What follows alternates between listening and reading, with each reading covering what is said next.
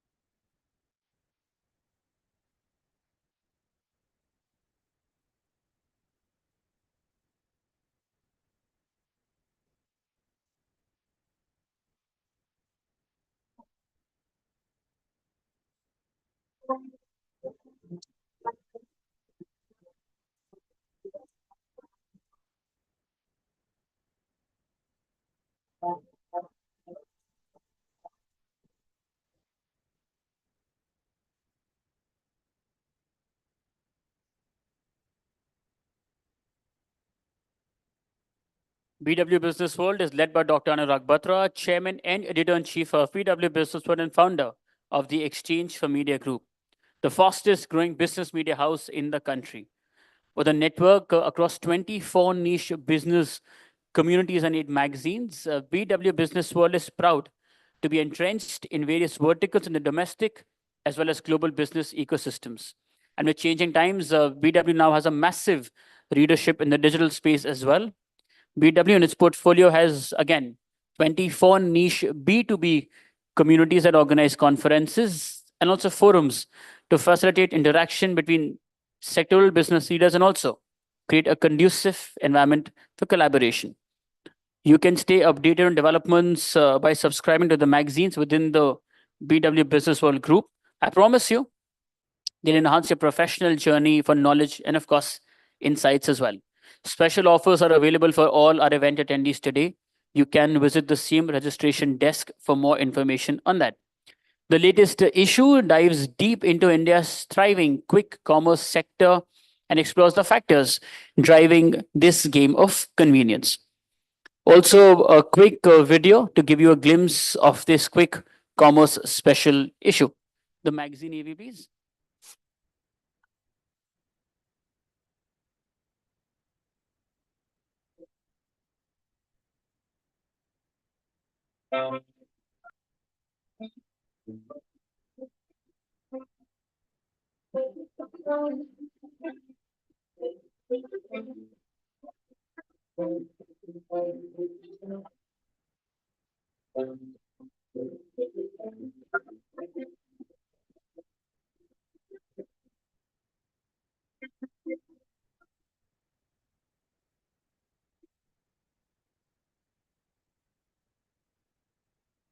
Today's digital broadcast is being streamed live across all BW Business World platforms, including the social media channels and also on www.bwdisrupt.com.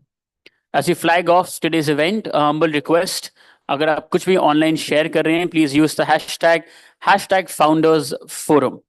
A big thank you to our partners as well, Exchange for Media, the Thick Shake Factory, Joy Travels, Pandrum, Beanly, IWM Buzz, Reality Plus, and Impact, and also Pitch. I know we're supposed to start at 10:30, 10:15, but rains had some other plan.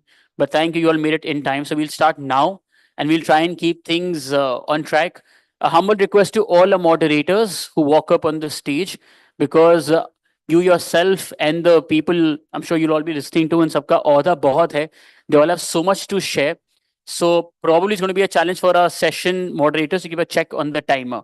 Otherwise, they'll force me to come and stand next to you and just look at you with a puppy face. That's it. And I don't want to do that. But now that we are good to go, it's time for our first panel discussion. With your loudest applause, let's please welcome to share their views on the era of Indicons, scaling gazelles for market dominance. And our panelists for this, Varun Madan, founder and CEO of Saladays, Amol Sehgal, co-founder, Physiowits, Ankit Jaipuria, co-founder, Zayed Dev Arora, co-founder and CEO of Alt Mobility. And this session will be chaired by Priyanka Sachdeva, founder and CEO of Core and Pure. Let's please welcome them to the stage, everybody, with your applause, your smiles. Listen, it's just the morning. You can't be this low on energy. Come on, yeah. Thank you.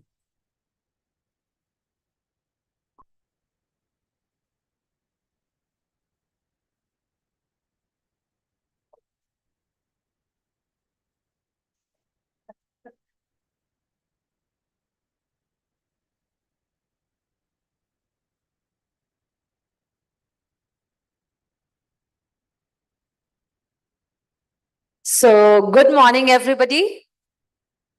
आवाज ही नहीं आ रही यार. Yes, that's good morning. And thanks a lot, Anuragji is not here. Thanks a lot, Resham and Business World, for giving me the opportunity to be the moderator for the panel. And I would like to take you through all the panelists here. Anyways, the names are there. We have not sitting like, in the photograph, as it has been shown there. But Varun, and he is already, it said, like, Salad Days. It's 11-year-old company and pioneer in selling salads.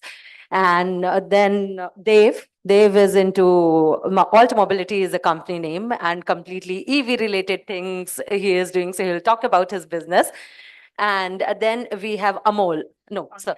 Ankit in Zyod and his manufacturing in clothing industry he belongs to. So he will listen to him about his businesses and what he think about the topic.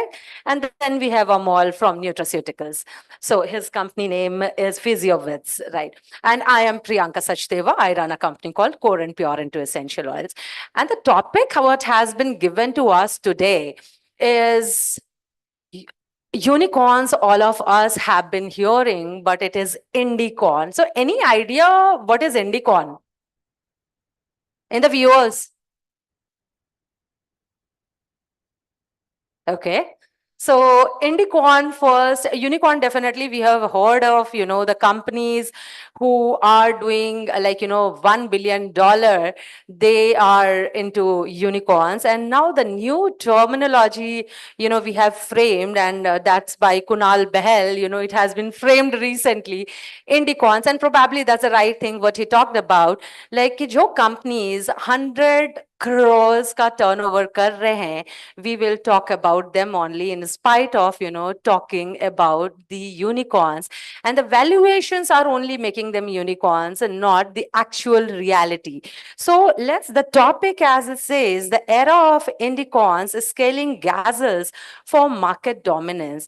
So let's hear from, all the panelists. First of all, I would like to understand from them, because we have seen recently many unicorns. Let's talk about Paytm, let's talk about Byju's. We have many other, like Swiggy also, are doing good, but then again, the valuations are taking it's degraded. So now we need to understand why actually it is happening and what all the steps the ecosystem has to take in this.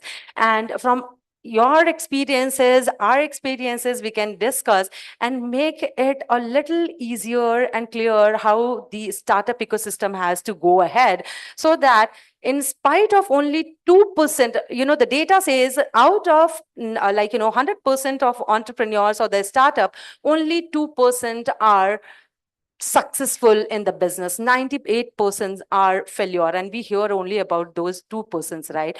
And what about the 98% whom we are not hearing, and whom you are hearing in 2% are also creating these kind of news, as we are talking about Byju's and Paytm Mall and all, the degrade in the valuation.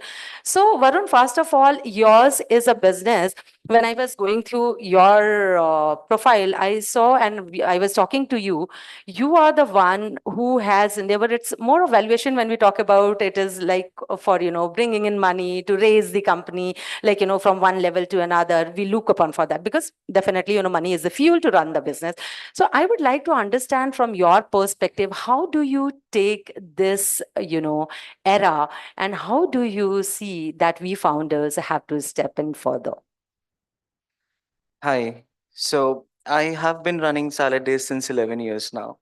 And we are a bootstrapped company. That's what you were referring to. Every founder has a different personality, has a different, way of building a company. Um, when I started 11 years ago, actually, we had to create this category in a way. We were saying salads are full meals, right? So we were slightly ahead of the pull in the main Indian diet, right? I mean, the mainstream diet. So I wanted to build a company which was fundamentally strong in terms of profitability, scalability, etc. I always want to build a company which is sustainable in its growth and in its existence. I personally believe that bottom line or profits are the goals, and top line is a means to reach there. We were Of course, I've seen in these 11 years how the funding environment, the ecosystem has gone up and down, and how the sentiments have changed, how different verticals have gained attention at times, and how others have lost. There were, of course, a lot of avenues where we could go ahead and raise funds. But honestly, during that time, I felt that I should not be focusing on hyper growth in the business that I was building, because that may not be as sustainable if I do that. Money solves a lot of problems. Money does not solve all the problems. So we chose to sort of stick to doing things slow and steady, and I think we have scaled up decently. I'm not against funding. It's not that investment is a bad thing or anything like. It depends what you're building, which business you are in, what's the kind of growth trajectory that you can actually have.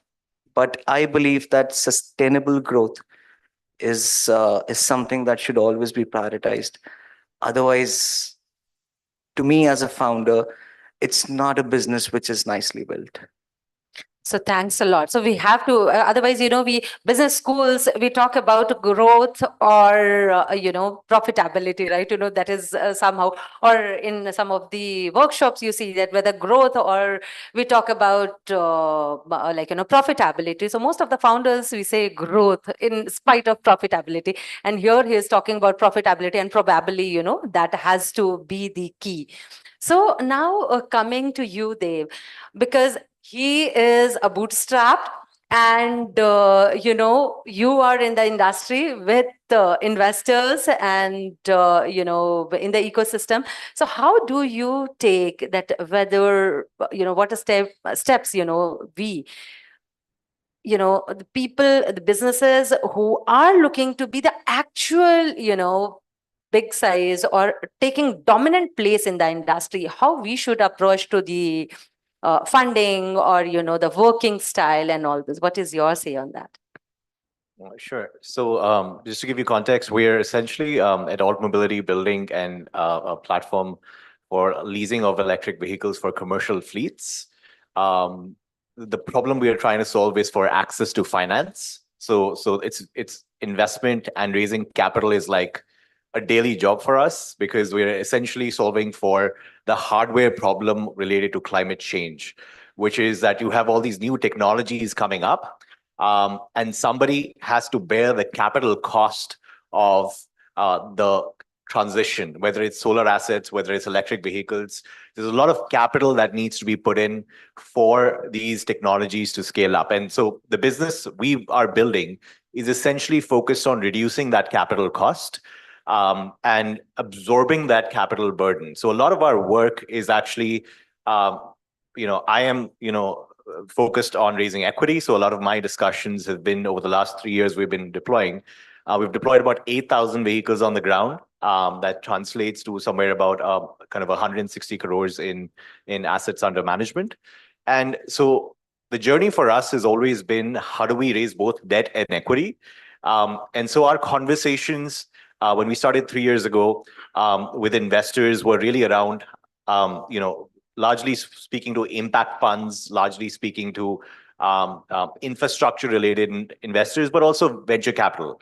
And throughout my conversations with about 130 plus investors, what we realized was that investors are certainly looking for companies which are sustainable. There's a clear change in narrative wherein there's a strong focus on profitability. We've all been speaking about it, but there's also a clear view, a much more clearer view of what the end goal of that company should look like.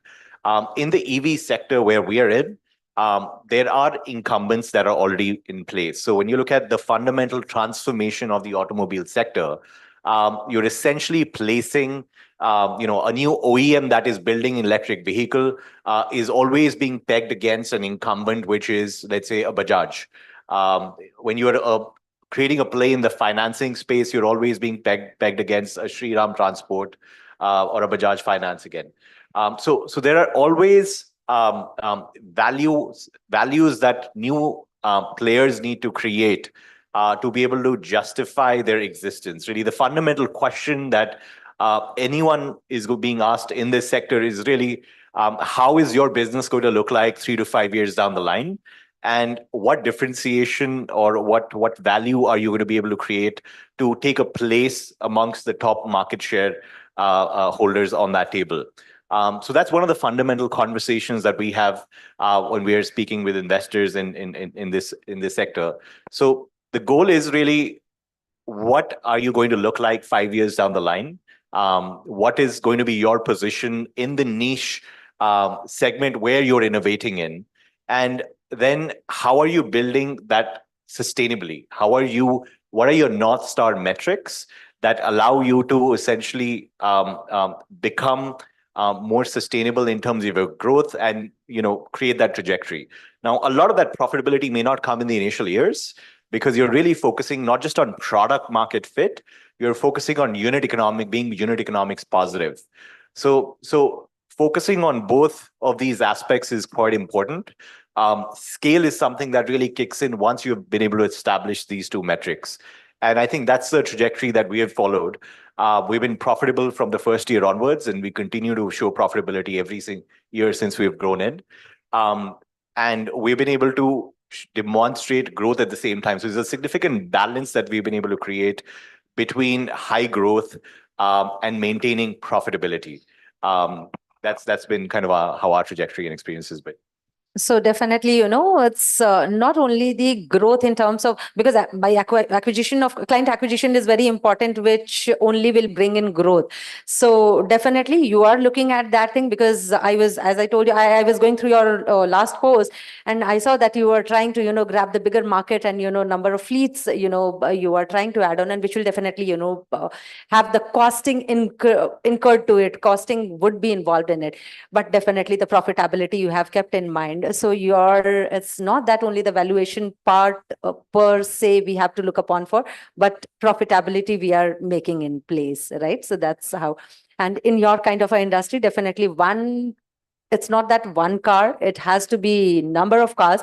So if it is coming, also one company is coming, big number will be coming in. So that will make the profitability more, viable, right? Great. So now coming to you, Ankit. So normally when we have seen traditionally, big companies are always from manufacturing background, and you are in manufacturing, right? The recent trend talks about, tech and all, and then we see that they have taken leaps and bounds and in terms of growth. But traditionally, if we see all companies who had made a place, they were from manufacturing. And then if I come to you, how you are seeing, because in manufacturing, in one day you cannot be giant, right? So how you are taking it, that for profitability, sustainability, what are the measures you suggest in your company you have taken, and for the industry per se? Thanks, Priyanka. I think just to give all of the audiences the context, Zyod is a tech-enabled apparel manufacturing company. So we supply to fashion brands and help them the overall end-to-end design to delivery supply chain. So we focus a lot on manufacturing. And as you rightly mentioned, see, it's not a one-day job. It's a traditional old industry requiring a lot of hard work, and that requires a long-term strategy, which I think Varun, they rightly mentioned, that you have to have that sustainability in mind, that long-term goal, what you are solving for, and that becomes the cornerstone. So you have to figure out that this is the actual value that you would be creating by your solution. What is the change in the life of the consumers, the customers, or the ecosystem before and after your company? And that what becomes the real driver of creating such a company, where once you're solving the real pain point. So in our situation, where the fashion industry evolved from a consumer lens, where e-commerce was rising, Gen Zs were moving towards this fast fashion consumer behavior, it required a lot of agility in the supply chain. And for that, there was one starking number that we realized, that most of the brands, they fail because of inventory losses. And that inventory loss is primarily because the supply chain is not agile or fit for this 21st century. So that's where the technology angle comes in picture, where you figure out what are the inefficiencies in the supply chain and how technology can solve it, make it fast, make it uh, more agile supply chain where you reduce your order quantities. Gone are those days where there were just like two seasons, summer, winter. Now you have spring, summer, pre-summer, fall, and the list can go on. So now you have to build that efficient supply chain, which is rapid to the changing consumer trends.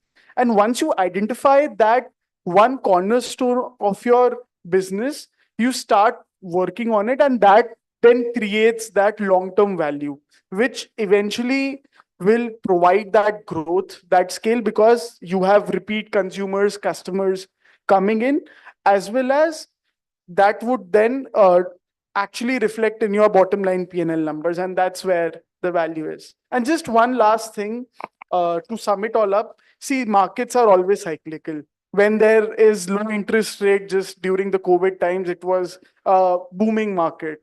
When now the interest rates were rising, the markets became, or we saw a funding crunch. But if you are building a very strong, sustainable, fundamental company, you are always in a good market. Great, great. So, the three industry perspective we have heard, and now coming to your industry, pharma industry is one, pharma and arms and ammunition are one, which actually regulates the economy all across the world. So now coming to your industry, you are into nutraceuticals.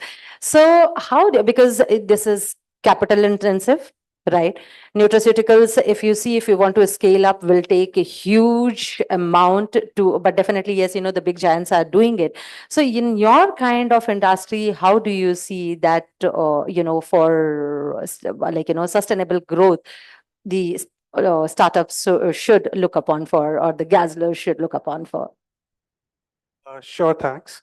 So first of all, to just give you a context, uh, I come from a healthcare background, and so I come with like almost 15 years of my experience handling patient cases, efficacy or efficiency of medications, patient safety. So that's what basically triggered, venturing into this, venturing specifically into this Physiowits, this domain. So to put into perspective, we have three different domains: healthcare, wellness, and then skincare. Now, talking about nutraceuticals, one thing that is really important here is, to get the background done. So like you said, there's a regulatory framework in place, and then you have a lot of research to do. So specifically, if I talk about the COVID times, so before COVID, the awareness was like quite limited. After COVID, there has been a lot of awareness. Talking about numbers, nutraceutical industry was supposed to be, 27 billion by 2027 or 28. So we've already crossed that numbers in 2022, which makes it a very lucrative kind of a domain right now. So it's easy to get attracted, jump in with the perspective that there's a I would say that it's almost like a success ride where everyone is trying to hop onto. But very specifically, it's not that easy. You need to have that kind of research, that kind of information. The regulatory framework itself takes like almost 1 or 2 years. You come up with an idea, then you have to come up with the research, then you have to come up with the effects and possibly any adverse events or whatever is possibly the factors that impact. And then after a couple of years, you can actually come up with a product. So this entire thing takes a lot of time. Now, especially, we are talking about the funding and the bootstrap. So yes, we are bootstrapped, and we've gone through this grinding and this churning as well. 21, we started with almost 20 products, and that in itself, mind you, it was a research of almost 3 years. So we took like 3 years to get into it. Then we came up with almost 20 products, and we had to scale it back down to 8 because it didn't work. With that extensive research, with that extensive everything coming in, and the COVID, it didn't work. So we came down to 8, and then we scaled up to 12. So lessons learned, yes, scaling cannot be hasty, scaling cannot be rushed. For any case, if you want to, scale up to a certain level, specifically healthcare, where lives are at stake, where patient lives matter, it cannot be a rushed growth. It has to take time. It has to be sustainable, and then very important thing is trust. So most of the times when we talk about consumers, specifically in nutraceuticals, it's a very common kind of a feedback or a review that the consumers don't feel that the specific nutraceutical products are actually helping them out. So noticeable changes or noticeable benefits. That's a really difficult thing to crack, especially when it comes to the consumer base. So that's where we basically come in. So just to give you a context, so like I said, I'm a clinical pharmacist, and we have a team of doctors and pharmacists. That's me, and a panel of think tank, which are like majorly into healthcare. The doctors, the pharmacists, the nurses, the dietitians, and then an entire panel. So what becomes important here is, I'll give you an example. So the clinical doses in terms of nutraceuticals, that play a very important role. The kind of dose that you have to take, which will actually help it absorb in the blood, is really something that will take time. And nutraceuticals is more of deficiencies of the body. So for the current diet that we have, the current lifestyle that we have, most of the time, specifically, this is an interesting observation. So in tier 2 and tier 1 cities, we find the deficiencies are higher rather than the rural people, or rather than the people who are still grounded to the roots. We see the deficiencies are higher because of probably the lifestyle, because of probably the quality of food that we take. We're more into processed foods. We're more into different kind of diets. Then adulteration is a problem that is that has a very limited control. So that's where these kind of benefits, these kind of deficiencies kick in. So it's really important to study the kind of the cohort of population that we are going to address, and that definitely changes with the time, with the geography. So Okay. Different industry perspective we have seen, and, people like how you people are doing it. Now, I would like to understand, because ultimately it has to be self-sustainable growth. That is what we need to look upon for. And in different kind of industry, as he was talking about, and I can understand because I am in this industry, and people are actually not aware about the concerns what they have, or in any business, that is the problem. People are, because if EV, because let's say, the entire industry is talking about, government is talking about, so people have become aware about EV lena hai, or pollution ko control karna hai, or environment ko theek karna hai, and all this stuff. But then again, the cost is very, very high, and big giants are also coming in. Big players are also there, and as you said that you will be talked about in comparison to that of Bajaj and Shriram Finance and all those. So I would like to understand, how do you see, what are the pitfalls as in mid-size status? How do you find out this question, because I have talked about EV basically. So what are the pitfalls you see, so that, let's say, the thing what the investor is asking for 5 years, and if we have to keep it in mind and we want to overachieve it, or whatever the numbers we are looking at, we need to do that and need to be faster than the competitor or the big giant coming in and grabbing the entire market. What all you have taken as a step to recognize those things, and you are planning to? Sure. So from our perspective, when we look at enabling access to finance, we see that traditional finance, vanilla finance as it exists for the automotive segments, has the potential to be disrupted, because electric vehicles are smarter and more connected vehicles. They allow you access to data that comes from within the battery packs and the vehicles. We essentially have built a company which is very data centric. So we collect data across the entire life cycle of our fleets, from its purchase to its ongoing running, the cell voltage, current, temperature coming from the battery pack, to every single spare part that's changed in the vehicle, to every single charging session that happens within our fleet. And what we've built is a stack that is built on top of a conventional vanilla kind of leasing or financing stack to create a life cycle management play, in which we own the entire user journey or the vehicle journey, and manage the entire life cycle of that vehicle, which through data and how we're able to optimize that entire experience for the user. For example, if a vehicle is going out and going to access a charging station, the market rate you would pay is about 20 rupees. You have a very difficult charging experience. What we're trying to do is essentially integrate that within a single application so that you can access charging point operator X or Y through a single unified app, and you get, let's say, a 30-40% discount on the charging session. We work on reducing the servicing cost for the user. The cost for servicing is built into the leads, for example. So objective for us is not just to look at it from just a simple financing play. We look at it as a life cycle management play, where we reduce the total cost of ownership of the vehicle, to create more value for end users.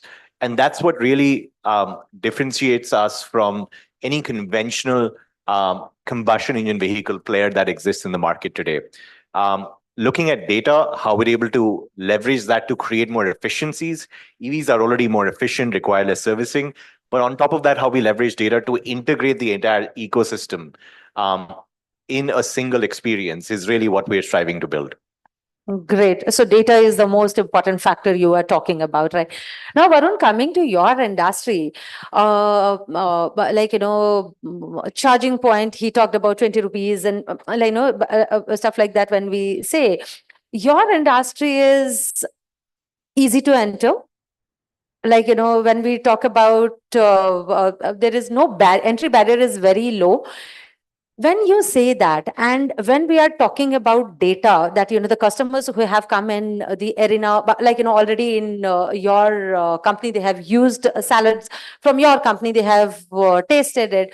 But then again, discounting we see a lot. Zomato gives sometimes this discount, and then Swiggy gives you this discount, and then different players the local players are giving other discounts and all this stuff. So in this kind of a variant market, how do you see that, what all steps you can take? Because here the numbers can be huge, but in food it can be even higher than whatever the numbers are there, because everyone has to eat. So how challenging it is to grab the customers and retain the customers, because if the LTV is more, then only you are going to sustain, because it is not one time thing. So how do you see in that case? Yeah, so I would also relate my answer to the entire context of this discussion, right? Yeah, you've mentioned the right thing. In food industry, where the transactions are so many and the average order value is low, and with the mindset that we have been discussing, wherein customer acquisition and top line and valuations were always a priority, discounting has been extremely rampant and invasive, right? What I mean to say is that, sad but true, in such less involving purchase decisions like ordering food, most people, and I'm generalizing, most people would do a trial if the discount is there or if the discount is higher. Now, that's the fabric of how the purchase decision making is evolving in our country, with exactly the same priorities that we were discussing, right? I mean, the priority is valuation, priority is top line, bottom line is not the priority. Then you would not care if you're making losses. You would just go ahead and give a lot of discounts and have, just have your customer acquisition costs that are being looked into, and then you're getting in a lot of customers. Yes, that is one of the main incumbents and one of the main predicaments in this case. How do you fight it out? That's your question, right? Salad Days, for example, is not a very discount-oriented company. I do not think that, be it any product or be it any industry, discount can be a growth strategy. Discount should not be a sales strategy. It should be used wisely. It can be an incentivizing strategy.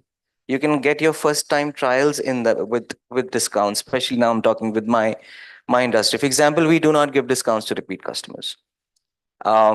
Maybe short term top line can suffer because of that. We may not get as quick growth or quarterly growth initially in initial years, right? But tell me, at the end of the day, would people like to buy bad quality food at discounts? A lot of people would not, right? You might incentivize them for first time trials, but after that, consistency and quality of product as well as service, that really matters. And in food industry, consistency is the largest challenge. Making one profitable shop or a cafe or an outlet or a cloud kitchen versus scaling it up into a chain, into a brand, in remote locations across country, etc. That's a completely different ballgame. Why? Because we are operationally extremely intensive in nature. So I believe that discounts should be used as incentivizing strategy and not as sales or growth strategy. They should be used for first generating first time trials, and after that, it is what you are serving and how you are serving. That is what ultimately matters. Great. So consistency is the key, right? Just Ankit, I think we have to finish also. So just, what is your take on this one? Just consistency we are talking about discounting in the fashion industry is, as you said, that not season, even 15 days, it's changing, right? So how do you take it in your industry, and what all to retain the customer or to acquire the customer you see for the scalability, what you'll do? I think what common points that came out was customer centricity, giving that quality, as well as having that whole life cycle management. So I'll keep it quick given that the time So is just up. two liners, it's a time up. So lifestyle and quality. So I think one key takeaway from all these points becomes keep that customer centricity at the bottom of it in each of the industries, and that's how you will sort of help scale businesses into a more profitable, sustainable, growing empire. Great. Just a liner from you. So I'd like to add to this when you talk about retention and customer acquisition and growth. So one thing that is that actually works within the healthcare space is more about community building. So for example, we came up with different initiatives like the Girl Circle.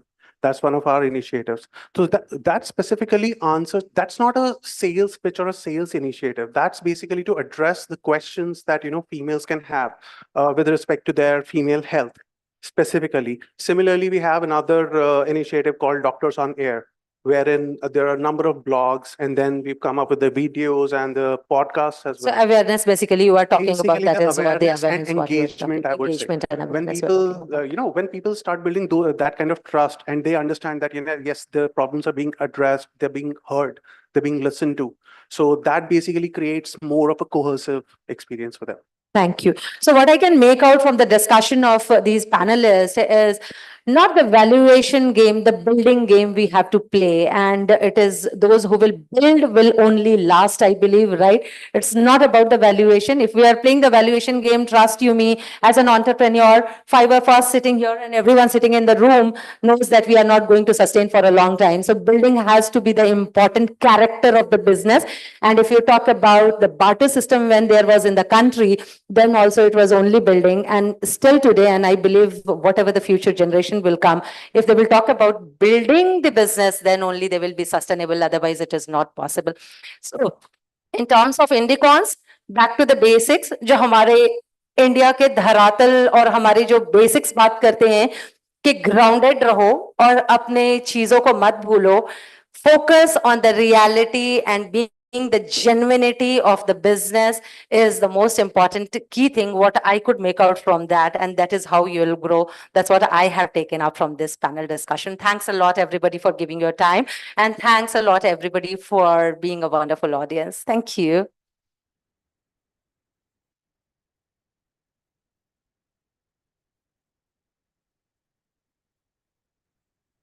Thank you. Thank you so much. Picture, please.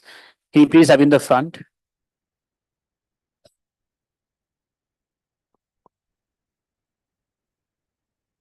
Thank you, Priyanka, for moderating that. Thank you so much. Thank you. Please.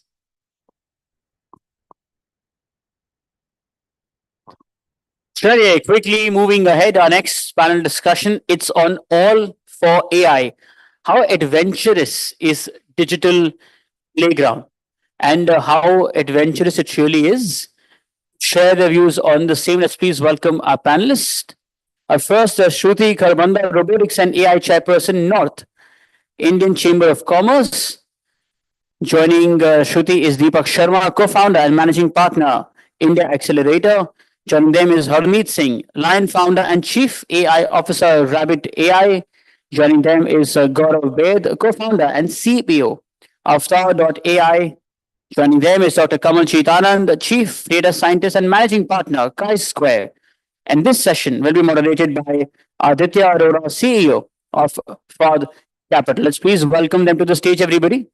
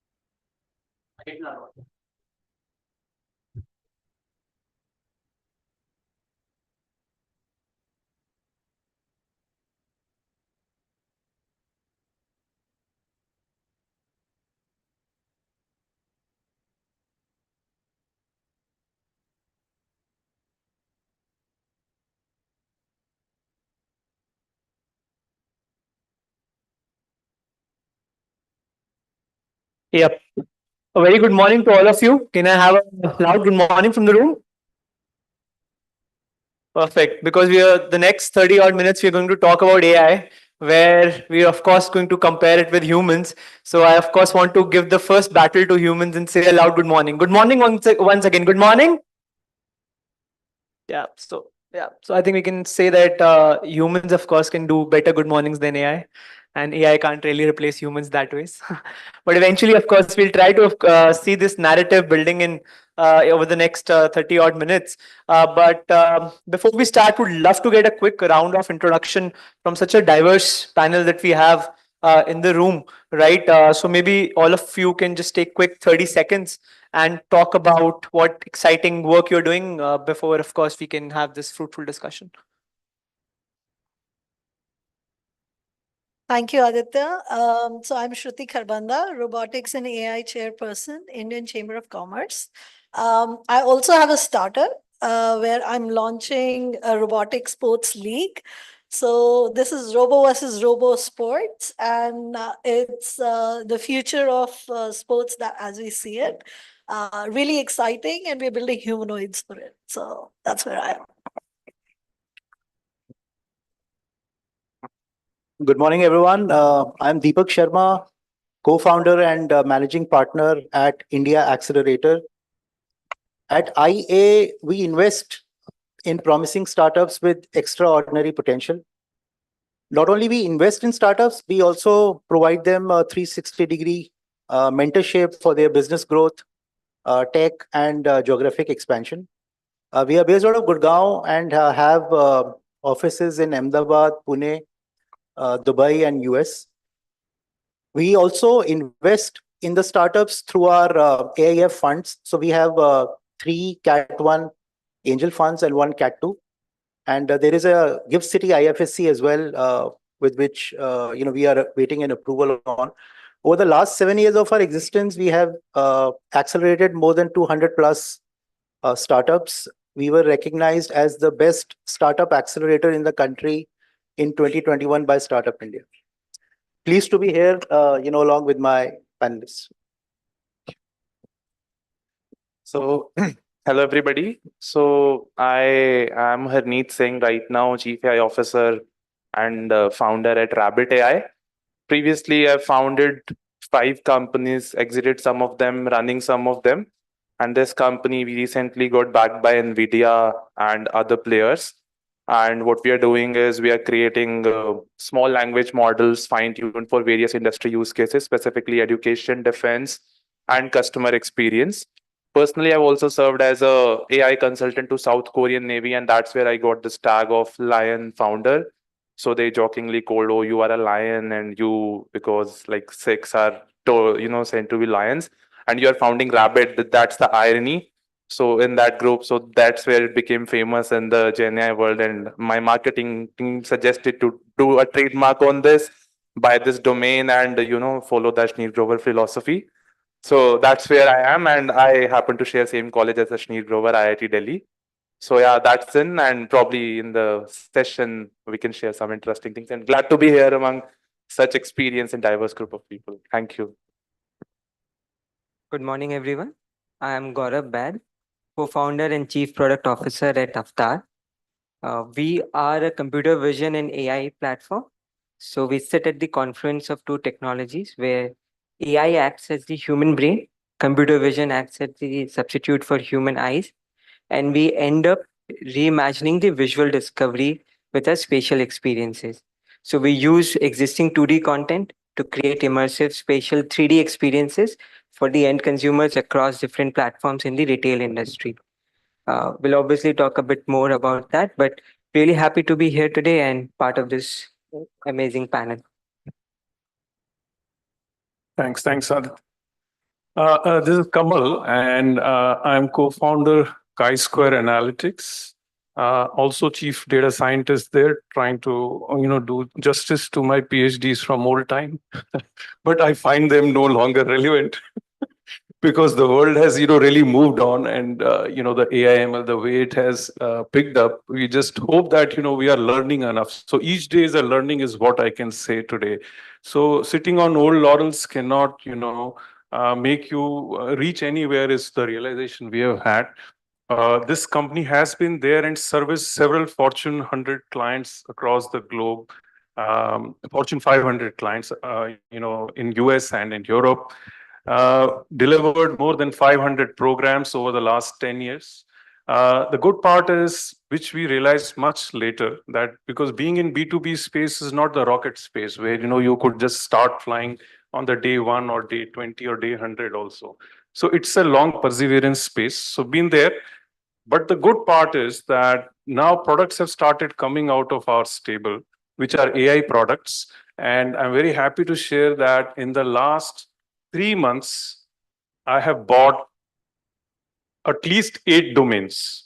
Okay, and at least 2 of those are AI domains. So you know what I mean, actually, and the path that we are taking. And the work that we have done so far is now getting translated into the AI/ML battery so that it can be pushed forward. So I think it is exciting times, whether it is B2C or B2B, and we really are enjoying, being part of this time at this point in time. Thank you. Perfect, perfect. No, so we have investors, we have industry chairpersons, we have of course, entrepreneurs who are also building something exciting stuff. And then, yes, I'll quickly take another 10 seconds and quickly introduce me. I'm more from the investor side. So Aditya Arora, of course, CEO of our capital. We're a $40 million fund, early stage category one, SEBI registered, investing in early stage startups. Till date, invested in about 100 companies, out of which I think 5% would be AI companies who are directly working on AI. Another, I think 10 to 15% would be companies who are using some sort of AI in their model. So I think exciting stuff. So let's start. I want to open the floor within the panel for, I think the first question that comes to the mind is, AI has a lot of negative effects also that we talk about, whether we talk about, let's say, an interpretation bias, whether, let's say, we talk about an hallucination, or whether, let's say, we talk also about ethical AI, that, of course, how it can be used in a good governance practice. So maybe if you could share certain thoughts as to what kind of developments you're seeing in the new modern age AI, the models that are being developed, right? Is it more towards the welfare of humanity, or is it still looked down upon as something which is, of course, an anti-human source also? Maybe anyone, if you want to start with.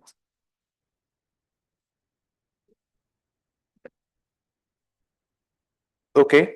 So, yes, there are a lot of concerns regarding the inaccuracies of AI models. So, there was a recent case with a very famous airline where an Gen AI powered chatbot used by them promised some discounts to the customers, which was not what it is supposed to do. And it took decisions on behalf of the airline staff, which airline refused. So I guess, and in my personal, if I start with my personal experience, when we use Chat GPT or even our own tool Rabbit AI, sometimes AI goes beyond what it is asked to do, it is trained to do, because AI is trained to optimize what its users like.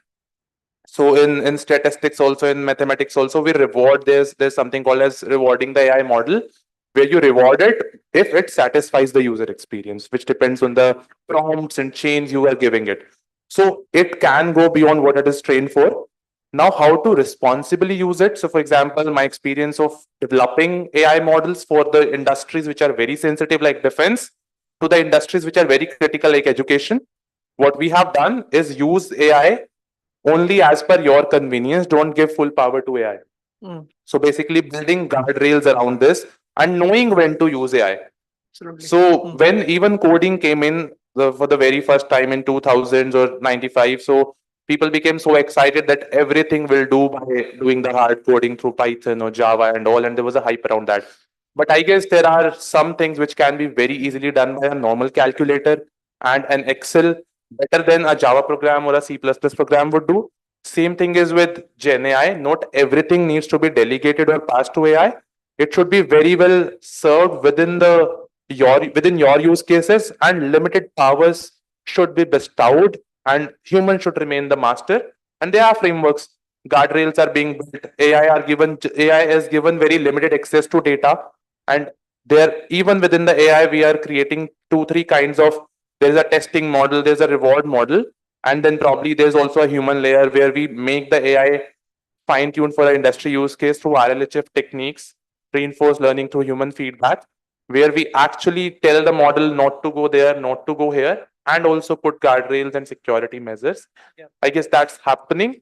Yeah. Yeah, that's the way to go. So you're saying, of course, there is certain way in which it of course can be performed, can be outputted, and of course you can set up guidelines like how you scold a child, right, to not to do these things. You can scold a AI practically to not go there, and of course do these things. Yeah, please.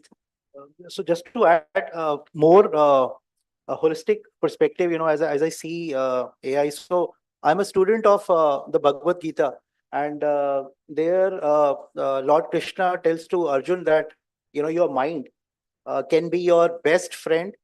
At the same time, it can be your worst enemy. Absolutely. Yeah. So when we apply this allegory to AI, I think it has pretty similar analogy, and the kind of wave that we are seeing with AI, it is going to have a transformational change in terms of how we operate.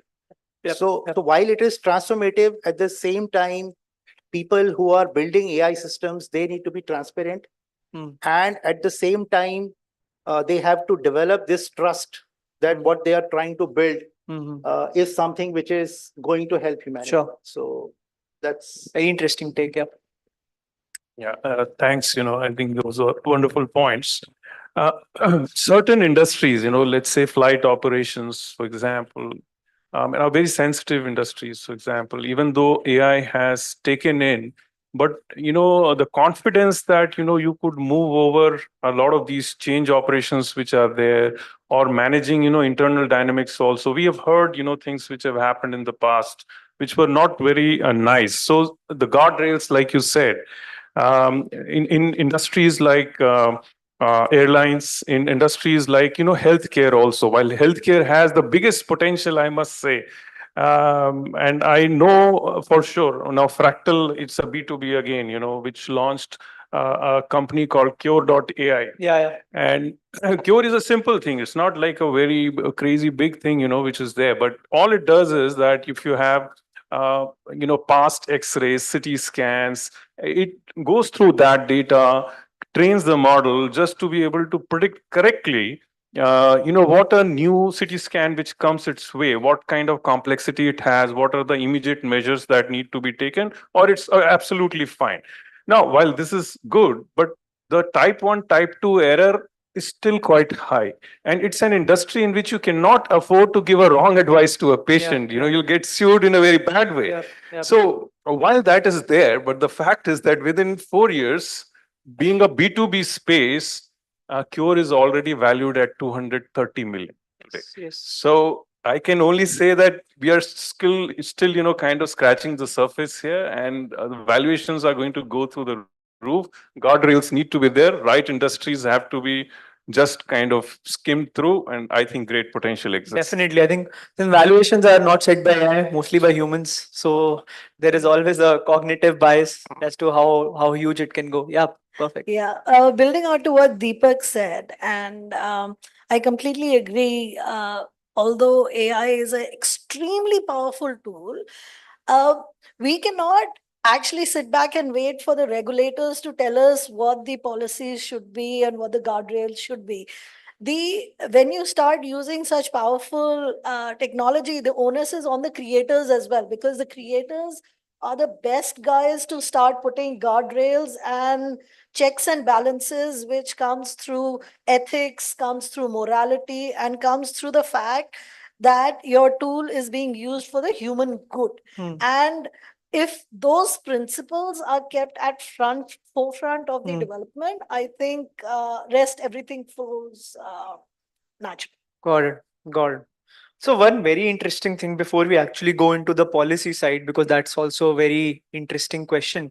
A lot of companies are moving, of course, to US, mostly India-based companies. So of course we'll come to that take. But before we do that, I think in today's world, what I've personally seen, and I'm sure Deepak would also agree, that every investor who's getting a pitch deck today has AI written over it, right?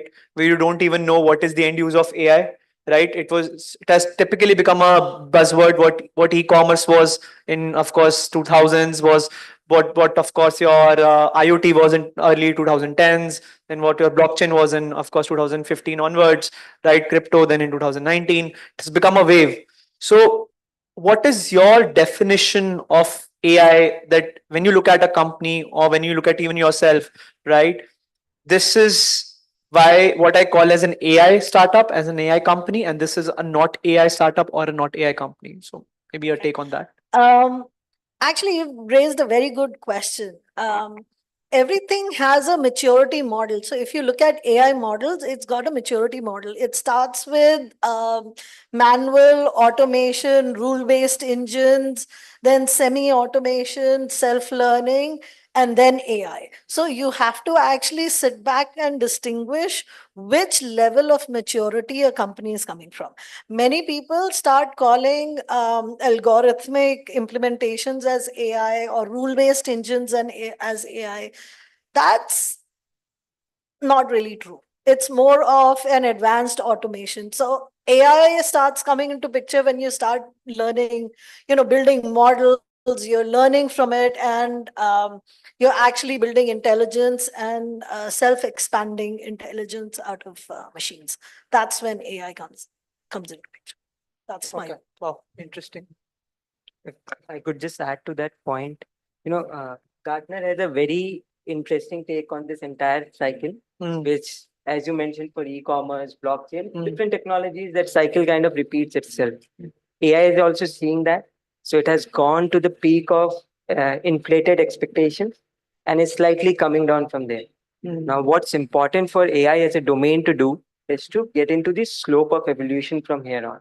So that is more longer lasting in terms of its impact, as we have seen with internet, with e-commerce, which have been able to get onto that phase without just dying down, with some other technologies have.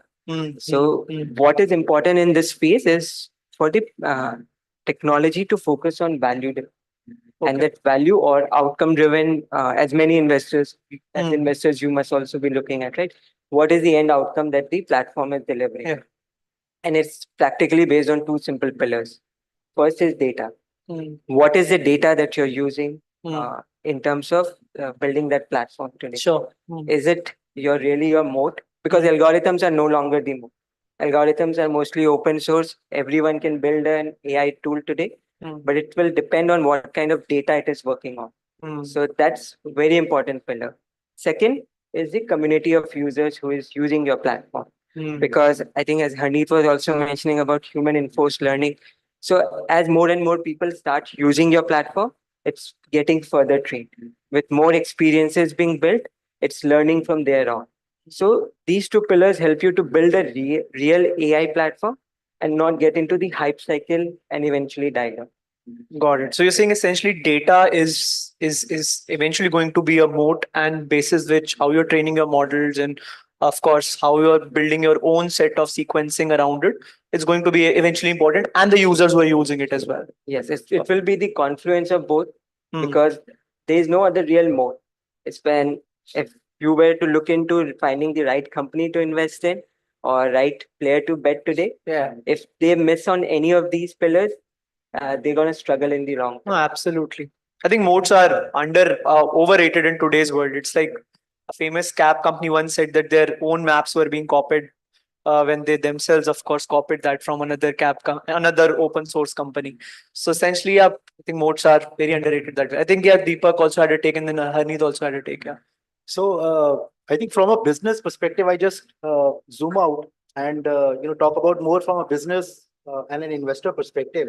So when we look at AI, to your point that every startup pitch deck now has an AI inbuilt into it. So when we look at from a business perspective and from a investor lens perspective, what we see is the value which that specific product and solution is bringing, and that product or solution, is it really a delta 4 against the competition? So the problem that is there existing in the system and the existing products and solutions which are there. So this AI product, how different stark it is as compared to the existing products. So is this really on a delta 4 level in terms of solving that? And if I map it more from a B2B or enterprises perspective, how quickly will it help in terms of revving up the sales, how efficient it is in terms of optimizing the costs. So is it more from that specific perspective that we really look at and then make our decisions? Very, very interesting. Very interesting. I'll agree to that, and I'll add just two quick points. One, I guess a lot of people confuse AI and Gen AI. AI has been there for 10 years, and it was not in that hype. Even when I wanted to pursue AI, there were not very good opportunities only in AI. In the name of AI, they make you do data analytics and very basic pre-processing kind of stuff. Gen AI is a recent hype, and when, as a founder and also an angel investor, when I look at companies or products or problems, I follow a three-step framework. Whether someone is using AI/Gen AI for either delegation, or number one, delegation, number two, augmentation, or number three, replacement or shifting. So delegation is not an AI mode. Delegation is, let's say you have a better processor now to process your data. that everybody has access to. If some company is only applying AI in their product, service, or market at delegation level, I don't call it a Gen AI company, because they are just delegating some tasks which probably earlier inferior model is doing, or somebody else is doing via coding. Now AI is helping it. They are delegating it to AI. They are just fine tuning it. Yeah. They are delegating it to AI, so that's not a mode. Second layer is augmentation. Augmentation, for in Microsoft's terms, it means that you are actually helping somebody amplify their job role, right? For example, GitHub Copilot is one example of augmentation. So tools like which is helping me generate good emails, generate good coding, and generate probably SQL, or generate images and videos. Those sort of companies, I would say, are in the augmentation stage. Sure. So they are the ones who are actually using AI. Probably some weightage could be given. And I guess 80% of good AI startups are in that range. Third is replacement. I guess you're having a talk earlier, this robotics and, AI having limbs, and AI can also do your laundry, and AI can also fight wars on behalf of you. That is replacement. That thing has not yet come. And I guess the most worry is around that oh, AI will replace, AI will kill, because I guess that makes for the best news articles, the most clickbait thing that happens, but we are not there yet. So I guess the second stage is there, where I personally invest or advise people to invest or try to build. Augmentation is the key for now. Perfect. Perfect. Yeah, no, I completely agree with that. In fact, instead of replacement, I always feel it's the higher order jobs that actually get created when replacement models come in, because what you're replacing is mundane job with higher order jobs, and that's when you'll need more AI scientists, more skilled engineers in there to manage those systems. So the scare against what we keep saying, job replacement, that's not really true. It's just that people will have to study more and be more skilled to get a better job. So rather than replacement, it's a shift. So when steam engine came, people feared that when steam engines became more efficient, people feared now coal will be required less and coal mines will go away and people will lose their jobs. And there was a lot of protest if you go back in history. But what essentially happened is there was more application of engines, and still today, coal mining is such a big industry and engines are getting used in everywhere. They find more applications and there's no job replacement. No, of course. See, job is, I think we can go on and on. It's a different topic altogether, right? We would have probably not wanted, of course, to replace jobs, at least not the investors' jobs also, right? Otherwise, we'll go out of business. But yes, let's come a bit towards, of course, the central discussion around the buzzword. I think Kamaljeet, you also had a quick one, because you started with how is it that you identify what could be AI and so on. So I think panel has given its point of view. I'll just give what we went through, because like I said, that we had a big repository of work that we had done over a long period of time. Now, not everything really qualifies for AI. You go back. But when we sat through 1 week of full brainstorming, top guys, being there and trying to figure out what actually have we produced in the last so many years. So we saw that there were actually 60 intellectual properties, approximately 60 that we had. Now that 60 is good, it's good to have, it's in the kitty. But when you have to take it to the market, the idea has to be scalable as well. It has to, create its own market and figure out for itself whether it will sell, whether it is AI, non-AI. So from our standpoint, so we figured out that at least 10 of those, 50 disqualified because of so many reasons actually. Of the top 10, we saw that half of those were actually ML ideas, which we were also mimicking. Actually, we could push this ML as an AI. In our minds, it was like, okay, this is ML, but if we put a layer here, it can actually get pushed as AI. But then we realized then we'll not be true to ourselves if we do that. So we said, okay, these 5 are ML. Let's go with the ML philosophy. But the top 5 that we thought, not all of, some were self-learning there.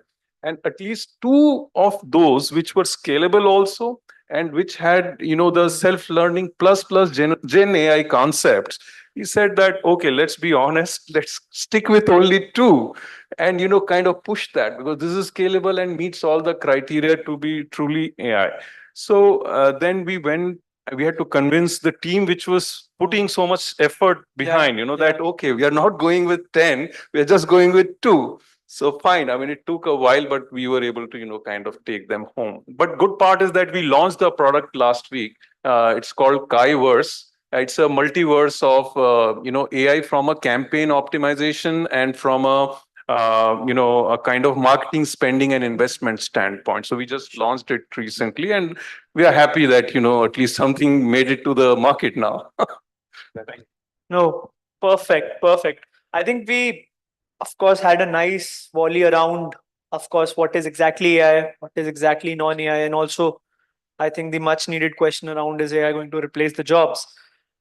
I think what I have seen is two things. One is that AI is, of course, is looked still as a stack, right? And stacks generally don't get replaced. So in my view, of course, it's here to stay, of course, for a while. The second, I think, thing is that and I would love, of course, all of your take with it. But since we have, of course, time for just 3 minutes left, I'll just merge through both the questions.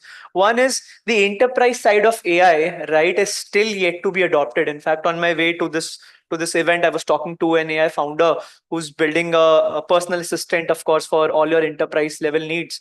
I've seen that enterprises are still yet to, of course, adopt it fully. Right, there's a whole lot of regulatory compliance also that stops them from accepting.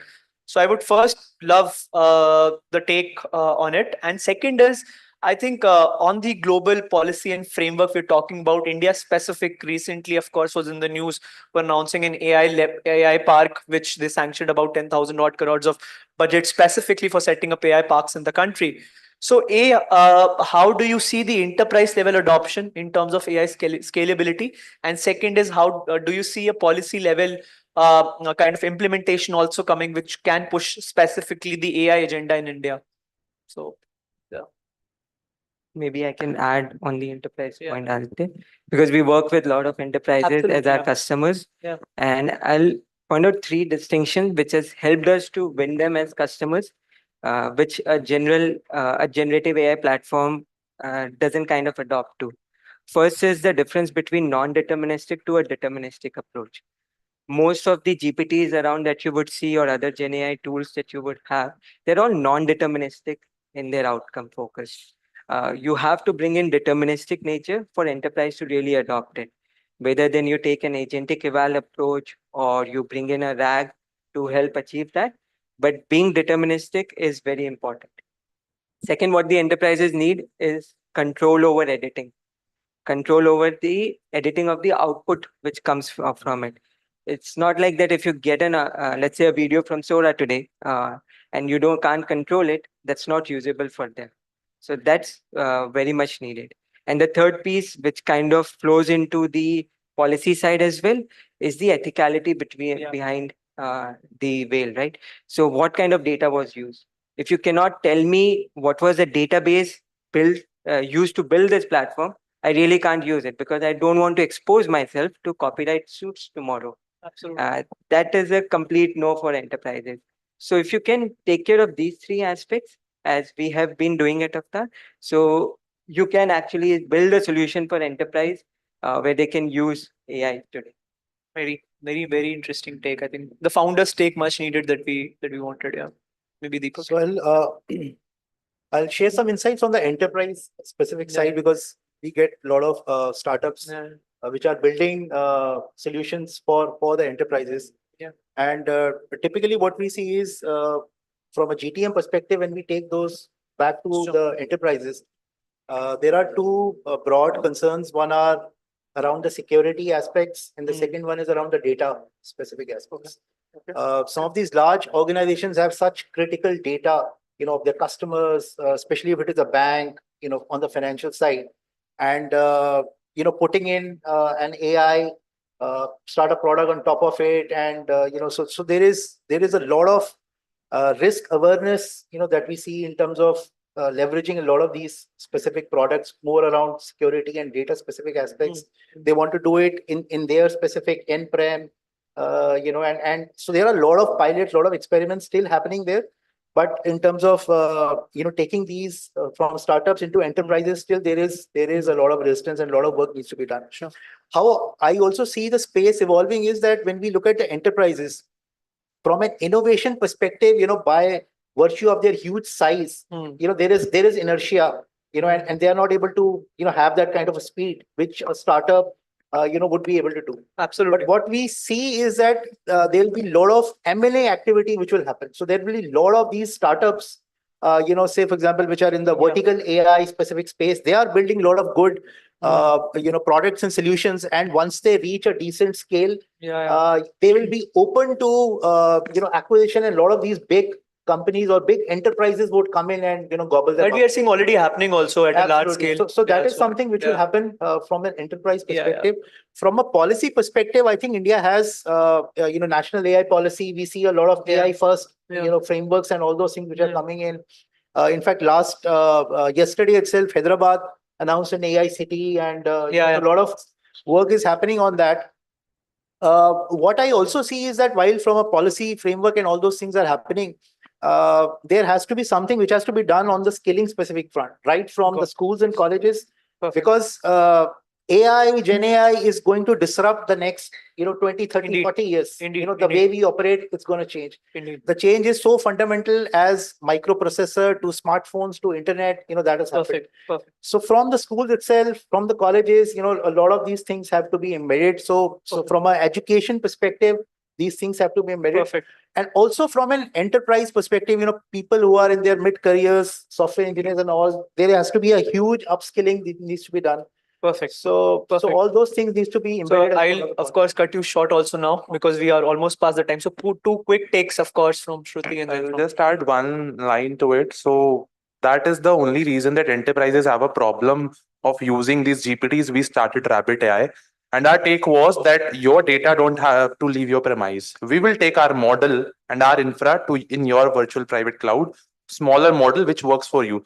So enterprises have two problems. One, they don't want to share their data because of privacy concerns. Second is they also don't want to share their training process. For example, as we work in education industry. So let's say as a university, if I am creating questions and good content, right? I cannot rely on that. I cannot make that model open source, right? Perfect. So Harneet, sorry to cut you short. Yeah, just building on to what everybody is saying. In case of enterprises, what my experience has been, they have so many distributed systems across their organization that they don't have a central bank of data that they can actually use very easily to train AI models. Absolutely. Right? So first activity that they need to do is that consolidation and bringing the whole thing to intelligence together before building the models. So there's a lot of work being done on isolated aspects of enterprise, but not as a holistic thing. But in terms of policy, just closing that thing is the bigger the enterprise, the more protective they are to their reputation. And their reputation impacts a lot on their stock market, on their customers. So they are more risk averse. So we need on-premise solutions, of course. More that. Quick one, time's up. So, but while I agree with most of what you said, only the last part, from the data standpoint, I feel organizations, enterprises many times have the data, but they do not have the mindset yet. They don't want to expose them to that risk of investment. So what they've done is that they've created labs so they can experiment or they can partner with somebody who can take part of the risk and has skin in the game to some extent. So I think that's what enterprises are doing. Government has been a very big evangelizer in the past. And I would, through this forum, definitely put it out that government has to take not one step forward, maybe 3 steps forward on this and bring in enough investment, create enough. They have fantastic, best use cases are with the government. If I look at it, defense, customs, police, security, health, there's so much. So I think government has to put this pedal on here, and I think we'll all gain. Government has to do that. Yeah. There's so many compliances that AI startups also need to take. They don't have clarity. If government creates a central level of framework where you can get all these HIPAA compliances, GDPR, SOC 2, every compliance that is out there, I think it solves. And of course, also helping in enterprise level implementation. At a lot of PSUs also are now using AI in their work. So I would have loved to take forward this conversation further, but of course, in the paucity of time, thank you so much to all my lovely co-panelists for being here and sharing your insights. And to all the lovely audience who of course, listen to us so patiently. It's been the most patient audience I've seen in almost any event. So let's have a huge round of applause for all of us. Yeah. Thank you so much. And I promise you that buzzer wasn't me. I promise you. But please, a picture, please. And so thank you so much, Aditya, for moderating that and for keeping a check on the time as well. Thank you. Please, in the front, please. Aye.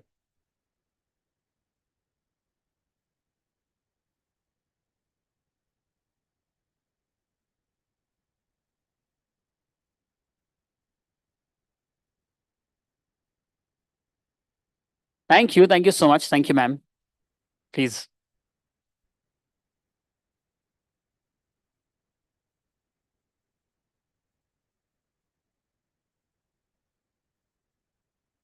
Okay, with that, very quickly, let's move ahead with the next panel discussion, which is on Wealth Creation 101, shaping Bharat's startup cultural narrative.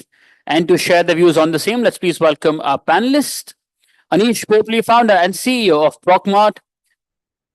Joining Anish is Abhijit Anand, co-founder of Up Coffee. Joining them is Dipanshu Manchanda, founder and CEO of Zapfresh. Joining them is Vaibhav Anant, founder of Bamboo. And this session will be chaired by Dhruv Dhanraj Bail, founder and managing partner of Eternal Capital. Let's please welcome them to the stage, everybody. Thank you so much. Dhruv, just a humble request, the timer for you, otherwise they'll put me up here. No, that's fine. Come karo, hum jaldi karenge. I know you guys want this for branding reasons, but I'm going to take this off. Okay. Hi guys. Sorry, it's a rushed affair. This is sort of a masterclass because of the traffic and the rains and everything. अब जब दिल्ली में बारिश नहीं होगी तब भी लोग complain करेंगे. So we've been all chatting and having coffee because we were here a little early. We've realized we've lot in common and they have a lot to share. So what I'm going to do is I'm going to take 2 minutes to set some context, and then we're going to sort of try and jump in. Of course, we're all aligned on what we're doing. So this is a bit of a blasphemous panel, right? Because we're using the word wealth and culture in one sentence, right? So we're basically saying the culture of startups is that you need to create wealth. Otherwise, what's the point of doing a startup? And I think there's a lot more to it, and that's what we want to unravel today. Some facts for everyone in the audience. In 2021, $35 billion went into early stage deals. Last year, it was only $8 billion. This year, we're already on a run rate of about 7.5. We should close the year at 10. So it's a better year for deals. We're getting back there, but again, it's not 35, right? And this is an optimistic year for India. The bull market's still going. So what that means is that there is recovery, but the recovery is muted, and it's more, people are using the word logical. Let's see how long that lasts. 4 years ago, or at least 3 years ago, there were 100+ unicorns in India, valued at 350 billion. Today, Horan has just replaced that list and said, we only have 67 in India left, worth about 220 odd billion. So some are calling this value erosion. Some of them are calling it right pricing. But one of the big things that's emerging is that it's becoming tougher to jump that valuation barrel. And if that's the case, one of the things we want to talk about today is whether that's going to impact the ability to create that wealth for you, which is notional as a percentage of the value of your company. Is it going to prevent you from or prevent people from becoming founders and jumping into the startup prey, right? Both either as an employee, early stage employee, or a leader, or as a founder. Another interesting fact that I was reading up while doing on this panel is how funds operate is also changing. The people who are actually giving this money and giving this wealth sort of to unlock. Recently, while I was setting up my fund, I found out that in Eastern Europe, especially in Russia, funds now have a target where 15 to 18% of their companies in their funds are actually dividend paying companies. So it's no longer a unicorn foundry in the rest of the world where you're just saying, look, let's just put the chips on the roulette table and let the ball spin and we'll see something will come out as a fund returner. They're actually balancing what Chanda is, recognizing that and betting on that. So let's try and touch that in today's conversation as well. I definitely want to just sort of close my monologue with the last point, which is I think India is very interestingly stuck in this three-phase cycle. Phase one was 2010 to 2015 when we were copying all the models. So for an Amazon, there was a Flipkart. For an Uber, there was an Ola. For a DoorDash, there was a Zomato. So that copy was happening. That was phase one, the Me Too phase. 2015 till today, and COVID, of course, has prolonged that. We are doing something which is the indigenization. So we're taking threads, ONDC, UPI, putting all of that into the business models and making them specific to India, to the point that the last 30 unicorns in India, 20 of them do not have a corollary in the West. They're all for India, from India models that have created that kind of value. And I think phase three, in my opinion, is where India starts becoming a net exporter, where the from Bharat solutions start, helping leapfrog innovation and growth in other developing economies. And some of India's models get copied. For example, France adopting UPI, right, is a big thing. So I think these are a couple of the threads that I want to go through and touch on it. But as we are going through all of this, one of the things that, to the last point, was we're going through this big phase. Everything is changing. Paisa change ho raha hai. So we know money is coming, but it's not coming easy. We know funds are investing, but their mindsets are also changing. We know that there is innovation happening, but that innovation is also changing. So in this, I want to take, let's say, maybe 2 minutes with each person and go through, starting from you, Weber, is just we go through the, across the panel and just talk about what does it mean to being a founder today. How has that changed from when you started to today? How are you seeing it continuously change? And specifically, when you talk about this India versus Bharat divide, what do you think of it? So maybe just touch a little bit on that, talk a little bit about yourself, your company, but maybe touch a little bit about this question. Well, thank you, and proud to be here among the esteemed panelists that we have. I represent Bamboo, and Bamboo is into sustainable packaging solutions where we develop alternates to single-use plastics, as simple as that.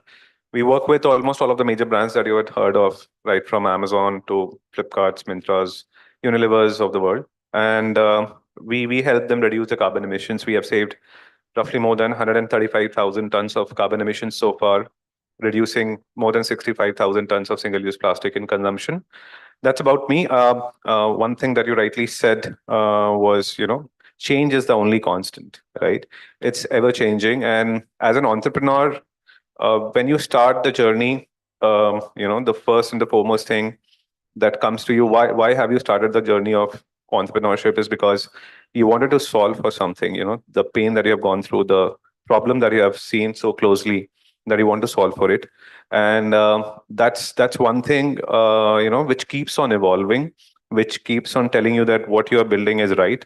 But over the years, the market makes you thick-skinned. The market and the people that you work with make you realize, how you can become more mature, how you can become more positive, how you can do something different at each phase of life. Business journey is not constant, it's ever evolving. So 0 to 1, 1 to 10, 10 to 100, all of these phases of business requires different set of people, different set of mindset, different set of strategies that get into it. Perspective of India versus Bharat. Right now, people have started realizing how large the opportunity is in Bharat. Previously, it was all, we were all, I'm working with a US-based company. So that is changing. People are now very proud of working with an Indian-based company. They're very proud of, announcing it very I would say at the top of their voice that yes, I am associated with an Indian company, and we are proud of working with them. So I think that has changed. The talent retention has changed.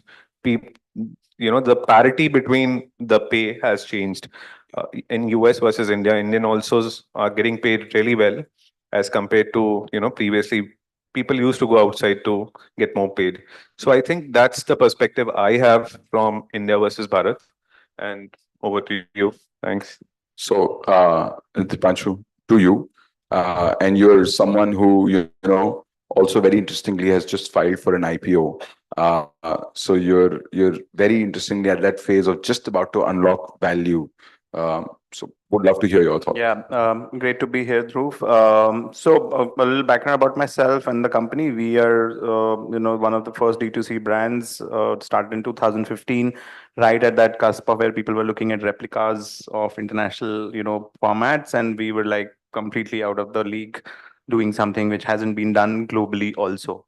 So we sell meat online. I run a brand called Zapfresh. We deal in poultry, goat meat, fish and seafood. We currently operate in 3 markets, NCR, Bangalore and Bombay. And our experience, so first of all, individually for me, as a founder, why to be a founder has always been a very personal journey rather than anything to do with wealth creation. Frankly, it was always like, I don't know what's going to happen, but we were just going for it. It's a purpose-driven initiative for me.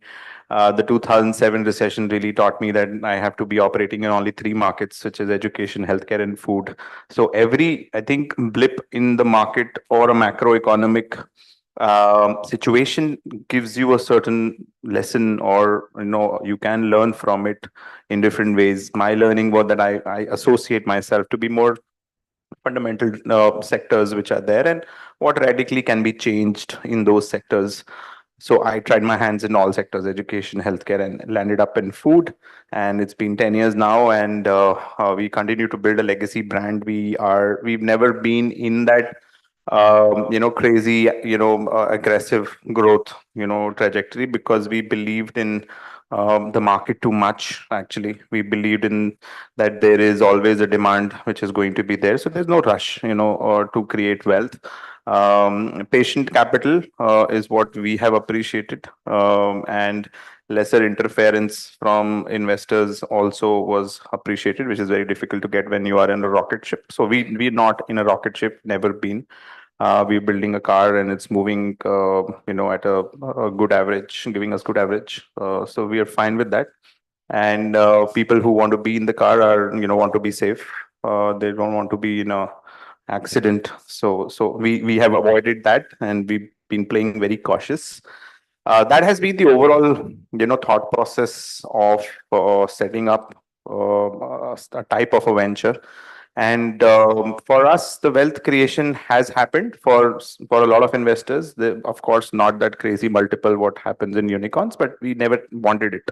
So there was always a clarity that wealth creation with balance is how we want to operate, and we've stuck to that. And today, I think going IPO is just another natural step which has come, forward, where we feel that, this is the right way to build, a legacy business, instead of taking private capital and then eventually figuring out what to do to create profitability. So it is a little too much risky for us. We've been a little cautious in terms of the efforts we want to put in. It's a very difficult category which we operate in, highly unorganized. There is nobody was there at that point. Even today, there are hardly 2-3 players. So we haven't seen that kind of impact till date, and there is long way to go. Overall commitment to the industry, to the category which you are starting, should be the foremost important thing which a founder should look at. If that is there, everything eventually falls in place. So interesting segue. Quick one line answer on, you sell frozen meats online. Now tell me the India versus Bharat. So within that context, give me a view of India versus Bharat. We sell fresh meat. We don't Fresh meat. sell. My apologies. You sell meat, right? I personally believe in the size which is there in the Bharat. And I believe that the India has a sex appeal to the entire global market. So you continue building that, balance, and try to ride the, momentum from a global story, but don't lose your roots. And the roots is Bharat. So build product for Bharat, but keep appealing to the international audience as well and the investors as well. So there's no harm in doing both. We've been doing both. Fantastic. Okay. So, Abhijit, over to you. You're run a proudly Indian coffee brand. So would love to hear from you the exact same context around, India versus Bharat, but also your journey. And I know we're going to jump into it later, but just try and touch on it briefly, and then maybe, we'll try and speed this up a little bit. Thanks, Dhruv. I have a very different take on India versus Bharat. I'll start with an introduction on. So I'm Abhijit Anand. I'm founder and CEO of Up Coffee. What is Up Coffee? Up Coffee is India's first tech-enabled grab-and-go coffee chain. We are changing the plethora that coffee should be luxury. Coffee should be meant for the niche of the country. Coffee should be meant for freshly brewed coffee should be meant for 0.5% of the country. So we believe in India for the longest of the time, coffee was always meant to be related to freshly brewed coffee, related to a particular class. A lot of international brands come to India as a neighborhood coffee place, and here they position themselves as a luxury chain. And we believe India will never be blessed with great coffee if it always remains as a niche commodity. While coffee is the second traded commodity in the world, the most consumed beverage in the world after water, still for India, all we know is instant coffee. So that's what Up Coffee is doing. I thought it was Johnny Walker, but okay. Sorry? I thought it was Johnny Walker, but okay, go for it. Not yet. So that's what Up Coffee is doing. We are India's highest rated coffee company in just a span of 2 years, thanks to people like us sitting in the room with some of the amazing repeat rates in the country. Now, my point of view in India versus Bharat to what has been brought in the panel is a bit different. The way I look at it, I believe for the longest of the time, everybody in India and outside India was solving for a certain India A, as I believe, or call it tier one India, right? So everybody was trying to solve for tier one, wherein I believe Bharat is actually going to the roots. India is not a country where you solve, in my opinion, again, very humble opinion, that's the way I take it. India's strength lies in its roots, in its depth more than its breadth. India's roots lies in how do we reach the tier 4 capacity, tier 4 strata of the country. How do we unlock the mass consumption in the country?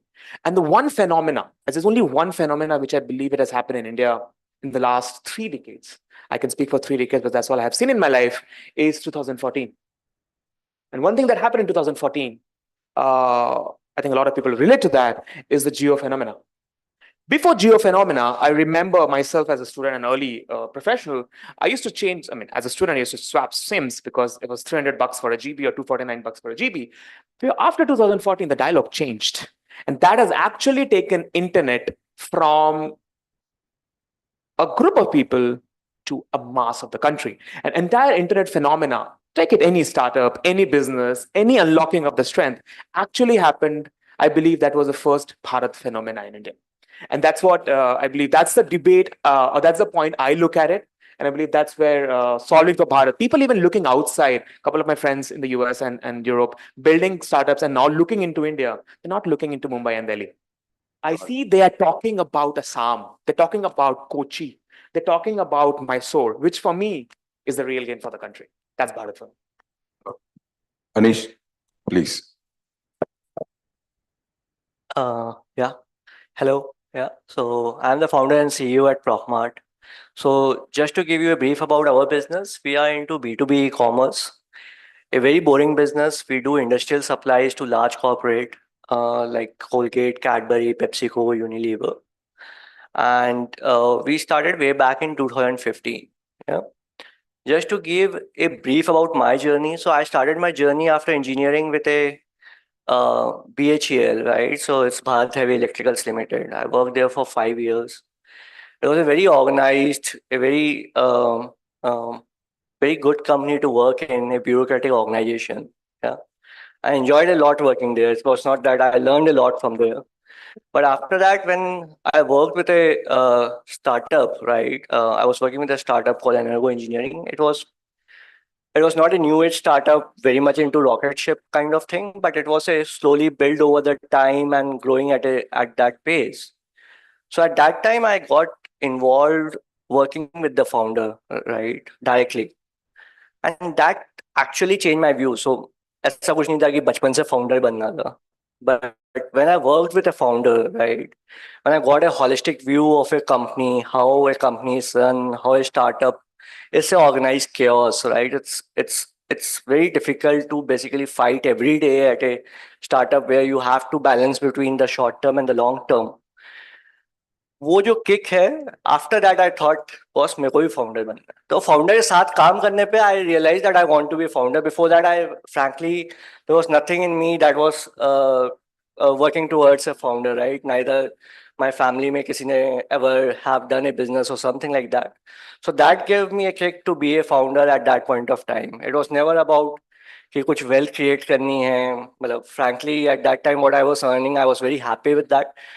There was nothing on the wealth side of it, but this kicking with working with the founder helped me go that extra mile to be a founder. And उसमें हुआ भी है, what problem that pain point that I already saw while working in the corporate sector, I tried to solve that. India versus Bharat, if I see, so being in a B2B industrial supply space, right? We need to be in Bharat, right? Because factories to Bharat mein, India mein to hai nahi. So there is no factory. So what happened? Delhi, Mumbai, Bangalore, all the factories were moved away from them. So we are currently having 22 offices. Out of that, I would say 18 offices are in Bharat, right? So, but the problem obviously that we faced initially is ki, when we had an office in Delhi or Bangalore or Mumbai, right? We had people coming in and joining in us, right? Got it. But way back in 2016-17, when we started opening our offices in Vadodara, Pondicherry, right? There were no people who were coming. First of all, startup, for them, it was a strange thing why we should join a startup. Secondly, a manufacturing background, right? A manufacturing background and a startup, it didn't go gel at that time. And being a B2B startup where actually B2C were dominating at that point of time. So it took us time to convince people that believe in our vision, right? But it happens slowly and gradually. And frankly, over the time, I have seen a lot of acceptance from Bharat, right? About the startup, about how the startup ecosystem is. And yeah, it has been a great journey, and India is evolving. Even each small sectors are evolving. So today, when we go to a small city like Bhilai or Kochi, things have changed. Yeah. People are ready to join startup. People are ready to put that extra efforts to make sure that uh, the things grow. Yeah. So that have changed a lot. Great. So I think you covered part of my next question, and I think what I wanna bring from that from all of you is that you found a problem and you chased that problem. Now, as a founder, what I found very interesting was that Abhijit, you spent 10 years nearly 10 years doing oil and gas, which Schlumberger, and I'm assuming you were on rigs and enjoying the per diem lifestyle. And then suddenly one day you say, screw all of this. I'm now going to go out and launch a coffee chain. What I'm trying to get at is a path to sustainable wealth creation is that you figure out a good business model, you crack what the model is, whether it's, someone calls it product market fit, someone calls it, hypothesis based testing, whatever it might be. But there is an aha and a eureka moment that happens. So Abhijit, let's start with you, and then we'll get everyone to just chime in for like 10 seconds each. But like, how did you suddenly one day go from oil and gas to saying, look, I'm going to do this in coffee? And when was your aha moment in coffee that's saying, okay, ye bada ban sakta hai, I'm now going to dedicate the next 10 years of my life to this, because that's where I'm going to get the kick, as Anish just mentioned. Dhruv, great question. So I'll add a bit context that you asked in the previous question as well. So I come from east of India. The only way I knew coffee was I used to sprinkle instant coffee on top of my tea during winters. right? And coffee, instant coffee was bitter, so never liked it. Moved into job, got a dream job after graduating from IIT Dhanbad.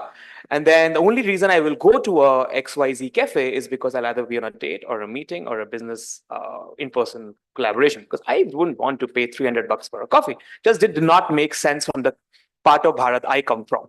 So again, life changes. An idea initially was to be in job, right? So coming from Bihar, either you become an engineer, a doctor, an IAS, or nobody. I chose engineer.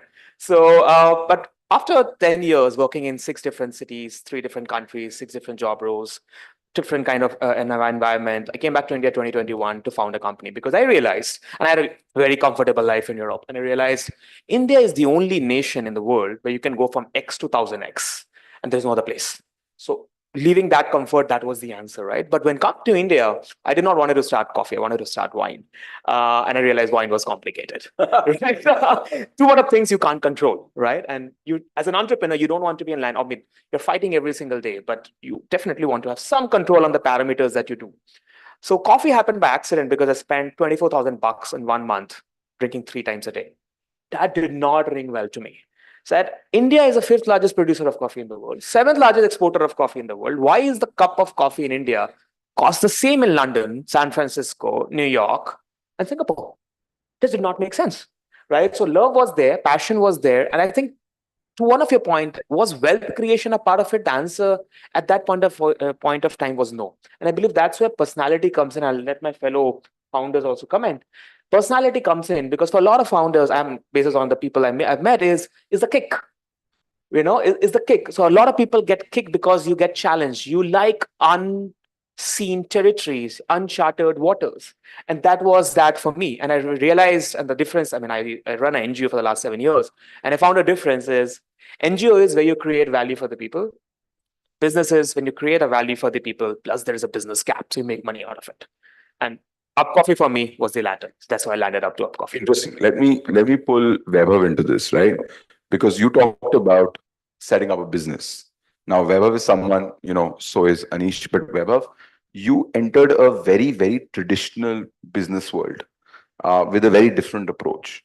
Now, this is a business where, one, people have not, they innovate, but they innovate when they get to scale, and you are innovating really early on and then becoming more mission driven. So that's one challenge already. The second is, this is a business where people have used debt or their own revenues and revenue factoring to grow the business and not have raised equity or given out parts of the company.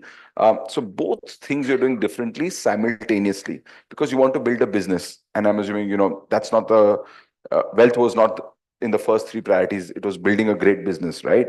So how has that journey been for you? Because it's a little different. As he said, you're trying to build a business as a founder. You're doing it for the kick. You're doing it to, create maybe a large sustainable business at some day. You're addressing problems of Bharat. How's that been for you? How has that journey been for you? And how did you come around and say, okay, this is what I want to solve? Great question, Dhruv. And somewhere I relate with Abhijit as well. So I did my graduation from NIFT, nowhere related to chemistry or whatsoever what we are doing today. What we believe, or what I believe rather, when I started Bambro in 2018, it's been 7 years, almost 6 years now, more than 6 years now, that if you want to create your own space, you will have to think differently, you have to build differently. Yeah. And at that point of time, there was a lot of noise around single-use plastic straws getting banned in the US, right? And it was inevitable that this ban would come in India as well. So strong government tailwinds across the globe, which we foresee much, much earlier, gave us the time to experiment, fail multiple times, maybe more than 1,000 times, I would say we have failed, supported by the government of India as well, in development of these materials, what we have done so far. Wealth creation was never the problem, or I would say never the focus. But as Abhijit rightly said, the juncture of creating value and at the same time making money for your own self, or making business sense is very important.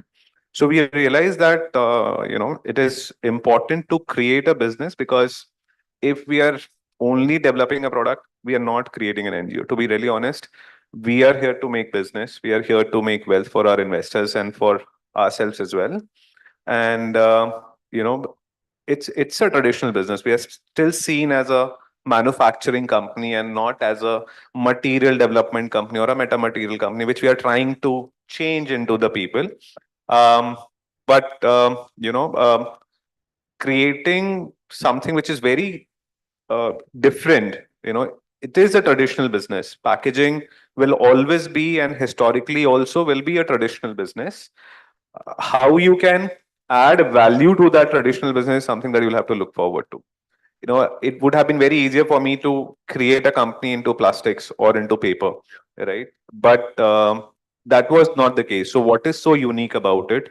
What is your moat, right? Is what we need to think upon.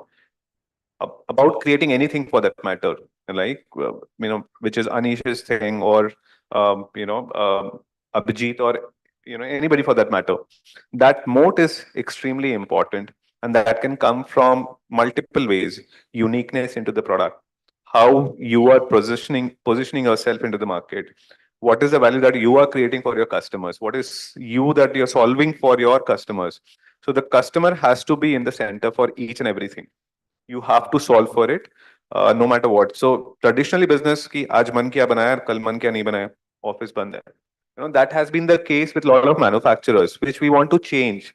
The experience of a B2B company with their suppliers need to change. That kind of service is not there in India, was not there in India, and I'm happy that we are trying to bring that change. Interesting. I do want to do, and I know Anish is nodding his head because we've chatted about this. Uh, we'll come back. I'll circle back to this in a second. But one of the big things, when you were touching about is we've all been talking about mission and vision driven. One of the big things that companies are also built up by people, right? And you need your employees also to be mission and vision driven.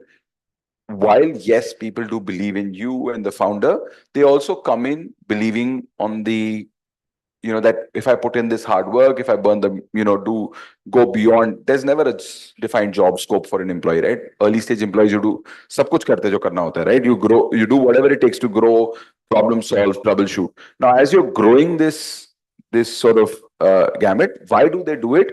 One, I'm not saying the only, but one of the reasons is that there is a lucrative ESOP value that comes in, right?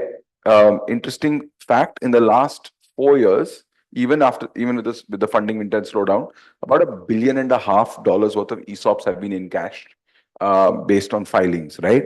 If you look at it, only $1 billion was done in 2022. A little over half of that was done by one company, Flipkart, when they did the PhonePe merger, and 140 employees just walked away with 500 to $600 million.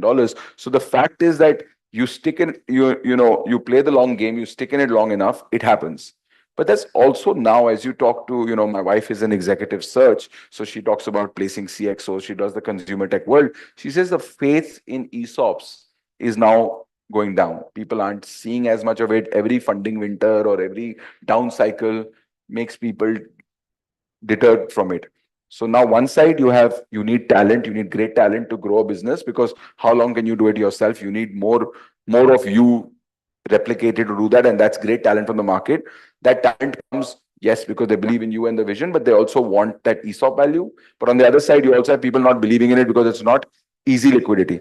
Dipanshu, you're someone who's very close to unlocking that value for a lot of your employees and a lot of your investors. Let's start with you. How does this ESOP की value नहीं है market में, इसीलिए अच्छा talent नहीं आता, problem being solved? And then let's get all of you to chime in, maybe quickly, and we'll try to conserve some time. Dhruv, let's look at Bharat from this perspective. Where is the ESOP in Bharat? It's all about, teaming up with a purpose-driven team which wants to reap benefits together, irrespective of that cycles, irrespective of, that money-making machine. There needs to be more emotions, emotional intelligence, I would say, rather than we are looking at a more rational mindset here. And for us, what has worked, I'll tell you, I've chased people to work with me for 2 years, 3 years. They've gone to competition. Those competition got shut down. They came back again. Now we want to work with you.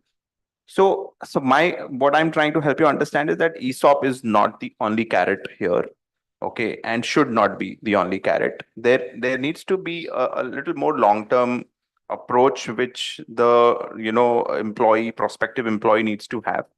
And how we have looked at people when we hire is purely entrepreneurial streak, how hungry they are to grow, but not foolish to leave.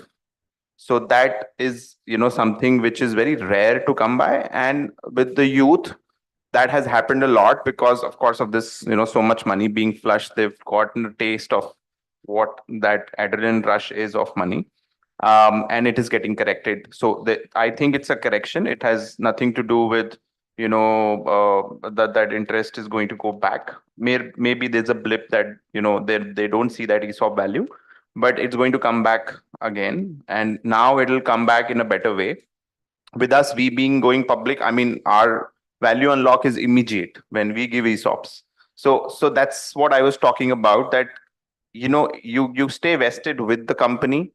If you believe in the founder and in that industry, that's what matters. Got it. The payouts will come in different ways and in different forms which you relate to as an individual.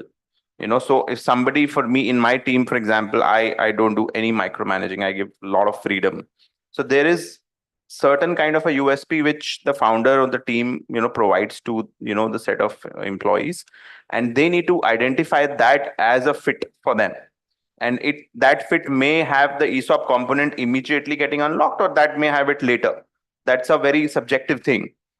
There is value. There is absolute value in ESOP. A lot of people who are mature, are able to understand it. The young is because they've seen that cycle. They don't know, that they have to spend and do hard work to get what they deserve. Got it. Alish, because out of the five of us, you're the second longest running organization. So would love for you to jump in on this.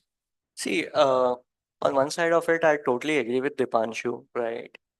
See, ESOP as a concept is very westernized, right? Wealth cannot be the only motive for any employee to join, right? ESOP cannot be the only motive. And India actually is very diverse country where the motives are very different, right? Every person has, someone has money, someone has culture, everything. There's a lot of diversity that we see, right? So obviously ESOP can be one part of it, right? But there are a lot of ways to make sure that you have great talent in-house. Secondly, I think so, थोड़ा सा Indian investors and over the time, I think so ESOP cannot be an event that only liquidates at the time of IPO, right? So as a founder, I really have to fight with the investors to get the ESOPs unlocked in between, right? I don't know why it is in India, but it's there, right?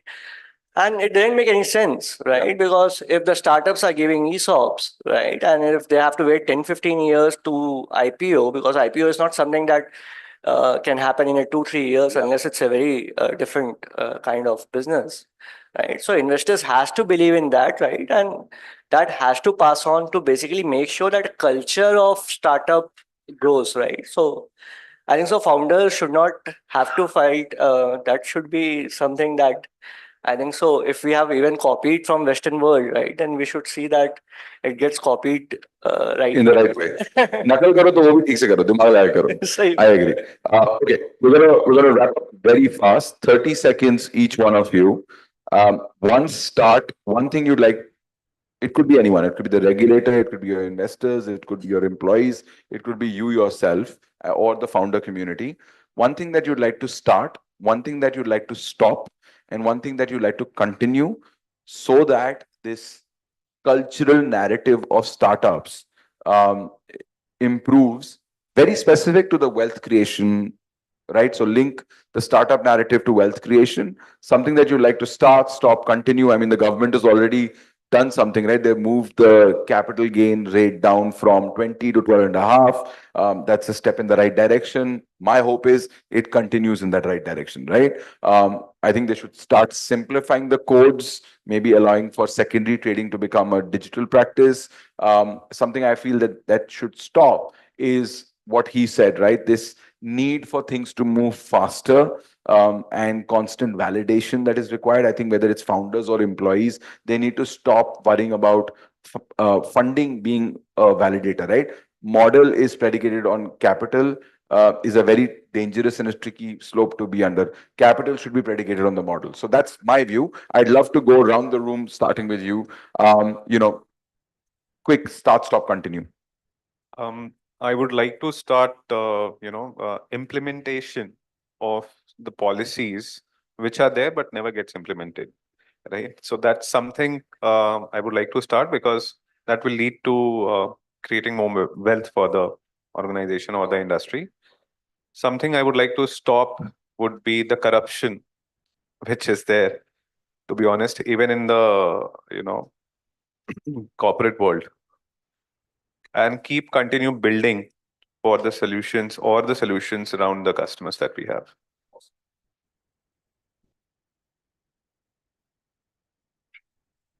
I think I would love to start, getting involved in, more food regulatory, discussions with government, because as I don't know how many people know that, in food, first of all, is the maximum inflation is happening in food. There is 26% structuring that, yes. And what would you like to stop?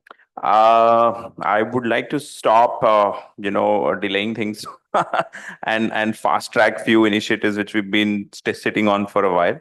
And the third one was Continue. Something you'd like to continue. I think Using the industry should continue. I think would continue, attracting the right talent, is something which is all like it's a all the time thing which you have to do, because you keep looking at adding people, and people are the most important thing. So how the value proposition How do you keep of an attracting organization and engaging with the right people to come on board, join the bandwagon is ultimate for me. Very interesting. Abhijit. What I would like to start from the institution is true digitalization of the process and transparency. The government or the regulators have been talking about it a lot, but specifically in food and retail, it's 10% transparent, 90% translucent. So I'll say we have to go from 0 to 1 in that case. What I would like to stop is only associating the success of an organization to a founder or to a group of people. Yeah. I think it's a success of the team. It comes bottoms up, not top down. So I'd like to create a scenario where it should not just be a couple of people who are glamorized. What I would like to continue is building in the international texture into the discussion. So more international companies coming into and helping out, collaborating with Indian companies. There are a lot of stringent policies put in place, which means certain ratio of ownership and things around it. So more kind of transparency will help Indian businesses to flourish with international standard. Great. So globalization should continue. India should keep being open their borders, make it easy for people to come in. So obviously, I would say, for a start, we should enjoy failure, right? That's one thing that we should do, right? Even a failed entrepreneurship is something to be proud of, right? I would say, stop seeing success as a one night thing, right? Because suddenly we have so much social media that most of the youngster think that it's a one night thought process of basically doing and changing it. Yeah. Business is not a TikTok reel which goes viral overnight. Yeah. Got it. Okay. And continue? I think so. India, ease of doing business is one thing that I see that India is improving, but there's a long way to go, right?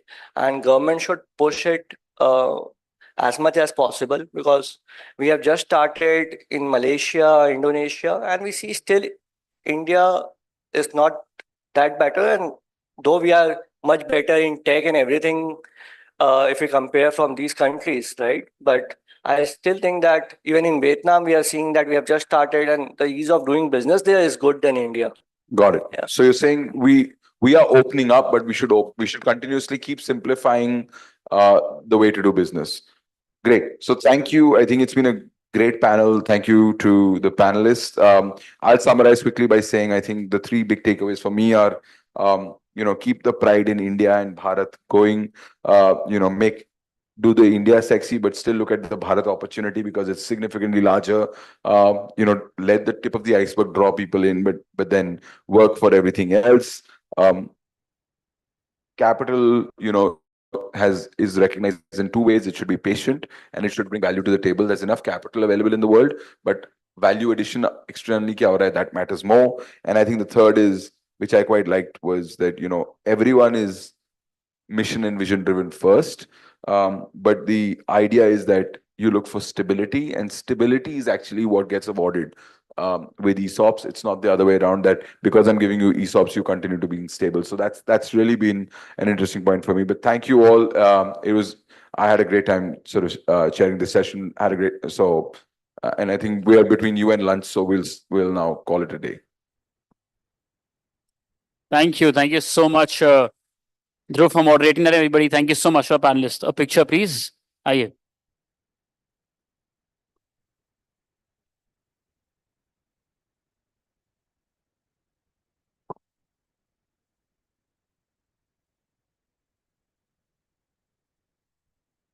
Thank you so much, gentlemen. Thank you.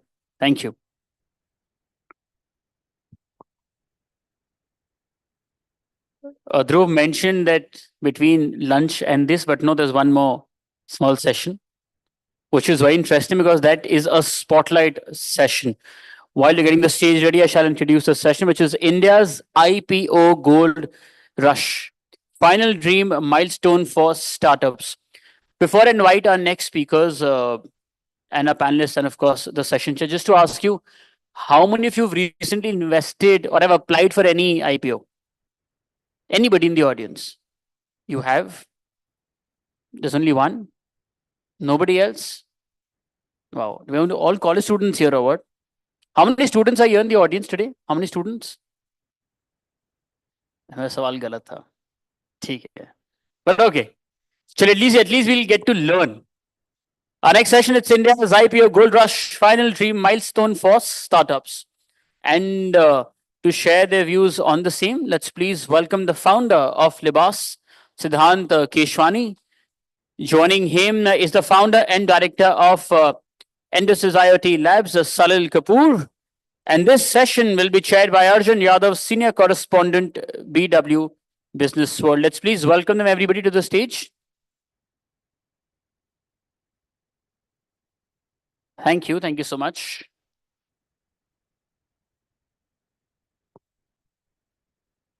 Good afternoon, everybody. Well, I was expecting a bit more, number of hands going up when Aditya asked about how many of you have invested recently in an IPO. Because quite frankly, 2024 is a great year to talk about the Indian stock market story. If you read the newspaper this morning, the front headline on the Economic Times says that after 15 years, September has the most number of listings planned in a single month. You look at the stats. The year till now, 2024, about 56 companies have raised more than 65,000 crores through IPO route, compared to just 20 companies raising about 15,000 crore in the whole calendar year last year. And, there may be liquidity, higher secondary market valuations, but at the heart of this, it is the retail market and retail investors. I mean, they have weathered every storm. You look at any macroeconomic trigger in the last 4 to 6 months, be it the general elections, US recessionary risks, the yen carry trade, the RBI governor subtly giving hints that every money is going into mutual funds, the budget increasing capital gains taxation, right? Then, of course, recently the Hindenburg saga actually revealed the nationalistic side of retail investors. कि हम देखते हैं market कैसे गिरेगी जब Monday को खुलेगी, right? So, and if you look at the IPOs recently, and especially new age startups, Main board, leave alone the main board. Look at what's happening in the SME IPO board. You, I'm sure, have heard about that Yama dealership going, public recently. Then just yesterday, a packaging company, and how, a minimal setup do they have, and the oversubscription rate they have. So there's clearly a euphoria, Siddhant, Salilji. Uh, and in this backdrop, when we are looking at the financialization of the Indian markets and Indian startups jumping this bandwagon, how would you describe this financialization?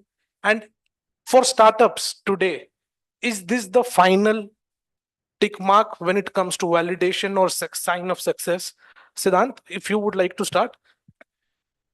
See, I mean, uh, public markets have been going around for like many, many years, right? And I think last 3 years, 4 years, there was a huge suddenly spike in, VC funding and all those things that we've been seeing over the 4 or 5 years. But essentially, I mean, the only major way to raise money for the last 30, 40, 50 years for the whole world has been through public markets. And it has been done very effectively, right?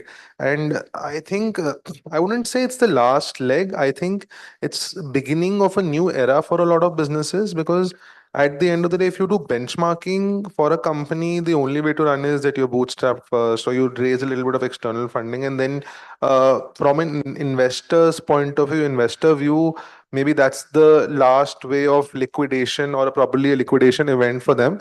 But for companies, I think it's just the beginning. I feel that's where the true business acumen or sense comes into play, because now after that point, you're actually not just working for yourself, you're working for the country. People who are investing in you have part owners in the form of like hundreds and thousands of people, probably who are investing in you. And I think for us as companies who are building out and probably eyeing an IPO, we feel that now is the time, because people are actually getting very educated now. I mean, we used to hear there were a lot of studies which said, right, the equity market in India is still so small if you compare it to the Western world, even though it's growing rapidly, and we've seen it's massively grown over the last 3 to 4 years. But still huge potential, a lot of newer audiences, newer people who are kind of entering, are looking at equity markets as a very good investment form, because it has given the highest returns over the last few years, right? And for us brands, what happens is, the moment you actually think public markets, your discipline becomes a lot better in terms of operating businesses. You think of businesses from a different lens. We've seen what the COVID wave did, right? When there was so much VC funding, private equity funding happening, the discipline was somehow was a little bit lost. Brands were actually focusing on the matrices that were being looked upon by these VCs, by these private equity players. So I think that's changing. That's why, hence, you've seen over the last 2 to 3 years, there's been a little bit of democratization where uh, businesses are looked at in a very different lens. People are not just looking at growth; they're looking at bottom line. They're looking at how will the company sustain in the public lens, in the public view, 5 years later, 10 years later. So. Sure. The interesting part of this conversation is the composition of this panel. Siddhant represents that community for whom we are having this panel. And Salil Kapoor ji, he has a vast experience of heading public listed companies in various positions. He's been part of Dish TV, Voltas, most recently Hindware. So Salil ji, I want to understand your thoughts on what really changes for startups, when it comes to their journey from being in the unlisted space to the listed space. What really changes when it comes to culture? What really takes, to maintain those investor relations? If you could shed some light on that. We have seen, if you pick up the history of how valuation in the startup world has evolved over the years, the long phase and the initial phase was all based on the valuations coming from your fundraise, at what value you have raised the fund. And what happened is that many times the fundraise was not dependent on the fundamentals, it was more dependent on the FOMO concept, which is fear of missing out. So if you are a VC and you have invested in a certain startup, and I have not been able to invest in that hot technology and a future thing that somebody's building, uh, I would want to either invest in the next round or invest in a similar kind of a business where somebody else is trying to build a similar kind of a model. That was FOMO. And sometimes the investments by experienced and large VCs were also done without looking at the fundamentals and the logic, what they were doing. It was purely emotional and not rational. So now, as I said some days earlier at another forum, things have changed totally. Not only the funding winter that we saw about 2 years ago drove everybody from the burn obsessed model, that how you scale whatever way, whatever do you do, you need to scale at any cost, or what is a typical burn model, how much runway you have, how much money you can burn so that you can scale, to earn before you burn model. So that has changed the FOMO to a typical GOMO. And the what FOMO is a fear of missing out, as I said. GOMO is a new acronym which is coming into the play, which is first is governance, because if you are going to get listed, the first thing that will come to you is governance, and governance includes compliance and various other small nuances as well. The second one is your operating profit, and the operating leverage that you have. It doesn't matter what rate you grow. Of course, you need to grow. You need to, it's business is a treadmill. You have to continuously run to stand at the same place. Forget going ahead. So growth is a given, but what is the operating profit? And then the M stands for the management quality, because people will look at it. Long-term sustainability will come from the quality of talent that you have. And the last is the operating model, and within that is also your economic moat. Is the model that you follow sustainable in the long run when you will have a lot of competition coming around? Now, this new thing is something that these startups will soon start getting used to, because this is a fact, and this is the filter, and this is the lens through which all the investors that look at, globally, large investors and even the retail investors globally look at companies that are listed. And I agree with Siddhant that the things have changed. A lot of large investors, a large number of investors have come into the play. There are some different worrying signs as well, because people are picking up loans and taking leverage to trade. That's not a great sign, and they are investing blindly without looking at fundamentals. But I feel that in initial euphoria will settle down. The investors will get mature over a period of time. We are already the fifth largest, or I mean, the top five as far as the economy is concerned, and also as far as our stock market is concerned. So maturity is about to be there. People will see the challenges, the volatility, in the market will drive the maturity. Right. But yes, the big shift is going to happen from valuations, which were looked at in another manner, to becoming more practical and real world. Right. Thank you, Salilji. Siddhant, what has been your understanding of what Mr. Salil just shared? I mean, he of course has that first-hand experience, but you must have, been talking to people who have had that experience among your fraternity to go into that space. What really changed for them? What have been some of the learnings? And in that context, where would you put Libas's journey as well? So, when you actually start a new company and as a startup, when you start operating, right, you're looking at so many things at the front end and trying to solve for so many customer facing things that you actually tend to lose track of what's happening at the back end, because that time it's a race, right? ये भी करना है, वो भी करना है, ये भी करना है, ये भी बेचना है, यहाँ भी बेचना है, वहाँ भी बेचना है. So your focus as a startup for the first few years in your growth phase or growth stage is so much on the front end and what's happening. You actually don't look at corporate governance, like you said, right? And you don't look at a lot of other processes, systems, teams, management, etc. So a lot of people who I network with, who I know are in the same network, who've done IPOs recently or some time back. Of course, majority of learnings for us also comes from there, because we are in that phase right now where We are also learning, planning, etc. And when we hear mostly, I think the majority of the changes comes at the back end than the front end, because front end you're still selling the same product, your channels that you're selling it at is the same. What the changes really happen at the back end, where discipline comes into play in terms of corporate governance. You think of things from a very different light. You don't take decisions because as a founder, कोई भी problem आएगी, somebody would walk into the office, I will say, okay, fine, do this, this is the best solve. But now you have to look at that question from a different lens, at how will it be seen, how will it show in my books, how will other people look at it. So for them, they feel that every move, every statement, everything that they do at the back end is somehow being governed, because you're responsible for a lot of people who are actually watching you in your day-to-day activities. So any decision you take, starting from something as small as what goes up on social media, right? People can, certain things can make or break. As a startup, not like enough people are not watching you. Even if they're watching you, they're looking at from a fan base kind of a point of view and not from an investor lens. So a lot changes. Corporate governance gets improved. You have to make sure that for people to have confidence in investing in you, you have to show them what are the actually, who are the people who are actually working in the company. They care about who's the CFO. They care about what is the background of your certain key managerial positions.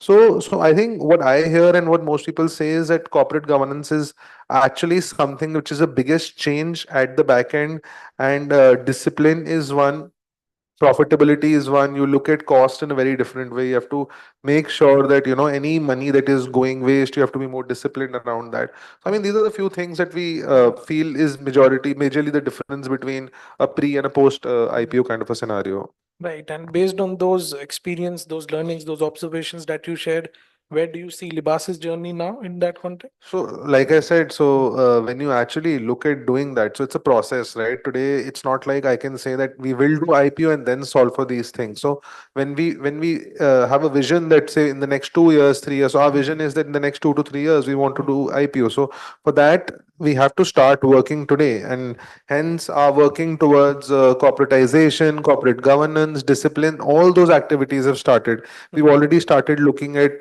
things in from a very, very different lens, and I think this journey, I mean, in 2 to 3 years should be enough for us to do that. That we are kind of ready for that situation. Absolutely. Salilji, very quickly, I would also, just coming back to what you mentioned about the investor euphoria in the market, government really serious about the financialization of the Indian market, the pace that it has been going through. Uh, can you expand a bit more quickly on your understanding of the investor mind frame when it comes to their understanding of the business models that we are seeing when it comes to these recent IPOs, be it on the SME or the main board front? What's your experience on that or reading? See, the kind of people that you look at who have started going out and investing in the market, you feel good and bad at the same time. Good because you can see everybody. It's not only people who were interested in stock, which was about 10, 15 years ago. Now you see housewives. And with all regards, what I mean is the people who are not working and not interested in business. Those people, that could be house person or house maker or whoever who has no interest in business, now getting onto the trading floor. You see early professionals. When I started my career, I wish I was as much as involved in the stock market as the youngsters are now, because the power of compounding over the years would have been tremendous. But what you see now, they're doing more trading rather than building up the long term thing.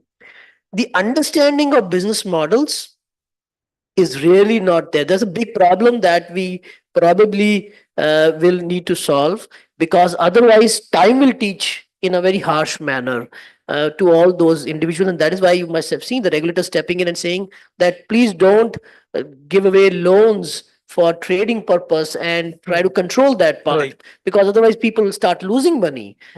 There's a difference between gambling, trading and investing.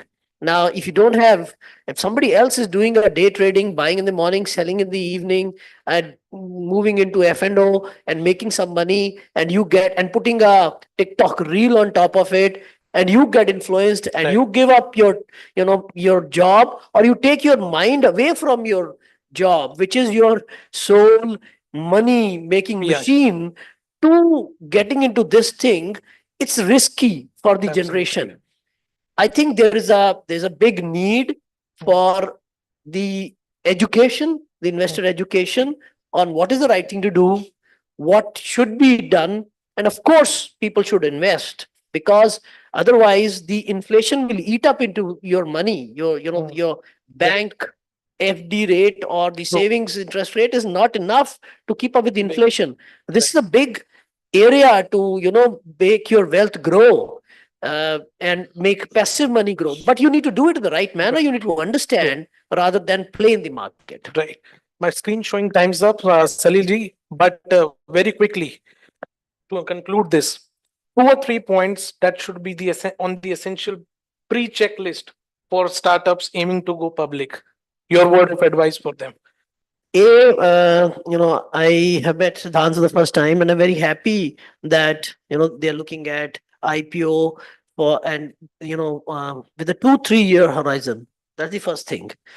You should not decide to immediately go out and get the bankers in place and start going public, because you need to make a lot of changes. I fully agree with what is being said, that initial part of the journey is just grow, because that is the way to do it. But then later on, you need to get your back office in place, room in place, all the processes in place, and that needs some time. So first is start little early. Second is governance is the big thing. And that is why I said FOMO to GOMO, because governance is the first point, because people will start looking at it. It's very different to answer 4 investors or 4 large, VCs sitting in a room in a board meeting, and get onto a call where you will have 150 analysts who don't understand with due regards to analysts, please don't take it otherwise, who don't understand your business and will question all the things which you will suddenly find funny and basic, but they will question. So that is a very big change. So second is get the governance in place so that you don't have difficulty in answering the questions. And third is build the talent for long-term sustainability of your model and moat, so that you can keep on growing, not only as a business, but also as investors' favorite, stock. Right. Thank you, Salilji. I agree. Con calls have recently got a bit more hilarious, but Siddhant, 10-15 seconds. Any concluding thoughts? No, I mean, I think the whole scenario is going to change. And now, I think after the funding winter that we all call it, we've seen that even investors look at businesses from that lens now, right? So the discipline now, even for startups, have started on day one, which was kind of getting lost over the last few years, where so much money was coming in. I mean, now that suddenly liquid markets are not that liquid, so people are seeing that drying up, right? So even, I mean, I've spoken to so many investors over the last 1.5 years, right? And the first biggest ask is that where are you in terms of profitability? Where are you going to be? And how are you going to go public if you're not profitable, right? So those are the kind of questions. And it's good that people are getting disciplined, because with too much money in the early stage, you tend to lose track of how to grow your business efficiently, because the only way to make money for you is by burning money, which is not a very sustainable case. And 6 months, 1 year later, when that money really dries up, then you don't know how to run a business. So it's very important that in the first early years of your business, if you have that discipline, and then maybe you use certain money to accelerate your proven success, then it makes sense to burn a little bit. But I mean, when you start with that burn, there's no going back, right? So I think that's good that that discipline is coming on day one. So thank you, gentlemen, for joining us. Our audience, can we please have a big round of applause? And for all the students, I'm sure you have some sort of insights as to how your investing journey could become, how it should become. So thank you so much. Thank you. Thank you so much, gentlemen. And thank you, Archana, moderating that picture, please.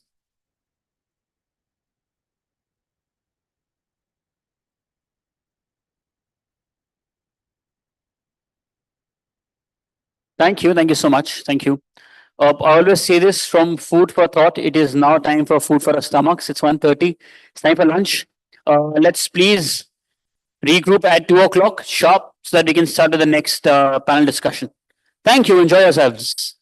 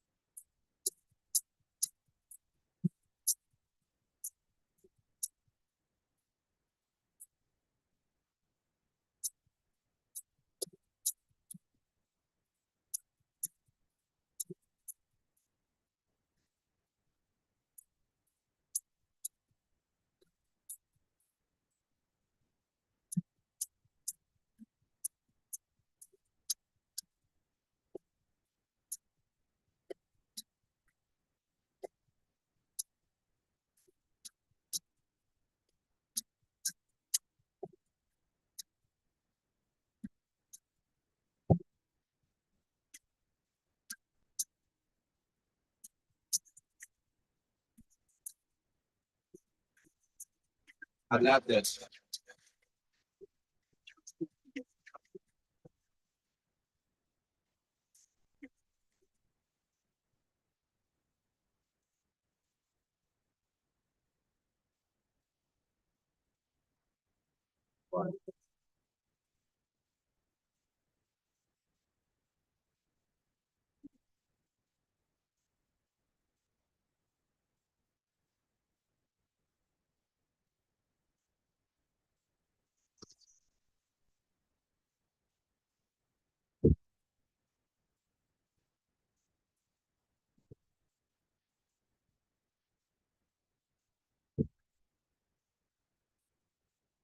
I love that.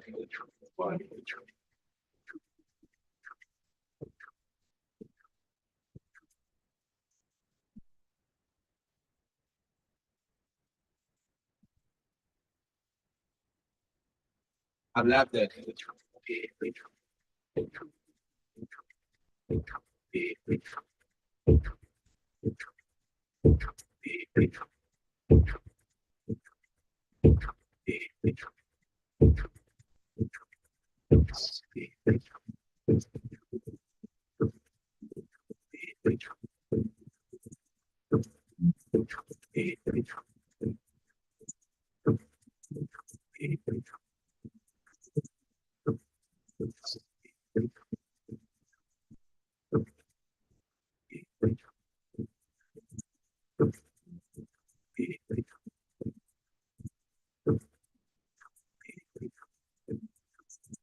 I love that.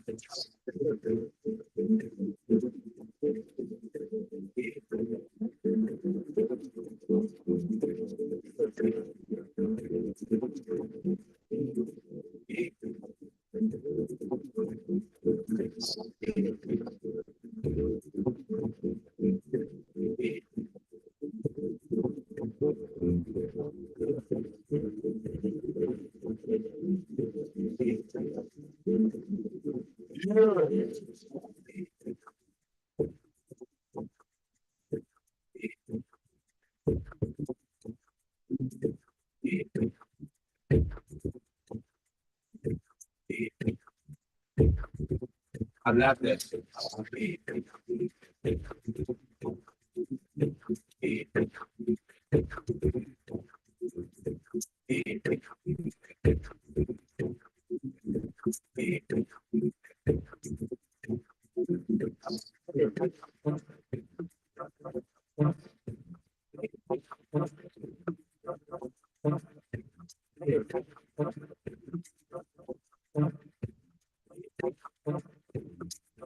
I love that.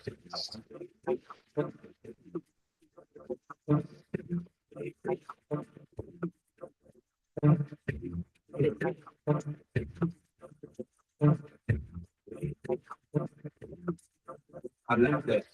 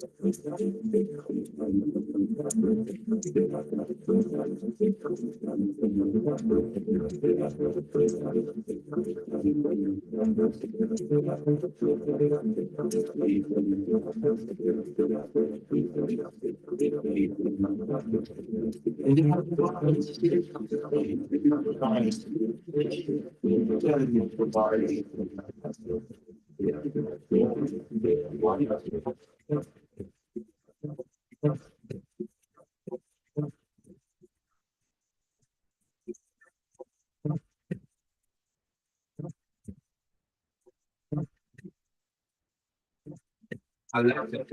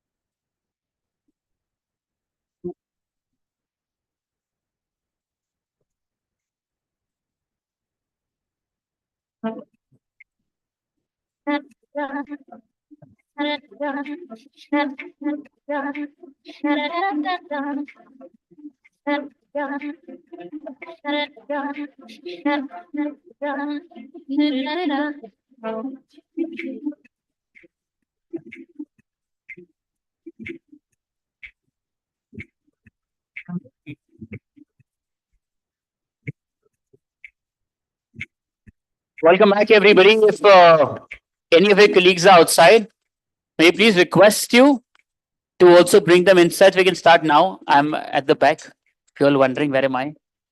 Maybe also I'm also trying to get out of the dark hour after lunch.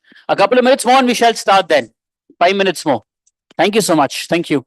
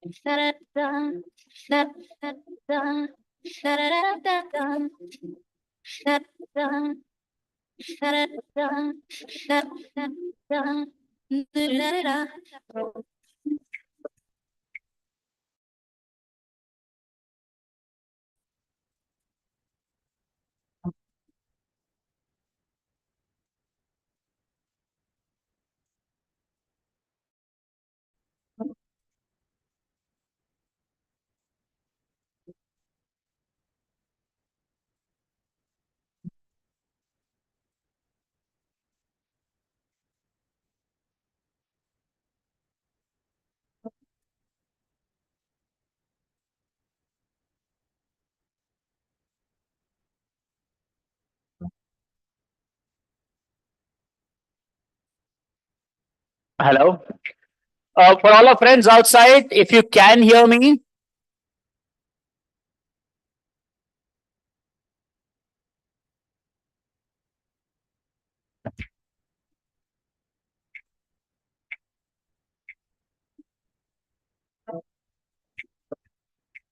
we'll do a take two outside. Prashant.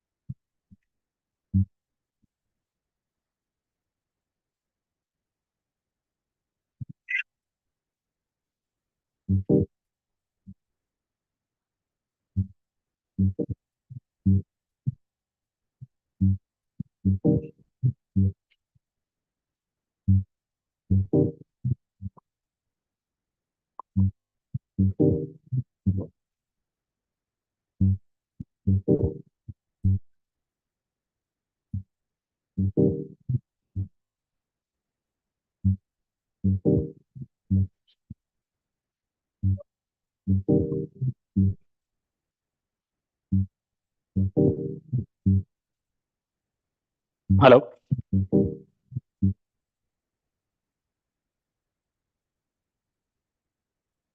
Resham,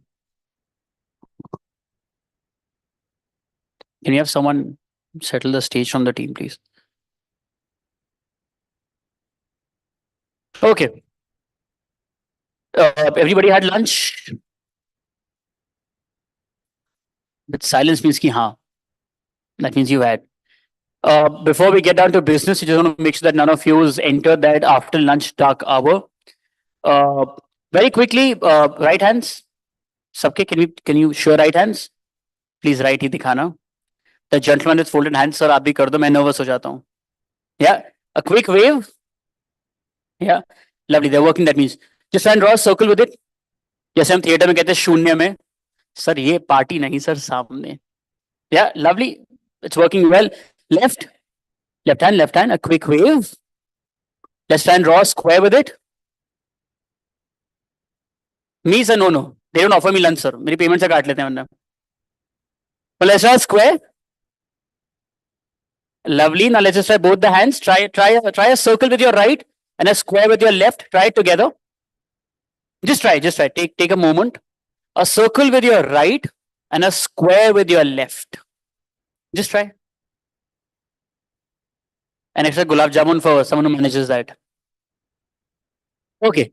We've got you with us, that means.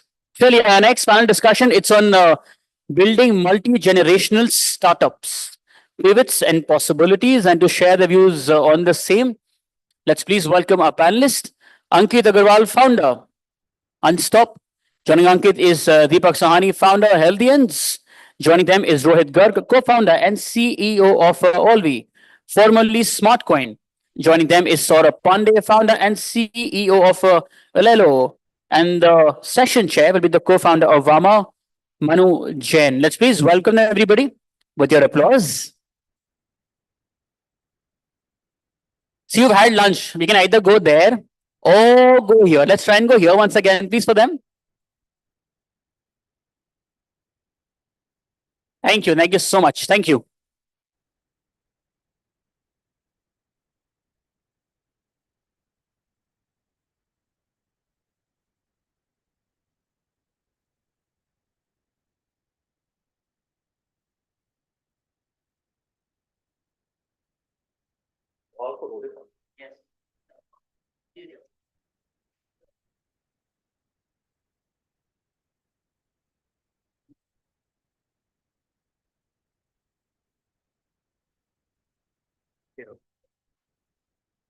Okay, so Rohit, we have you also. Why don't we quickly start with just a quick round of introductions? I'm Manu, I'm the co-founder of Vama. And just two things, tell us who you are, and how many number of pivots have you done till now? Hi guys, I'm Ankit Agarwal, founder and CEO of Unstop. I think we've done two pivots. If they qualify in the definition of the pivots, I think that's also subjective. But yeah, in our journey, it's been two pivots. Hi all, this is Rohit. I'm co-founder and CEO of SmartCoin, now called Olive. So we are a fintech lending startup, and now I think we've expanded to create a credit-led digital financial platform for the entire emerging India. In terms of pivot, so I think there's definitely one in very, very early days where we shifted the entire business model from something else to what we are doing today. The second thing, which is not exactly a pivot, but I think more of a market expansion as we've realized the opportunity is much more massive, is to go from credit to now creating an entire financial platform. So I don't know if it qualifies as a pivot, but it could be like 1.5. The name changes pivot. Okay, so then that qualifies. Yeah. Everything's pivot. Hi, I'm Saurabh. I'm the founder and CEO of Elo Elo. Elo Elo is a new age media and entertainment platform. So we are the #1 live entertainment platform in India. Broadly do creator-led live streams, games across vernacular languages, across multiple formats. So for us, to answer your question, we did one very hard pivot in the first year of our journey, where we went from short video and different tasting content to purely a live platform. And another big one, it wasn't a pivot as such, it was more of a philosophy change, is where we went from pre-revenue to revenue, where we changed our entire model. We launched microtransactions. So yeah, those two journeys, happy to be here, excited. Yeah. Nice. We were an astrology company. We pivoted to a puja company. I don't know if that qualifies for a pivot. So I'll try to keep this as light as I can, and guys, feel free to jump in. A lot of us are startup founders also here, right? Everyone talks about Zomato, everyone talks about Flipkart. They have pivoted, right? How do early startups know when to pivot, and how can we learn from this pivot, right? Like, how do you see it, right? Like for them to today do Blinkit, Zomato, right? Like, yeah. Right. So I mean, I think both are really great examples. So like if you look at Zomato, right? So started as a discovery and listing platform. At a certain point when they realized that there's a growing appetite for delivery, so then they obviously ventured into that. Timing was also great because that was a period when the whole internet and smartphone penetration obviously drove a lot of expanding time for that market. And obviously with COVID again, then they went into grocery delivery, and with a very timely acquisition of Blinkit, they've obviously, I think, being very, very aggressive into that as well. Similarly, if you take case of Flipkart, right, started as a bookstore, expanded into everything. Then again, at a certain point, did very important strategic acquisitions of Myntra and Jabong to get deep into relatively better economics, fashion commerce market. And then I think very interestingly, they realized that, this whole payments, digital payments and UPI is going to explode. So what they did with PhonePe is obviously very, very amazing.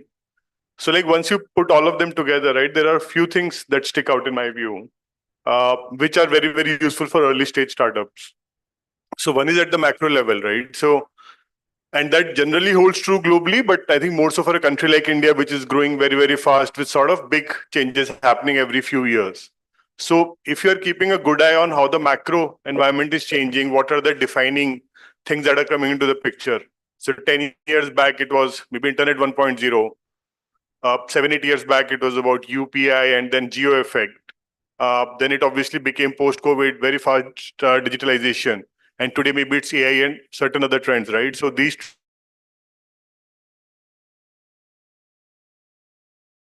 you have to have an eye on how the market trends are changing, what you can do with it. Second thing that I also think is important to build multi-generational companies in particular is you pick sort of a large TAM. It becomes very, very important because what ends up happening over time, once you start going into a certain product or a certain segment, once you learn about it, there are obviously adjacencies that you can pick. So in that sense, having a high potential TAM obviously helps you to keep discovering or keep iterating.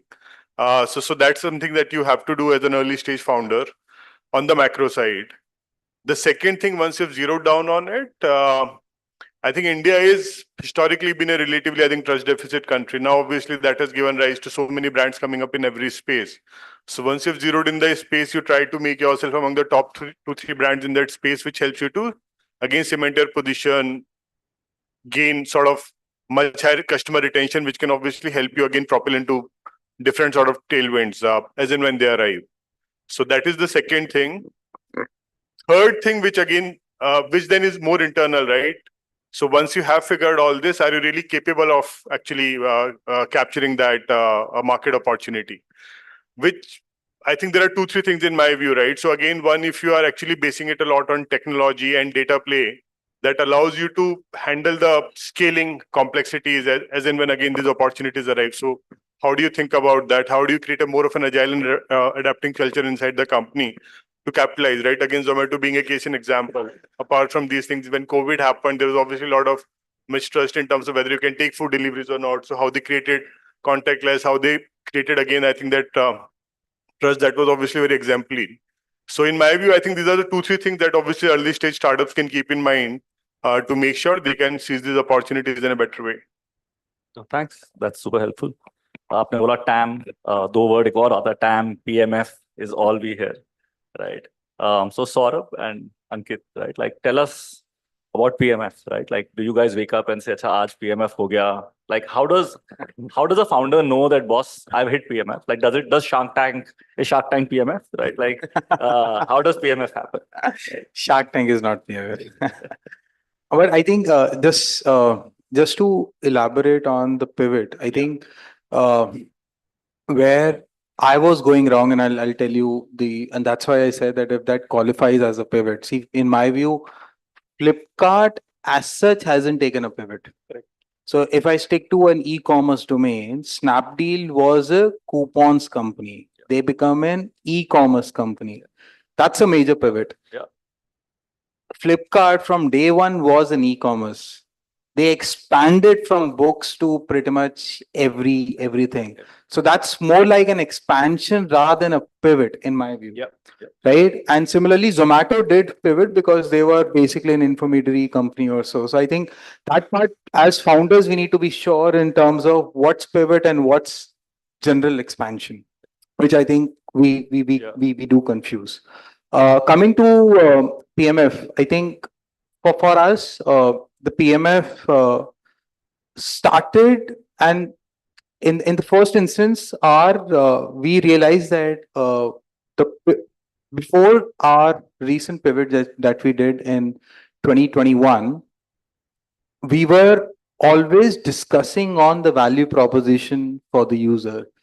Is consumer or user of, then we used to be called as Dare to Compete, coming back to the platform on a daily basis, weekly basis, monthly basis, right? For me, I think if I'm increasing those engagements, if we are consistently increasing our DAO mouse, I know for a fact that I'm able to create some value because of which the same user is coming back again. That's one element. So basically, whether our users are loving us, whether we are solving their problem, and I think for us, the metrics were DAOs, MAUs, whether they are increasing or not, and that sort of worked well. The second aspect was on the customer side in terms of whether we are able to have our repeat customers. So we work with all the top recruiters, let's say Flipkart, Amazon, Reliance, Tata, Zomato. Are they coming back to us every year or every quarter? That's one.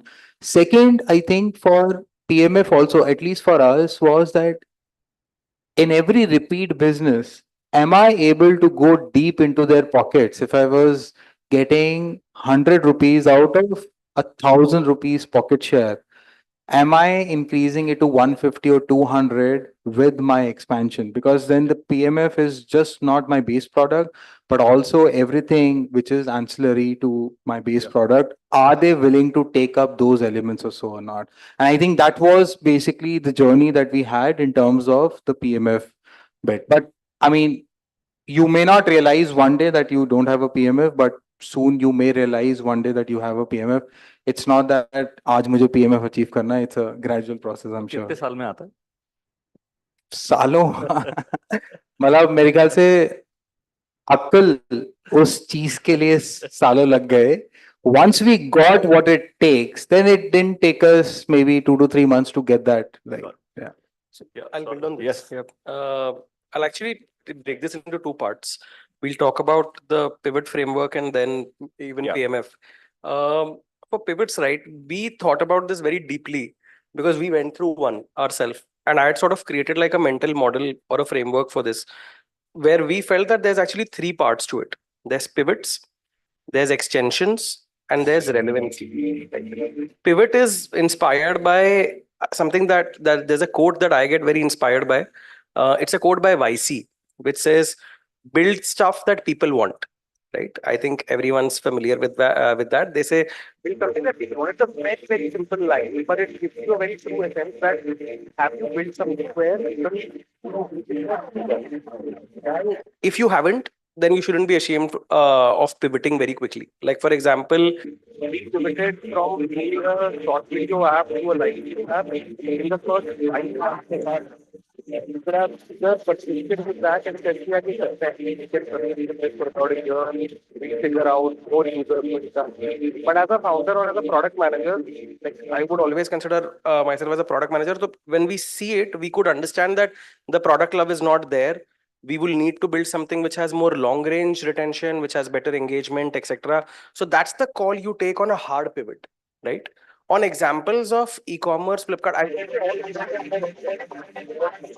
PMF in one, and you want to sort of extend to more use cases. Like if I've built a DAO, which is very sizable, I know that X amount of minutes in their day comes for this use case. But now I want parallel adjacent use cases. I could build extension businesses. I could build payments. I could build travel. I could want to be a larger state of mind or a larger wallet share for that user. And that becomes more like an extension framework for a founder.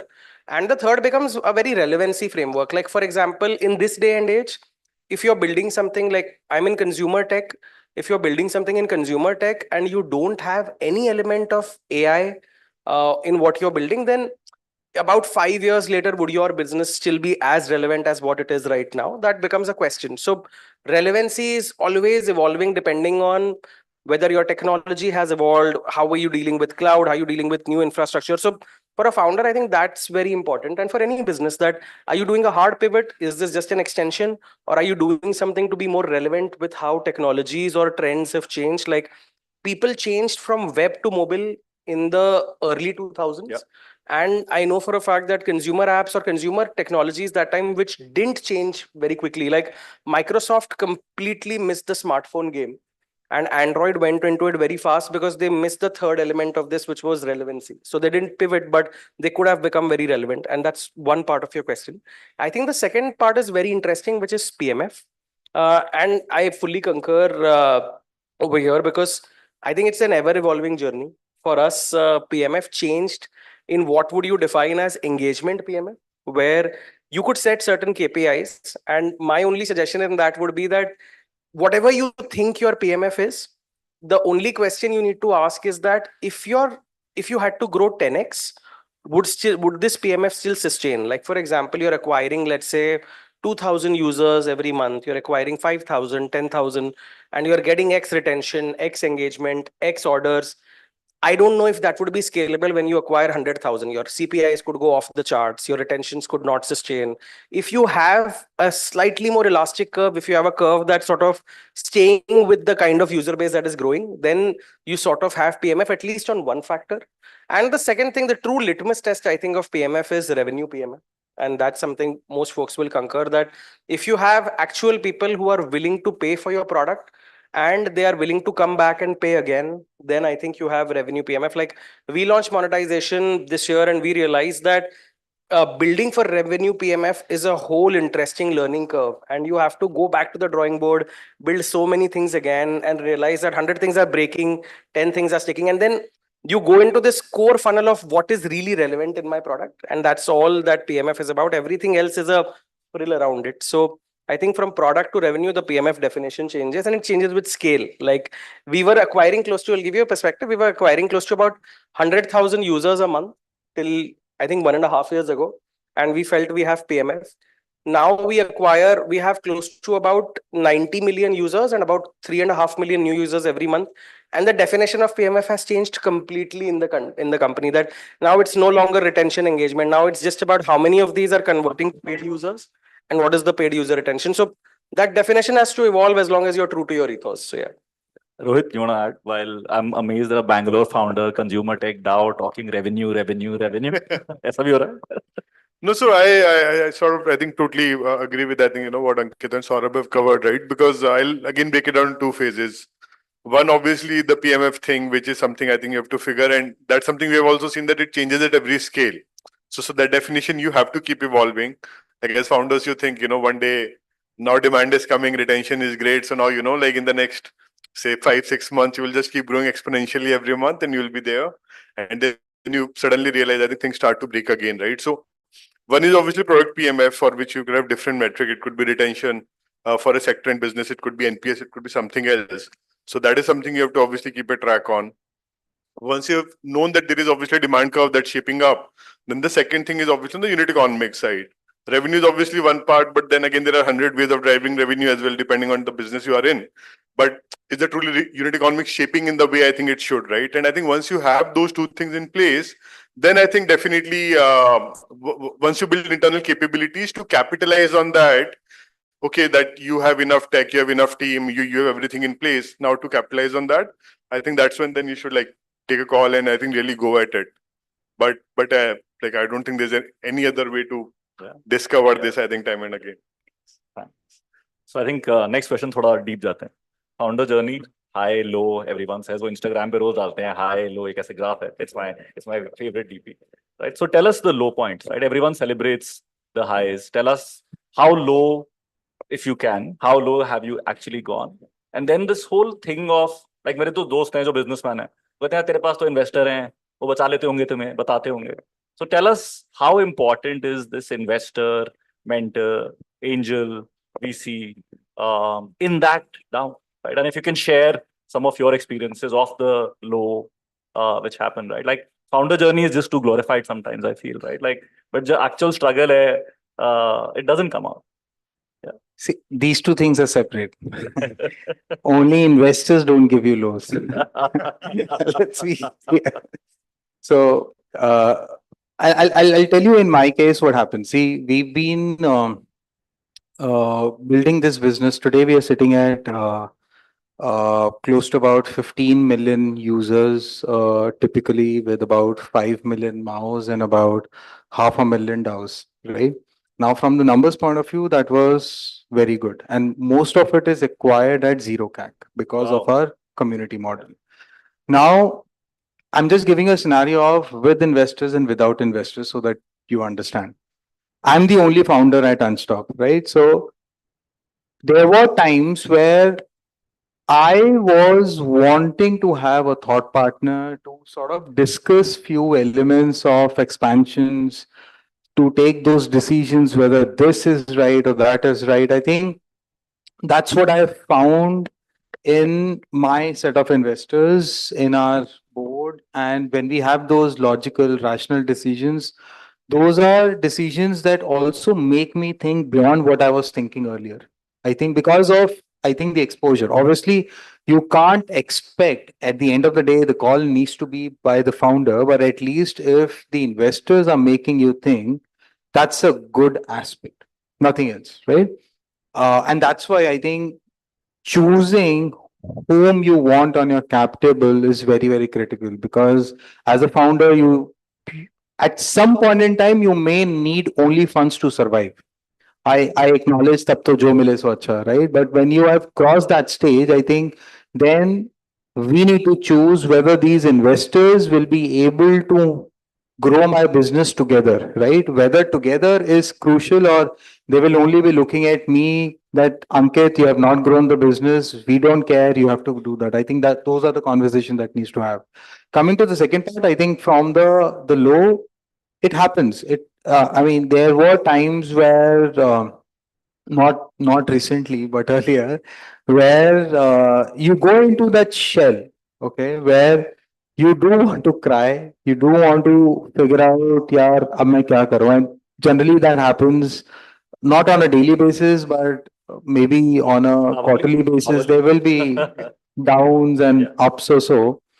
But what happens there is that I can't have those emotions coming live when I'm actually in office because I need to be positive. As a founder, everybody needs to see me only positive. Trust me, because that's how you will only be able to give that motivation to the team, to the leaders that, hey, everything is fine. No matter what pressure is coming from the investors or from the outside clients or so, only some bit should be passed on. It has to be passed on because they also should feel that pressure. But whenever you're actually down, and generally what I do, frankly, there are times when I go low and I always think through. So I share my date of birth with Mark Zuckerberg, exactly same. So in a sense, brother from another mother, right? So मैं अपने दिमाग में ये बोलता हूँ that he's doing so much so he's in front of US jury, he's handling so many. मेरा तो कुछ भी नहीं है, so अंकित सब ठीक हो जाएगा. And I think that's how a founder's journey becomes lonely in some ways, but you definitely need some thought partners whom you can share this. And now that can be your spouse, your friends, or maybe your investors. You need to figure that out, but you need to put that out that, hey, I'm feeling low. What should we do? Unfortunately, your team Yeah. may, I mean, in my case, it should not be the team because I should not discuss in terms of what are those gray areas or negative areas in the whole business unless and until it is business related. Saurabh, you want to go? Yeah. No, I think कुछ काम तो दो किसी investor का जिसने help किया, right? We should get some fun. No, मैं तो नाम भी ले लेता हूँ. मतलब my actual most, so I'll give you my relationship with my first investor. The investor who put our first ever check into the company was with Waterbridge. So the partner from Waterbridge knew me from 5 years because we were in Flipkart together. Yeah. So I think it's very important to have at least a few investors, if not all. Like we've been very lucky to have a very supportive board, but you need to have folks with whom you can honestly brainstorm or riff with, right? Like you can agree to disagree on certain things, you can brainstorm on initiatives. अगर आप उनको सिर्फ अपनी good news बता रहे हो that we've scaled to this much, we've got this much revenue, then the day things go south, they will never be prepared because they'll be like, no, so far we only knew the good. Is there something that is not working? So in most of my monthly updates, I would typically always update saying this is what is going well, this is where we failed very badly, and this is what we wanted to do, and this is what we want to do in the next quarter, because that's a good thinking model for you in general, that be very honest about what's not working. But you know, in the spirit of the question of lows and this, I think, look, a founder journey is extremely lonely. Like as a single founder, it's even more lonelier. Like I concur a lot with what Ankit said, that because you actually feel very low, not because of any external circumstance most of the times.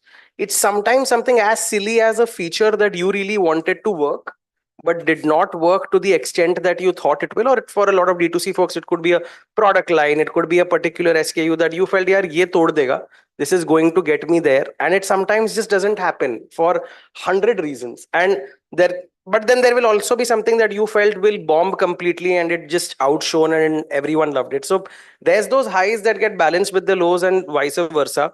But I truly believe that a company's culture starts and stops with in a lot of cases with the founder. So Paul Graham from YC recently wrote about something. Yeah. It's called the founder mode, where he said that run a company in the way that you want to run it. Don't just give it to like 10 managers to say, I won't micromanage, I won't get into this, I'll operate at a very high level. And it just spoke very clearly to me because it validates a lot of, shoulders on, just go in fully and go deep into certain things. But I truly believe that a company's culture, even for every spirit, gets started with the founder. So if you're the first one in and the last one out, that typically would mean like a 17, 18-hour workday. Yeah. And over a period of time, like I don't remember taking a holiday in the last 3.5 years. So if that happens to your life, then you have to be prepared for that journey. I mean, if you're prepared for that struggle, if you're prepared for that, then itna lonely nahi lagega. You won't feel those lows. And sometimes, like, I can't even take it back and discuss these problems with family or spouse because they won't understand that, okay, why are you, anybody would say, okay, why are you even building this then? Just relax. I think the best people sometimes to discuss this with, at least from my experience, what I found is that if you have a very good founding team, like your original founding members who are with you from your day zero, like I happen to have a lot of those folks, which very famously, right? I read about his case study at Apple once, where Steve Jobs would do a retreat with only those folks from Apple who he said are people who matter the most. And that's a very bold move, right? Like out of 1,000 people, he's taking 40 people on a retreat saying, I want to brainstorm only with these guys because they are the ones who matter. So for me, it was my founding team with whom I will debate and say that this is what I feel low about. This is what I feel is not working. It could be something as stupid as, people are not coming on time. And that could also be something that a founder would feel low about, that, yeah, discipline has gone fully off. This remote working, how do we manage with all of this? But all those are real problems which you can confide with people who you relate to.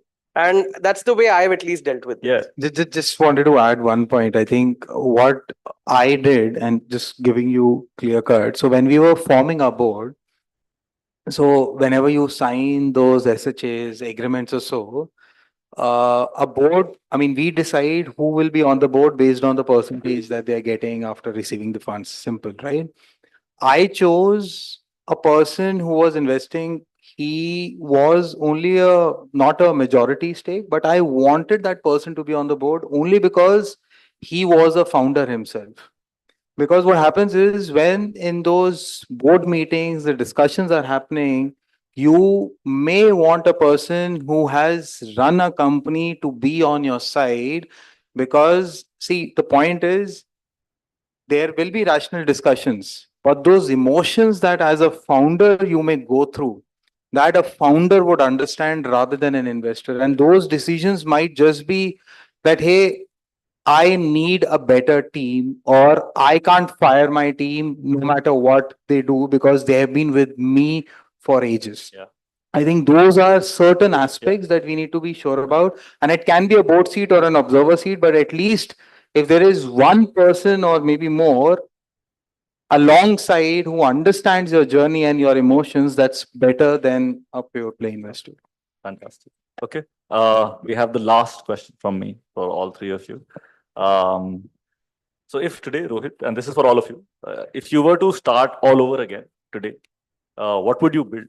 What sector? What's that hot sector where VCs are lining up outside our house and saying, "Humse paise le lo," or just something that you resonate with, right? Like you think this is the future.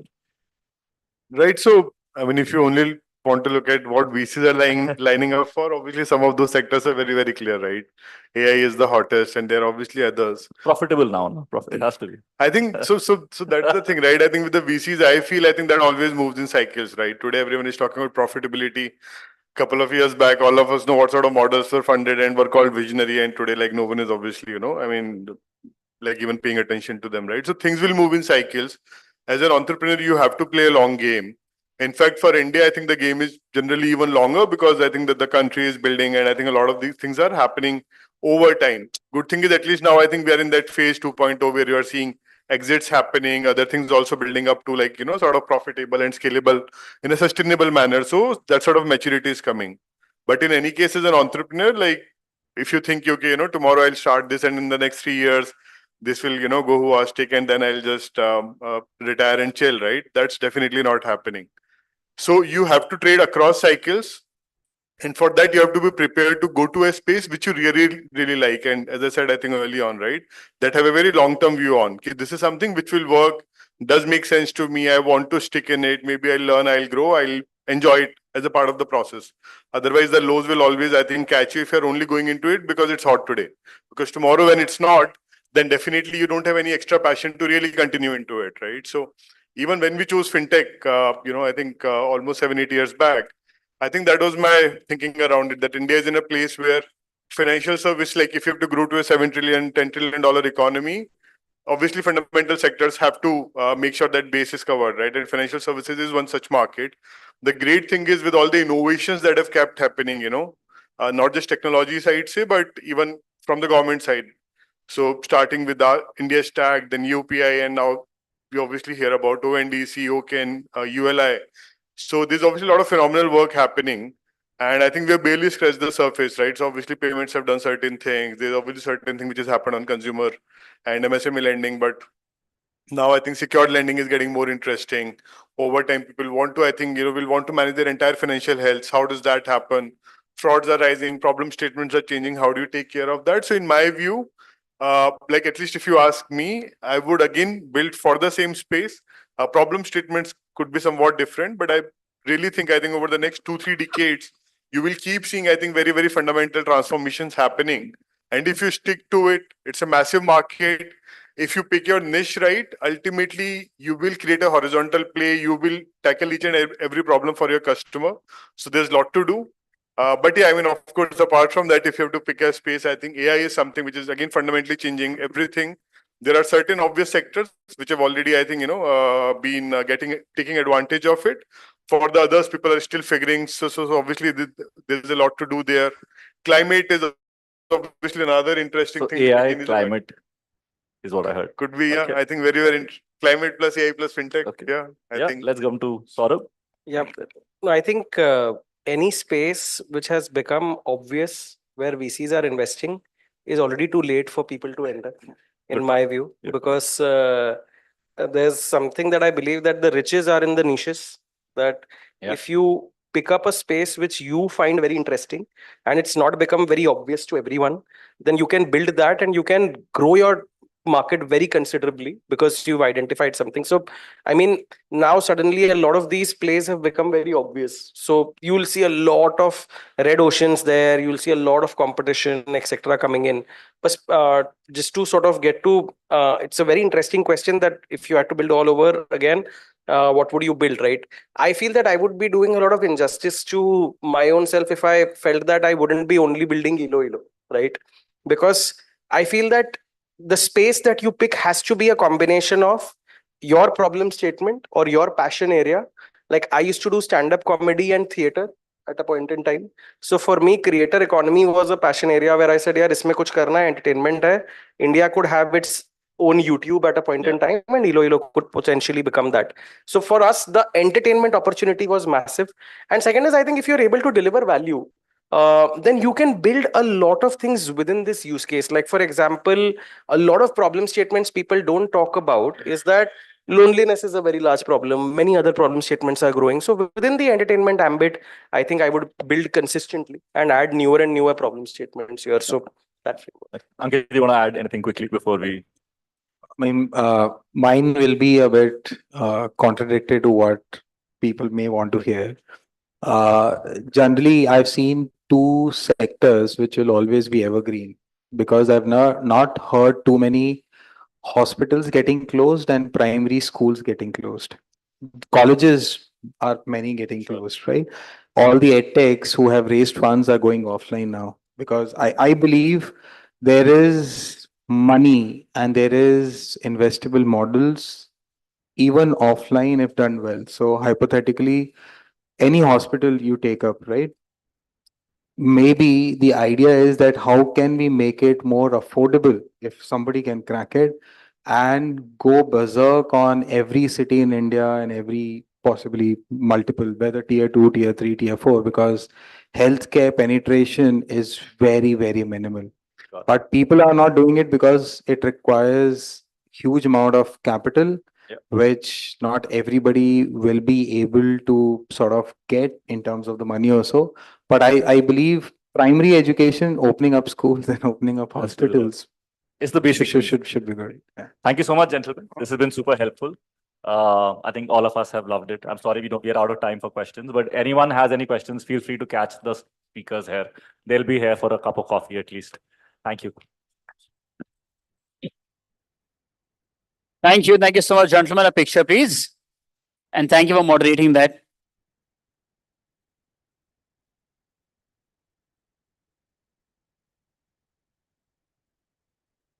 Thank you. Thank you so much. Thank you.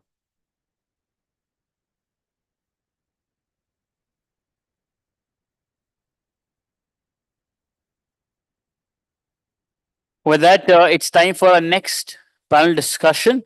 While they're setting up the stage, I shall introduce them to you. The panel first, it's on charting the deep tech horizon, investing in tomorrow's breakthroughs. And to talk about that, to share their views on the same, I shall first introduce the panelists and then we'll welcome them together. Up first is Rakshit Bhatt, co-founder of Galaxy. Joining Rakshit is Bhakta Keshwachar, co-founder of Chara Technologies. Joining them is Vishesh Rajaram, founder of Special Invest. Joining them is Mayuresh Roth, co-founder and managing partner of C Fund. Joining them is Dhanashri Mandani, founder and CEO of Salam Kisan. And this session will be chaired by Sudhir Rao, senior partner, Celesta Capital. Let's please welcome them, everybody. Though they are here, but again, of course.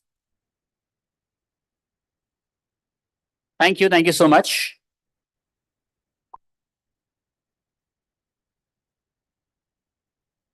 Thank you very much. Good afternoon, everybody. This session, as the word says, is Deep Tech Horizon. I am sitting with a really set of stellar people. So some of the students at the back, I mean, if you really want to look up to people, here they are. They get it. And I had to go back to Google. What is deep? So I don't know what deep means. So I said, let me just check. Then let me help myself. Gehra.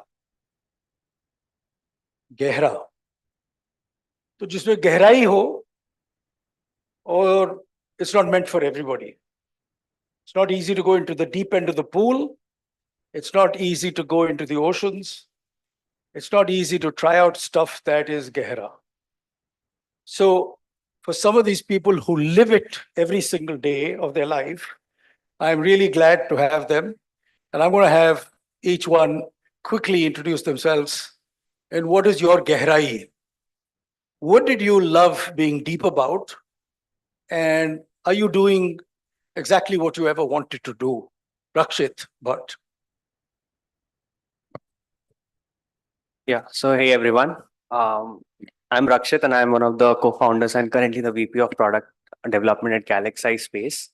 Let me give you a little bit introduction about what Galaxy is. So we are a space tech company. We are building a constellation of satellites around the Earth. And the speciality is that this constellation will have the capability to image or provide an image over any location on the Earth, a cloud-free image over any location of the Earth at any time of the day. And this kind of data is extremely critical for strengthening national security, for empowering farmers by reducing their financial risk, or fighting climate change. Did I always thought that I would be doing it? Actually, no. But coming back to the original question of what deep tech is, so I think in my opinion, it's about going to the first principles of engineering and trying to push the boundaries of innovation for technologies that are already out there, right? So rockets were already there. What SpaceX did was they went back to the first principles and tried to think that can we reuse the rockets so that we can reduce the cost of putting stuff into the orbit, right? So the technology was already out there. Just push the boundaries of that by innovating and looking at the first principles. So I think that's what I always like to do.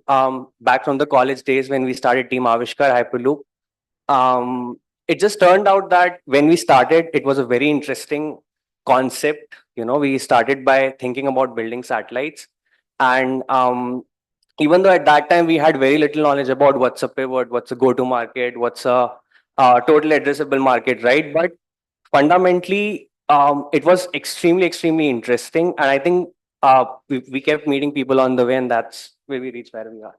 Thanks, Rakshit. Bhakta. Hi, good afternoon, everybody. My name is Bhakta. I'm the CEO and co-founder of Chara. Chara stands for motion in Sanskrit. We are building a new motor technology that does not use rare earth materials. Most of the motors we use today, high efficiency motors, they use these rare earth minerals in them, and rare earths have a bunch of problems. And the biggest one being our friendly neighbor has 90% control over the supply chain. So we are building motors and controllers without using rare earths. Just to add one more sentence to what Sudhir said about deep tech. For us, the definition of deep tech is work on a product and deploy it, and it should be the first of its kind in the world. Very simple. So when our motors get deployed in large numbers later this year, it's not only be the first in India, it will be the first in the world. This is now what I wanted to do is along the same lines. India as a country, as a society, at least for the past few decades, we have been a service-based economy. All the big companies, Infosys, Wipro, Accenture, and all that. Product companies are still rare. We always wanted to build a product that is brand new technology, deployed in India, made in India, and deployed all over the world. And that's what we're trying to do at Chara. Thanks. Could I take Dhanashree next before you, Bangladesh? We have three founders here. So I thought let them speak first because they should get the voice first. And then we have three investors. We'll each introduce ourselves as well. Hi, I'm Dhanashree, and I'm the founder and CEO of Salam Kisan and Prime Aerospace. So the reason I started Salam Kisan was for a very simple problem that I saw and something that I wanted to solve.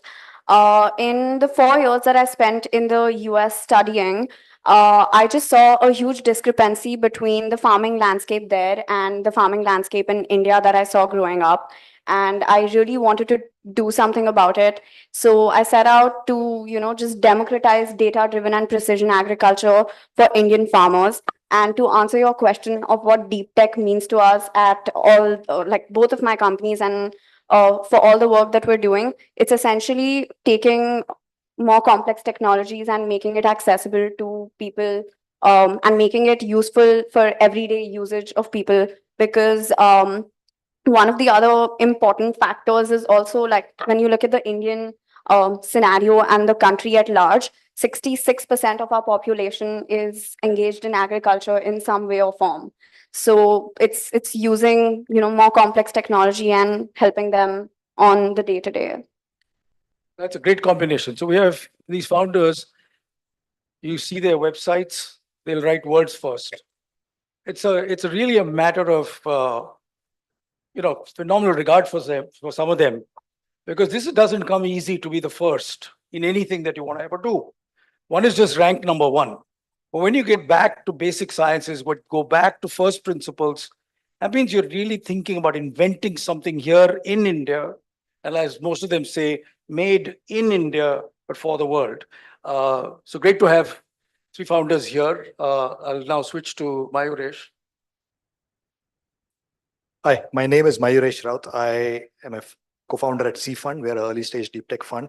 Thanks for having us here. And it's a pleasure to see some young minds trying to have a crack at really deep fundamental problems. And if you were to ask me even 5-6 years back, sitting now, if my first few investments would come in areas like semiconductors, making cells for batteries, I would have probably laughed at myself. But that's the journey we've traversed from 2017, 2018 to now. Things are absolutely brilliant, and there can't be any better times. As for me, I grew up in an India which there were constraints, and all parents goaded their kids to either do engineering or medicine. So I'm that vintage, probably a little. Some of us are. I was an engineer, did material science and engineering. My master's project, in fact, was making high temperature composites for rockets, working for the Department of Defense in the US. But ironically enough, I've not worked a single day in that industry.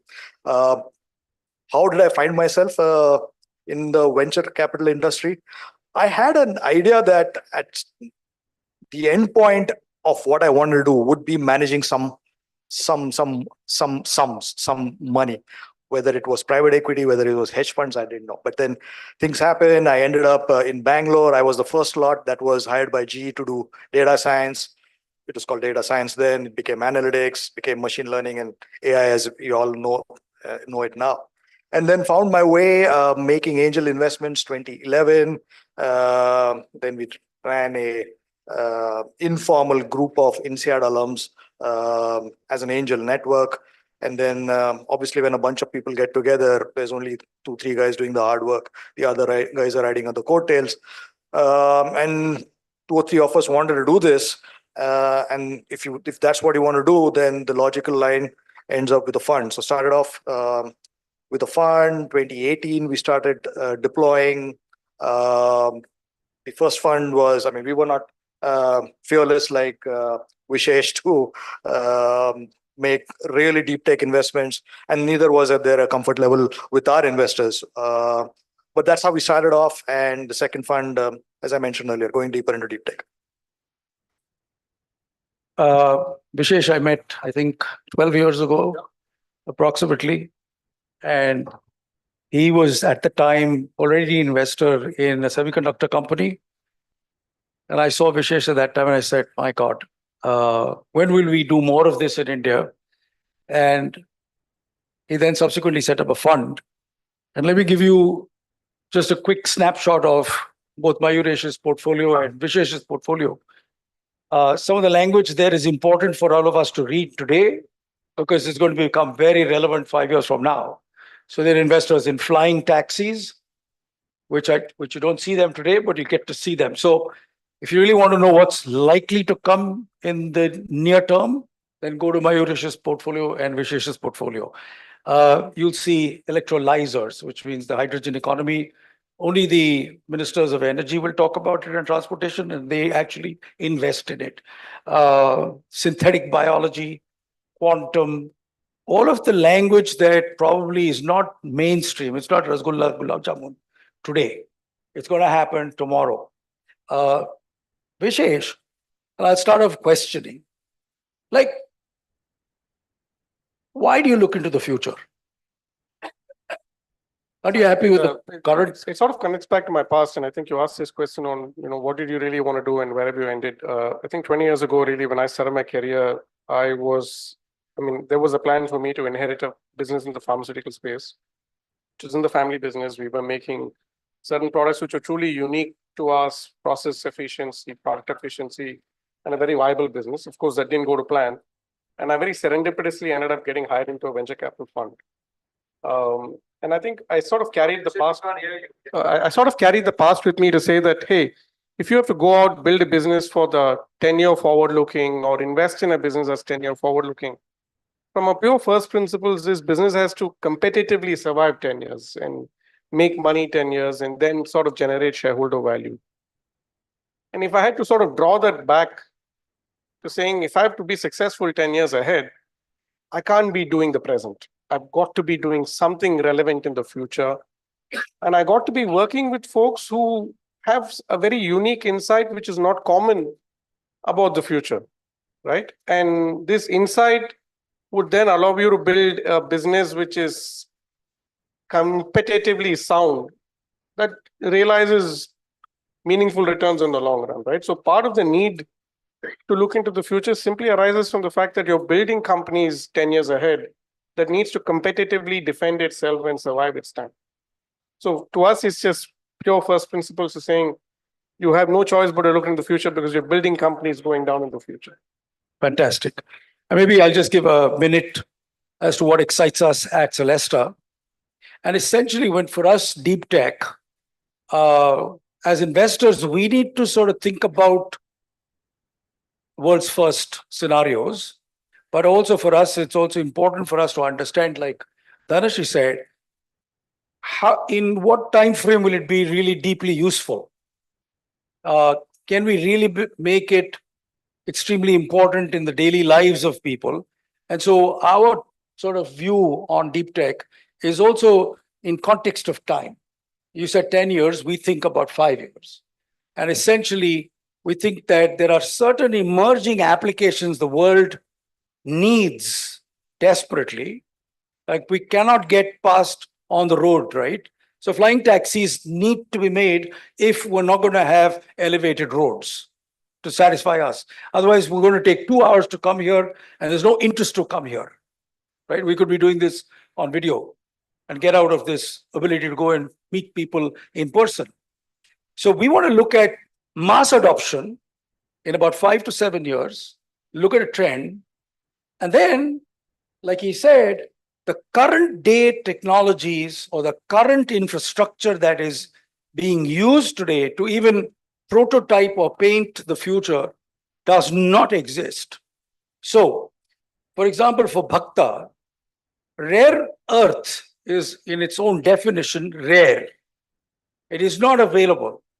It is now a geopolitical issue that a single country controls the ownership, the supply, the price of those materials, and therefore holds to ransom every intent of every one of us here to go electric.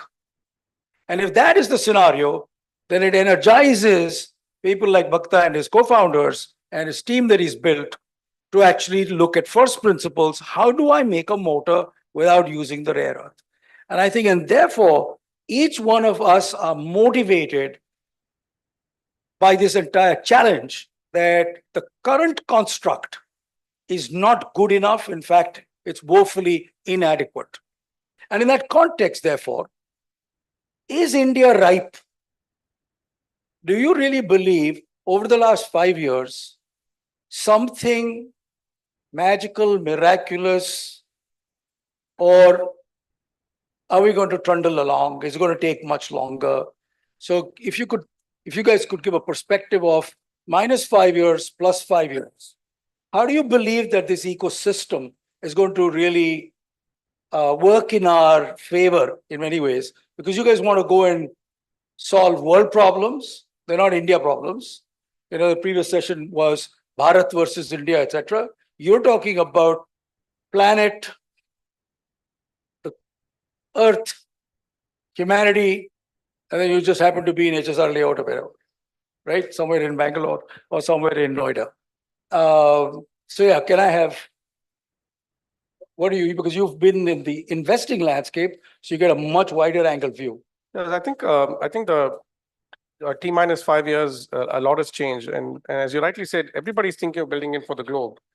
Then it becomes very important how the rest of the world perceives you as a country, as a nation that can innovate.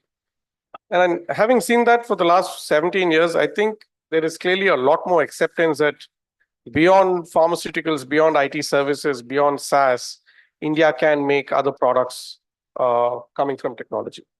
So that, and I think that sort of layered in with policy, at least giving the right sound and the right inclination to say that, hey, we are looking to improve our export share. We are looking to build incentives for building in India, building in resilience, building in reducing global dependency and all of that, right? So I think that entire theme at the top level is playing out very well. What hadn't happened as much before as what's happening now is just the participation from academia, the participation from industry, and just not having the fear of failing is really what's propelling forward for people from bottom up to innovate. Rakshit's young. When he started this, he's out of college. I mean, 15 years ago, you wouldn't find that many folks trying to get out of college to go do a startup, right? They would say, let me go do a master's in the US, let me work for Google, let me work for Flipkart.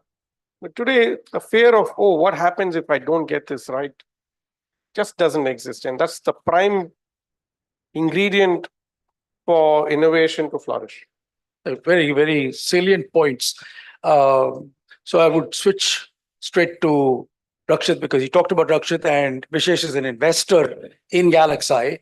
He, of course, studied graph convolution networks. And then he's doing some stuff that seeks to really think about how can eyes in the sky affect any one of us. If you see what Galaxy has been attempting to do, is really look at agriculture, look at aquaculture, looking at defense, sovereignty issues. It's a very wide spectrum. And therefore, let's go to hyperspectral. Tell us something about the engineering. And is the ecosystem going to support you? Will you really be able to be world beating in nature? And living in Bangalore, does it help you?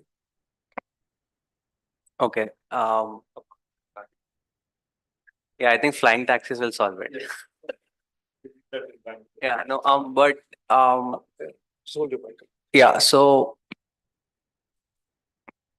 what I feel is that as Vishesh pointed out, right, I think in the last 5 years, so I feel that there are like 3 to 4 components of what it'll take for us to become successful in our specific industry. Number one is definitely the risk appetite of the founders and the investors. Number two is how much we can push the boundaries of innovation. Number three is the support and interest from the government in both in creating regulatory bodies as well as policies, because this industry is very new. It has majorly been like ISRO, Indian Space Research Organization, has been the primary body dealing with any space tech innovations in the past, right? So, and the final element is, of course, us being able to create a significant business out of whatever technology we are building, right? Because you can't build a startup or a business unless that final element is completed. So, sorry, what was the second part of your question? No, are you getting enough support? Yeah. So I think to really become world beating in nature. Yeah. So does the Indian Space Research Organization support you? Yeah, so I think regarding your initial statement as well, right, whether we are reaching the peak, I think the first element of founders and investors' risk appetite came like about 4 to 5 years ago. It was there at a very niche level, but really it has exploded in the last 4 or 5 years. Technology has also matured quite a lot for us to attempt a lot of these innovations, right? But at the end of the day, we obviously need to accelerate developments, and for that we need access to a lot of facilities that have already existed, which have already been created as a result of our super rich space history, right? And second thing is we need some policies or regulations in place, or a regulatory body in place, so that we have a proper channel to approach these government organizations in order to get access to their resources, their facilities, their knowledge, right? So there was Indian space policy that came up in 2023, and InSpace was also created as a result of it. And we have seen a lot of acceleration into these developments in the last 1 year, right? So I think technology has ripened, the risk appetite was there, and the interest and the support from the government is now being realized. And I think the final element is us being able to mix all of them and create a business out of it. And I think in the next 3 4 years we are going to see that as well. Thanks, Rakshit. I have the next question for Mayuresh. So deep tech, for us as investors, you need to have deep business and you need deep finance in addition to deep tech. So unless business, finance, and technology really come together, we don't make investment returns. And there is atrophy, because if you stretch time too much, your IRRs don't come. And therefore, in that context, do you get to see cross-functional teams early on, or do you need to build them as you go? See, let's not kid ourselves. He's an exception, but most often founders in the deep tech space have either studied or have worked in that space for a period of time. several years, maybe even decades. There might be some who come orthogonally at it and blow out all these assumptions, but they're more an exception than norm. Having said that, if most incremental innovation happens along set paths and the expectations are known, but when there are intersectional plays, that's when magic happens. That's when you have these enormous leaps, which are a direct result of diverse cultures, diverse disciplines, diverse identities working together. So absolutely, intersectional plays are something that have been historically that have enabled us to advance and leapfrog technologies, and going forward also that will be the case. Additionally, you have to understand that most fundamental achievements have always been at the cross sections of several industries. Basic research on top of that tied to applied research has always been an intersectional play. And that we are big votaries of that, and most of our portfolio also kind of justifies this kind of a line of thinking. That's great. I'll just amplify once more. So I think Vishesh brought in an important point that research and academic support is now, I think we haven't seen this, at least I haven't seen it for the last 40 years, in the level of support and effort that professors are making at our leading institutes of various institutes. I would say whether it is in biotechnology or whether it's in space or IIT Madras, IIT Delhi, Kanpur, wherever, right? So that's one big point. Academic depth, where the research would have begun 20 years ago and is sort of now manifesting itself into application layers, you're saying that's available. The second, Rakshit brought out, is that the government and the government agencies that often in most countries would be the early investors in research beyond the academic zone, all the support, the grants, that each country must build its own intellectual property. It must have its own sovereignty over what is relevant for itself, whether it's materials, whether it is certain products, or for its own, literally, for its own defense capacity. And so the government has extended its armory, whether it's from ISRO or whether it is Department of Defense, the DRDO, all the labs are now open to early stage companies like ourselves to come, embrace it, and take it to market. Is that fair to say? So 2 points that are coming through right now, and I wasn't there 30 years ago. It's in greater momentum today. And therefore, let me ask you, Dhanashree.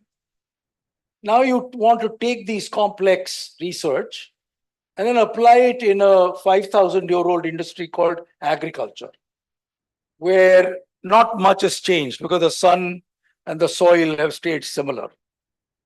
And you're trying to actually switch the track with precision agriculture, and you're trying to deploy all kinds of technology.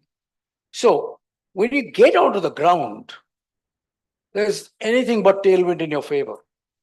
Yeah? So the tailwind is probably technology, but the headwind is us as humanity. Do you give us your views on this? And how are you going about that combat? So a couple things here.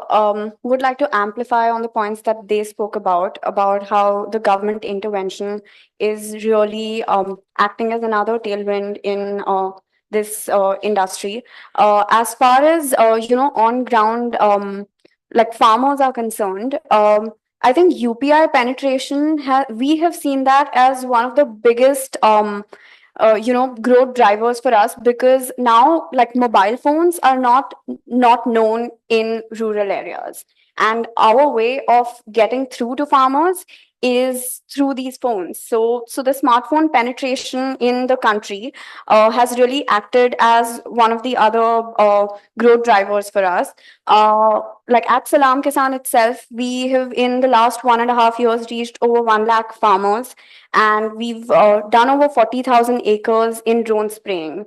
So this was all in a year, and this is all because there is that high tech adoption that we are seeing And there is a very high level of educational change and transformation that we are seeing also from the government incentivization of various things.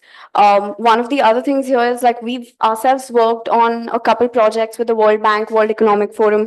So there's a lot of investment that's been, pushed into precision agriculture, into drone technology, into the agriculture ecosystem of the country. So all of these are acting as very big factors in pushing it with farmers. Everybody talks about deep tech needs patient capital. Vishesh, do you find patient founders? I think the ones we work with. Because we are in the era of quick commerce. Yeah. We want things done in 10 minutes. These things take 10 years. I think it sort of eludes, I think, a part of what the point he made as well. Many of them actually come from having spent a lot of time in this sector. And I think we also make it a point to let them know that this whole world of entrepreneurship, as much as it's made very glamorous by various people, is actually a very painful and long winding journey. And more often than not, as long as you're motivated by the cause, oftentimes financial returns are just byproducts. So I think we try and make sure we have these conversations enough, as much as we can, even in the open, so that people really know that they're in this for a very long haul. I mean, if you're exiting in 3 to 5 years, you have to consider yourself very lucky. Most cases, you're building this for a decade, 2 decades as well. Yeah. And therefore, in that context, Bhakta, you've done a startup before, sold it. It was a fast-paced, widespread play that you did in EasyTap, right? And now, the question to people in deep tech is, what sort of metrics do you measure yourself with in this long period of build? But deep tech takes time to build. And in that build period, you need patience. And then you have this external factor of various investors and the whole market is waiting or whatever it is. But your own internal metrics, could you tell us, as there are other founders over here, because we don't have revenue, we don't have LTV, we don't have all this CAC, and you got all this language that commerce uses. But you're nowhere near the word commerce when you started out. You have a hope, and you have to have some metrics. Is it milestones? So when you use the word deep, like how do you drive those metrics? And I'll ask Rakshit also the same question, because sometimes it's only engineering metrics. And so how do you satisfy yourself that you can celebrate a cake can be cut on the shop floor or in the R&D lab, that, whoa, man, we got it. But actually there's no dollars at the door. Yeah, I'm laughing because that's the toughest part of doing a deep tech startup, a company. So another definition of deep tech is you're about 5 years from a product market fit and another couple of years to any meaningful revenue. So it's a long haul. And we need patient founders first, more than patient capital. The metrics is a very hard one for us when we go and talk to investors. How do we measure ourselves against? The existing metrics. They talk something like CAC. I didn't know what a CAC was till I started EasyTap. Things like that. EasyTap was a different story. It was more on the mainline kind of startups. What we are doing now is completely different. The risk is very high. So the metrics at a higher level, we still go by the same startup principle. Are you solving a real problem? Are you solving the 1 billion problem or the 100 billion problem or some other larger number problem? And the only metric, if we can call it so, is the customer interest. Are customers ready to accept this new technology and deploy it. I think that is pretty much the only metric we can go with for the first several years. We can always define what we call as engineering milestones and measure ourselves against it, especially in the first 2 to 3 years, where it is deep engineering. And then slowly the customer interest shows up, and the customer interest, then it's easily measurable. You have an MOU, you have a paid pilot or an unpaid pilot, and then slowly the initial orders. So in some sense, Sudhir, it's the same metrics, but it's just shifted by half a decade. That's what we are at. So we are a 4.5, 5-year-old company, depending on how we measure it. We're roughly a 4.5-year-old company. Only this year, we finally got our first purchase orders from several companies, and we are now deploying it. So from now on, it will be the usual metrics. We'll have to struggle with those. But the first 5 years, I think we depend on engineering metrics, and of course, we have to sell a dream and a story. As an accountant, and I'm just an accountant, there is chara in the balance sheet. Yes. There's no chara in the P&L. Yes. And so you'll have metrics for the balance sheet shift. Yeah. And often, unfortunately, that's also an intangible balance sheet because there's no dollars and cents either on that. Yeah. So it's quite fascinating. Even now, just take 30 seconds. Even like last month when I was talking to somebody and he said, how the heck did you raise so much money with zero revenue? But that also reflects on the other side of the table, which is the investors.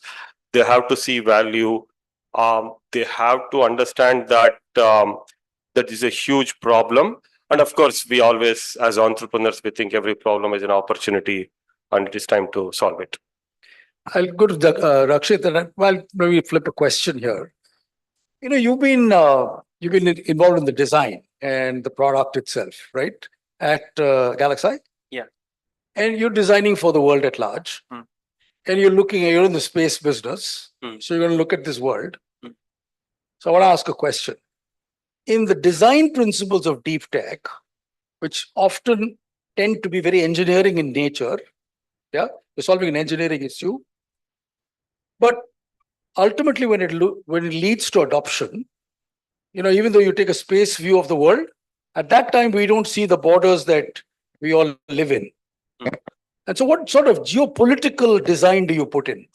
That when you want to observe the Middle East versus the Southeast versus China, and there's another pair of eyes upstairs looking at China versus Pakistan versus India, does design make a big difference in the way you think about geopolitical design?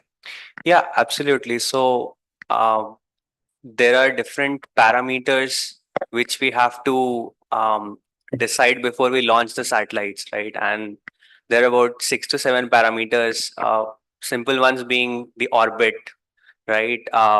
You can have, considering at what altitude your satellite is, you can have LEO, low Earth orbits, middle Earth orbits, or geostationary orbits, right? And then based on what angle of inclination that you have with respect to the equator, you can have sun synchronous, you can have, right, all those things. So depending upon what geography do you want to map and how frequently do you want to map it? Like how frequently is another question, right? What is a revisit, whether it's once a week, once every day, right? Those parameters keep changing. So it has to be very balanced. So we need to understand our customers in very much depth. How do they use the data? Where do they use the data? How often do they require the data? How will this requirement evolve? And based on that assumption, we try to create a very balanced set of constellation that can maybe, let's say, map India every single day. Let's say India, US, Australia, China, Pakistan every single day. But then let's say Russia, like once every 3 days. Those kind of things we do. Thanks a lot. We have 60 seconds each. The time clock is good. But paint the future, Mayuresh. What do you see 5 to 10 years from now? What should we be working on today if we're to be successful 5 to 10 years from today? I think, well, if I had a crystal ball, then I would know how to get those unicorns in my portfolio, right? I don't. But we can kind of look back at how the past has uh, happened and draw some kind of a line and then maybe throw in some magnitudes of approximation as to where it could go. Some what you need to align with is what is happening at the regional, the local, the national, and the geopolitical level, and also look at what the polity is giving the focus on. So if you look at what the Indian government has done, they've systematically gone down and knocked down the 3, 4 big items which had the biggest forex outflow, which is energy, defense, electronics. They've thrown their might behind space. So that's what's happening in the Indian context. And there's obviously the big 800-pound gorilla that is sitting and waiting to blow apart all our assumptions, which is AI. Yes, we will have flying taxis. We will have space stations. We will have manufacturing that will move into space. We will have personalized medication. We will have wearables that will enable doctors to track everything before it happens. So the huge burden that is going on insurance, healthcare, is the hope is it'll come down dramatically, because instead of treating a disease after it happens, we will be in a position to mitigate and even avoid most of these use cases. I mean, you can let your dreams run wild, but that is how the future will pan out. One thing. Don't ask me when it will happen, though. Darshi, one thing you'd bet on within your own area. I'm betting on the use of Gen AI for farming. Like 5 years to 10 years from now, it's going to be widespread. Great. In fact, maybe even sooner. Rakshit, other than space.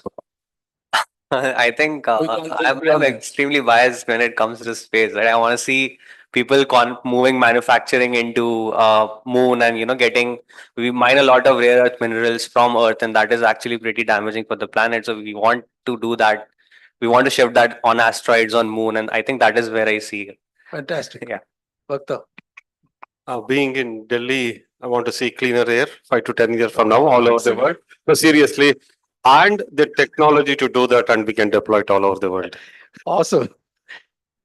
Vishesh. I think if we just have to survive longer, there are two things that matter to me. One is, how do you solve for energy?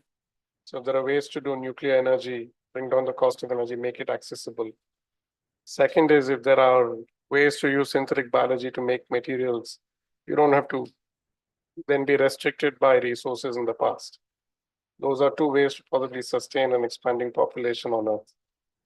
Fantastic. But let me just say that for me personally, if you've got to achieve that, what's written on top, just surround yourself with breakthrough talent. Thanks a lot to each one of you. You've made this panel engaging, exciting, and I do hope you guys enjoyed yourselves. Thank you. Thank you very much. Thank you. Thank you so much, ma'am and all the gents. And of course, to these who are moderating that, thank you. A picture, please. In the front, please.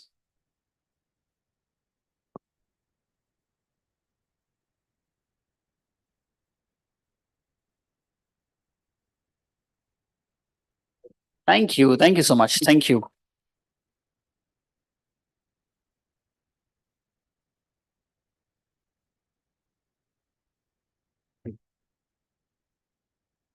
And with that, we now move towards our last panel discussion for the day, which is, it seems quite fun. This is funding gets creative.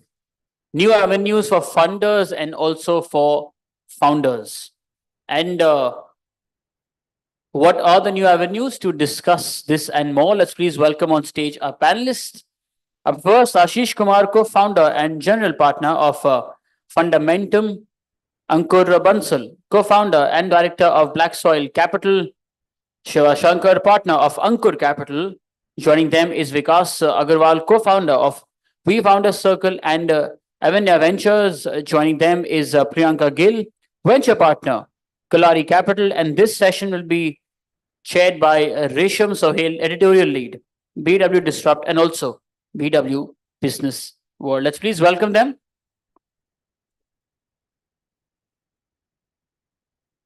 Thank you. Thank you so Resham, much, Aditya. the timer, and all the best. And the screen already says. No, time's up. we'll, of course. So Resham's the planner for today. All in your hand. All the best. Thank you so much, Aditya. This was the panel I was looking forward to. So far, we have listened to a lot of startup founders, a few of investors, but this is a panel where we're speaking to a lot of speakers, which are investors. We have angel investor, we have VCs, we have somebody who is working into the debt space. We also saw the big announcement coming in, Caspian Debt and Black Soil also. We'll talk deeper into that. But starting with what has happened last year and what we are seeing in 2024. In 2023, that was a year very harsh that left startups craving, starving for funding. It was expected in end of 2023 that the environment will get better in the second half of 2024. We have seen the rise in VC funding that has happened in startups in India, 42% rise in Jan to July when we compare it with the last year. And also, there is a trend that says there is a consistent or let's say a muted or a flat growth when we see at early stage startup investing. But there is a rise in growth stage capital. Now, given this background, the reason why I'm saying all of this or sharing all of this is I want to understand in your opening remarks, panelists, how are you reading these developments? And more so, stress upon how have things changed in 2024. We all know that 2023 year was a very hard one. We have seen the funding crunch, funding winter. We have seen many thousands of startups shut down. What's happening in 2024? And also, in short question, is the funding winter gone away, or are we now in summer, now in spring? Priyanka, I mean, lady on the panel, we start with you. Hi, how are you reading these developments? In your view, how has the approach of investment, given the trend that we are seeing a mature approach from entrepreneurs and founders lens as well towards funding. And of course, investors are more meticulous, more vigilant in terms of giving valuations, in terms of giving funding. How are you reading these developments? And as expected, that things will be better in the second half. I mean, is that the thing that's happening right now? Hi, good afternoon, everyone. Thanks for that. I think it's very important to understand the context within which this question is being placed, right? So the so-called funding winter was preceded by a funding bonanza that all of us, of course, partook of, and which was a reaction to a black swan event, which was the COVID-19 situation, right? So if you look at it, COVID-19 happened, the whole kind of world shut down for a few years. Then came exuberance, right? When funding shot up, arguably valuations were irrational at that point. And then came a reaction to that, which was a so-called funding winter. And now here we are today. So if you were to take kind of the black swan events out of the system, I think where we are now is a return to normality, right? And what we're also seeing is a return to rationality. So the overblown numbers that in terms of money being given or the valuations being given, that is now a thing of the past. The expectation that kind of entrepreneurs may have had that, hey, on the back of an envelope, I'm just going to raise a crazy amount of money, that is definitely a thing of the past now. And even for investors, I think when I put my investors hat on, we're looking at entrepreneurs and Kalari Capital, we are an early stage fund. We're looking for entrepreneurs who can build interesting, innovative tech-led ideas that can scale, but they can do so in a responsible fashion. And they can do so with a view to building for the future. Two things there. One, you talked about valuation, and of course, we have seen inflated valuation, and hence the governance ruckus happened. Two things. So we'll talk deeper into the how you founder and investor both can look into governance. And second point there, You mentioned about early stage startups. What's happening there? We'll come back to you. Now I'm coming to you, Ankur. How are you seeing the developments? And also with that, when we say that we are going back to normalcy, we are now least expected to see the number of unicorns we have seen in 2022. Would you agree that we are seeing the startup buzz, so-called, going away from India? So yeah, no, startup buzz is not going anywhere. I think there is still a lot of excitement in the serious players that are on in the business. So my background was in the public markets when I started my career. So what we are seeing today is like a very different era where public markets are way ahead on fundamentals and private markets are extremely reasonable.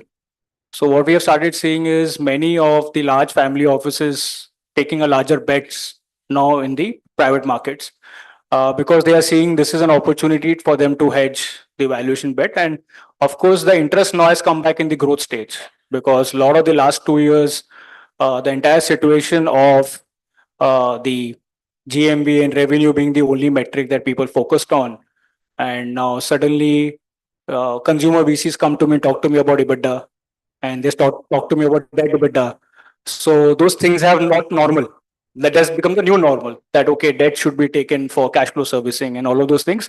Never, because balance sheet was never a concept for most of the VCs, right? So, but those things have changed. So these are the good developments that have happened, and we hope that remains in the future because as lenders, we like to see a lot more. I would say cautious optimism in the businesses that are being built out with growth. But ultimately, the action is now going on the side of growth again. People have fixed their businesses, and those who have not been able to fix their businesses are again anyway struggling. So it's still a large portfolio out there. There is still a lot of companies that need to correct either on the valuations, business model corrections, and bill corrections have happened. Today, very rarely we see businesses which are high burn in nature and want to continue that way, or at least the path to profitability is a lot more tangible. So back in the day, 3 years ago, it used to be a slide back in the annexure in FY28 or FY29 EBITDA breakeven. Now it is the front page thing. So they start with EBITDA breakeven. Even in an early stage company, they talk about that. So that is the buzzword. Startup funding has been replaced by that. I can see the agreement with what Priyanka said. We'll come back to you in the second round talking about what's the size of AUM you're looking at collectively when you talked about the merger 2 days ago. Coming to you, Ashish, he talked about how domestic capital focusing. I mean, I want to focus on domestic capital. What would be your advice? There are reports that says 85% of capital that have been invested in startups have come from foreign. And this is the number data which kind of disheartens me because we know that India as a country has a lot of dry powder, right? Categorized into micro VCs, VCs, angel investors, family offices, AIFs, many other. What would be your advice, your suggestion to the ecosystem? How can we see much more movement for domestic capital? What would you say?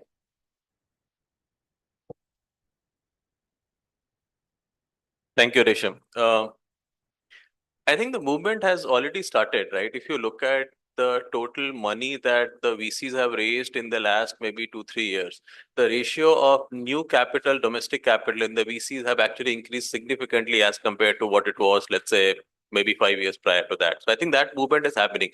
And I'll say maybe there are 2 or 3 things that are happening, which is kind of contributing to that. Number one, which is in general, Indian family offices, Indian institutions are more familiar with the concept of startups better. They have seen some wealth being created. So there is just general more awareness there.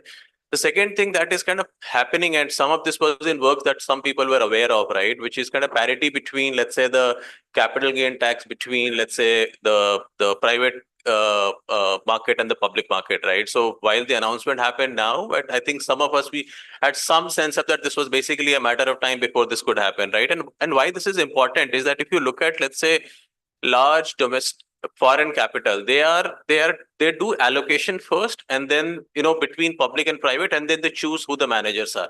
Whereas if you look at typically India, they will basically choose where am I gonna get the best return on my capital, and then they will look at allocation. So which is why this change in the taxation is probably does not have so much implication to the overseas capital, but this will have significant more implication to the domestic capital. But I think why this was 85%, I will not necessarily be very disheartened. In fact, I would anticipate this number to, in terms of the absolute number, to be high, primarily because if you look at the venture ecosystem in India, technology ecosystem in India, truly started maybe 15 years back or so. And this is at that point of time, the kind of companies that we used to create in technology world and in public market, right, were very different. That very big decoupling, right? And this was largely inspired, impressed, and influenced by what was happening, let's say, in the West, right? US, Canada, so on and so forth, right? Now it's very natural, and the managers were also people who really had studied there, had seen ecosystem there, and they came back and they were actually trying to do this. It's very natural for them to fund those businesses which looked like an American company, right? We kind of learned over a period of time that that's not maybe how exactly it will work. So there is Indianization of that that is starting to happen. You know, if you look at many of the companies which have started in the last 3, 4, 5 years, and we can probably talk about examples over a period of time here, is that I don't think you will be able to find equivalents of those in the US or Canada or Europe anymore, right? So I think a lot of that has started to happen. I think, my sense is that next 5 years, if the last 5 years, the number was 85%, my sense is this number will probably drop to 70 to 75% with the total market actually going up. Can you give a wild number to how much dry powder do we have in India in terms of capital? I don't have the numbers, first-hand information, but I think if you look at the total VC capital, my guess will be truly capital that has to be deployed in the next 2 to 3 years should be close to $40 to $50 billion from the VC side. That's huge. That's aspirational. Let's see. Coming to you, Shiva. He mentioned about you. I mean, the conversation we heard about valuations. Now, in 2022, we have seen the largest amount of unicorns, right? In 2024, so far, we have 5. How are we looking at this? We know that there has been a market correction in the last year, but are we not seeing unicorns anymore in this year? And if, second part of this, if you were to give a milestone, place a milestone in to replace the unicorn, which is more realistic, which is as Ankur said, more on the face of it, keeping profitability on the first page, EBITDA on the first page, what would it be, and what metrics for that? So I'm not going to comment how many incremental we're going to have priced in, but I think the targets for the industry should be, you're seeing the compounding from current basis of where you are. Like Priyanka also called out, 2021 was this anomaly for what you saw as number of companies and the quantum of capital that was there. We are in a good base to be building on. India has a very strong foundation of capital flowing in globally for the reasons that the other panelists have also called out. So we will definitely be growing and compounding from here. And that should be the aspiration of saying whether you get to the specific valuation of $1 billion, I think that's less significant because that's anyways a private valuation. Currently, based on how public markets seem, they seem more flexible to look at models that they were waiting on earlier as well. So if those companies end up going and get that valuation in the public market, that is absolutely no harm in it. It's actually a positive thing for the industry. So it's a question of saying how many companies we get that kind of continue to compound into here. And I don't think we need to worry about whether we refocus it on a revenue base. That's a flexible way that we look at it. But it's even if we're looking at the unicorn metric, it's 5 and we have to compound from here. The anomaly of what 2021 numbers were, I don't think should be something that we're factoring in our math. That's well explained, but I'm still looking for a milestone that you would give out. Milestone or a metric that one startup or a founder should look at. The startup should be building for, I think what Ankur said was right. You need to build so that how you're building for long-term profitability to compound in the business. That's the way to think about it. And that's how even from an early stage, we are trying to engage and understand from the founders of, as we are looking at it, it's not about saying, can you get from our side being a seed Series A, pre-Series A investor, will you be able to get a Series A, Series B? It is, are you being able to see these long-term trajectories play out? What is the proof point you need to get to by which this funding can really get you to from a deep tech base? Because there you may still need incremental capital. You can't get to profitability because there's a significant product development side. But once you get to that proof point, is it clear that what the long-term business model you're building for is? And as long as that's something that can compound for decades, you will see yourself building in a very strong base. He's still being on the safer side. I appreciate. Ankur couldn't stop. Ankur, you would like to add to it? I was thinking on ask this question to Priyanka. You Closest to that, what it means to be a unicorn. I can take a stab at it. Please. Yeah, so see, I think it's a very tricky question to answer for the reason that no size fits all, right? But I'll tell you what I have seen in the ecosystem. There are two types of kind of entrepreneurs, right? So one is, who basically have a let's say a more secular risk reward appetite, right? So they do not want to take a Boolean risk, because ultimately in a business, what happens in a startup, you could work for 10 years and then figure out that, hey, you could either be a billionaire or you could basically effectively have nothing, right? So I think from that perspective, if you, and both are a great businesses, right? As a venture capital, I definitely would want a lot of people actually to take that Boolean risk, because these companies create very, very large value in case they succeed, right? Which is great for people like me. But if you are, let's say, in the second category, which is in a more secular risk reward, I would say that optimize for profitability in a 5 year of, existence, right? So you raise maybe 1 or 2 rounds and then get into a stage where you effectively manage growth with both private and public capital. That's basically one way to think about it. The second is, and which is when, like what Ankur is talking about, think about debt, venture debt, think about other, types of capital. But when you're looking at, let's say, the first category, which is like really very, very large businesses, I will say just optimize on two things. Number one, strength of value proposition, and second is market share, right? If you have to continue doing that, right, I can tell you that there will always be investors who will effectively back you, right? Because as long as they see that you could become very, very, very, very large, there are bets that, and there are hundreds of millions of dollars of bets that one has to be taken. Perfect. Well explained. I mean, I was looking for this. So yeah, Ashish made up for you. Now I'm coming to you, Vikas. Tell me, how do you look at the phenomena when people say that too much easy capital in early stage would harm the trajectory of growth for early stage startups? And the second part of it, how are you looking at some of the sectors that are expected great growth in coming 2 years, or let's say 12 months? So I'll just add up to first earlier two questions. I have some data just to add out. So people talk about India and all the money. Let's understand, first 50 years, we were a cash economy. There was hardly any investments happening in equity. If you talk to my father कि mutual fund में पैसा डाला, हमारी life में कोई mutual fund नहीं आज तक. In that sense, and that's how India has grown up. And we keep comparing with US and Europe. That's a very different shift that we have done. Government has been trying for 10 years. Mutual fund सही है. कितने लोग का mutual fund है? It's 3.5% of Indian population. Against the average median of 30% worldwide. Just to add to it, we have come this far that we are seeing startup IPOs happening and a lot of people investing into that. So we'll cover that bit with Priyanka too.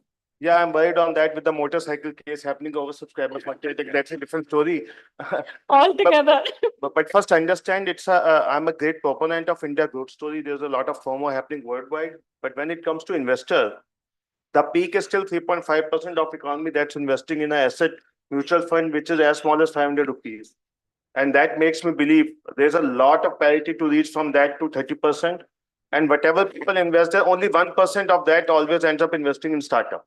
Let's be very clear to that. पूरे India में कितना investor होगा startup में? I am not able to add more than 2 lakh people, to be fair, who may be LPs or who may be angels. Only 2 lakh in a population of 140 crore. How much more do we need? How much more we do need? 1000x. That's a minima. And when we talk about future, when we talk about competition, I say that market creation का time है. 10 साल सब लोग लग जाओ. Market create करते रहो, अभी competition कहाँ पे आ गया? मतलब अभी तो पैसे की इतनी requirement है. So that's one thing I just want to put as a way forward, where I'm very, very positive for India as a growth story. Secondly, when we talk winter, and I would like to connect to Ashish on his thoughts, and he's right. Winter is not about lack of money with investors. जो कमा रहा है वो तो कमा ही रहा है, उसको invest करना है. Just like which asset class you want to invest in. My own portfolio in PMS gave me a 90% return annualized on last quarter. And as a VC fund, we are committing हम 24 से 30% देंगे, ये देंगे. Bullshit, no investor is ready to invest in any of the VCs or any of the startup, simply because other asset class is doing good. So it's not about lack of money. It's about which asset class I want to get into. And anytime winter comes, there's a lot of money that used to come from Dubai or Singapore or even Japan. They just seize it because it divests into some other asset class. कमाने वाले की कमाई नहीं कम हो जाती, पैसे वाले का पैसे नहीं कम हो जाता. They just define. So that's how I see winter. Today, India has a great winter for VC funds, I would say, because equity is doing bullishly well for the last 5 years. And I worry all the Gen Z kids who have started investing since 2019, post-COVID and all that. उन्होंने तो कोई drop ही नहीं देखा हुआ. उन्हें यही नहीं पता मार्केट करेक्शन कब होती है. One single day of exit poll and Modi and all that happened, and people were all over the place कि पता नहीं क्या हो गया. So that worries me, and that also excites me as an opportunity. So yes, these are two top numbers if I talk in that sense. Your second question was which industries? Sectors, yeah. I am bullish about health, education, and defense. These are the sectors जहाँ Indian सबसे ज़्यादा पैसे खर्चते हैं. Investors VC करे या नहीं करे. Are you sure about the EdTech? I'm not sure about EdTech. I'm sure about education. It will come from EdTech or it will come from manual. It will come from किताबें छाप के होगा. I don't know what way it happens. COVID में सिर्फ mobile phone इसलिए बिके क्योंकि बच्चों को पढ़ाना था. मोबाइल फोन को वीडियो गेम्स के लिए नहीं लिया. You keep reading stories from a rickshaw वाले ने अपने 5,000 का and all that. And if you see last 10 years, thanks to a Jio giving almost free internet, thanks to smartphones, everybody has, even at a 5,000 rupee, which is not even $100 at price point which we are sitting. I think that has boosted a lot in terms of where education goes. So I'm coming back from education, but these three sectors perennially खर्च होना इस पे, growth होती जाएगी. अभी कितने लोग India में पोस्ट ग्रेजुएशन ही करते हैं? 0.5% of population, if I can add up. अभी तो tip of the tail पे बैठे हुए हैं, and that's still better than US by the way, even on those numbers. बहुत कुछ पढ़ा है. If somebody goes into primary education, somebody goes into non-CBSE education, you will start covering 80% India, and that's a lot of info. So a lot of heads with. I'm not a great proponent, sorry, personally, AI से क्या होने वाला है, ये क्या? These are enablers. These are not industry, these are not sector. जैसे हर आदमी Excel use करता है, जैसे हर आदमी calculator use करता है, हर आदमी computer, हर आदमी यही करेगा. That's a tool. In which sectors? For me, it's defense, education, and health, which is a perennial requirement. Great. Priyanka, I'm coming to you. Now, tell me how you're looking India's growth story when we talk about IPOs. We have seen many startup IPOs coming in. We also seen some muted response. Why has that happened? One. Point number two is this appetite for IPO for startups healthy? How are you looking at this? What would be the long-term impact? See, firstly, thank the Lord that IPOs are coming. For the longest time, and the venture industry is, Kalari is 16 years old. We were one of the first funds that started when money came back from the US after having successfully exited two of our companies. For the first half of it, IPOs used to be that shiny, magical thing, jo kabhi hoega, right? We had seen the Make My Trip IPO, and Deep Kalar was and is God because he had actually done it successfully, and that too in the US. And when I was an early stage founder, I don't even think my initial decks even had that dream ki hum IPO karenge, right? These days, entrepreneurs flip the word IPO out, jaise, change hota hai, which is amazing, right? Which is only happening because they've seen IPOs happen. And I take your point, some work, some don't work. That is the market, right? But I think for in the venture capital industry, in the private equity industry, of course, being able to see exits for LPs, that's a great sign, right? So that is there. IPOs are a good thing. They unlock capital. They give liquidity to investors and to the entrepreneur. Now, I think what we'll see is companies are beginning to recognize what is the makings of a good IPO, what are the fundamentals and the practices you need to put in advance while you're entering the IPO process. I think that process is getting more and more clear to entrepreneurs. And folks are looking really long ahead. Like this is 3-year prep at least that you get into when you are even considering the fact of an IPO. All of these are very healthy mechanics and signs that are happening to the industry. It's a sign of an industry coming of age. And just to your point about sectors, like India is kind of looking at deep tech in a very serious way. Like when was there a time when entrepreneurs could convincingly say that I'm going to build a deep tech company? Chara was here, right? In space, all of those. So the exciting sectors that are coming up.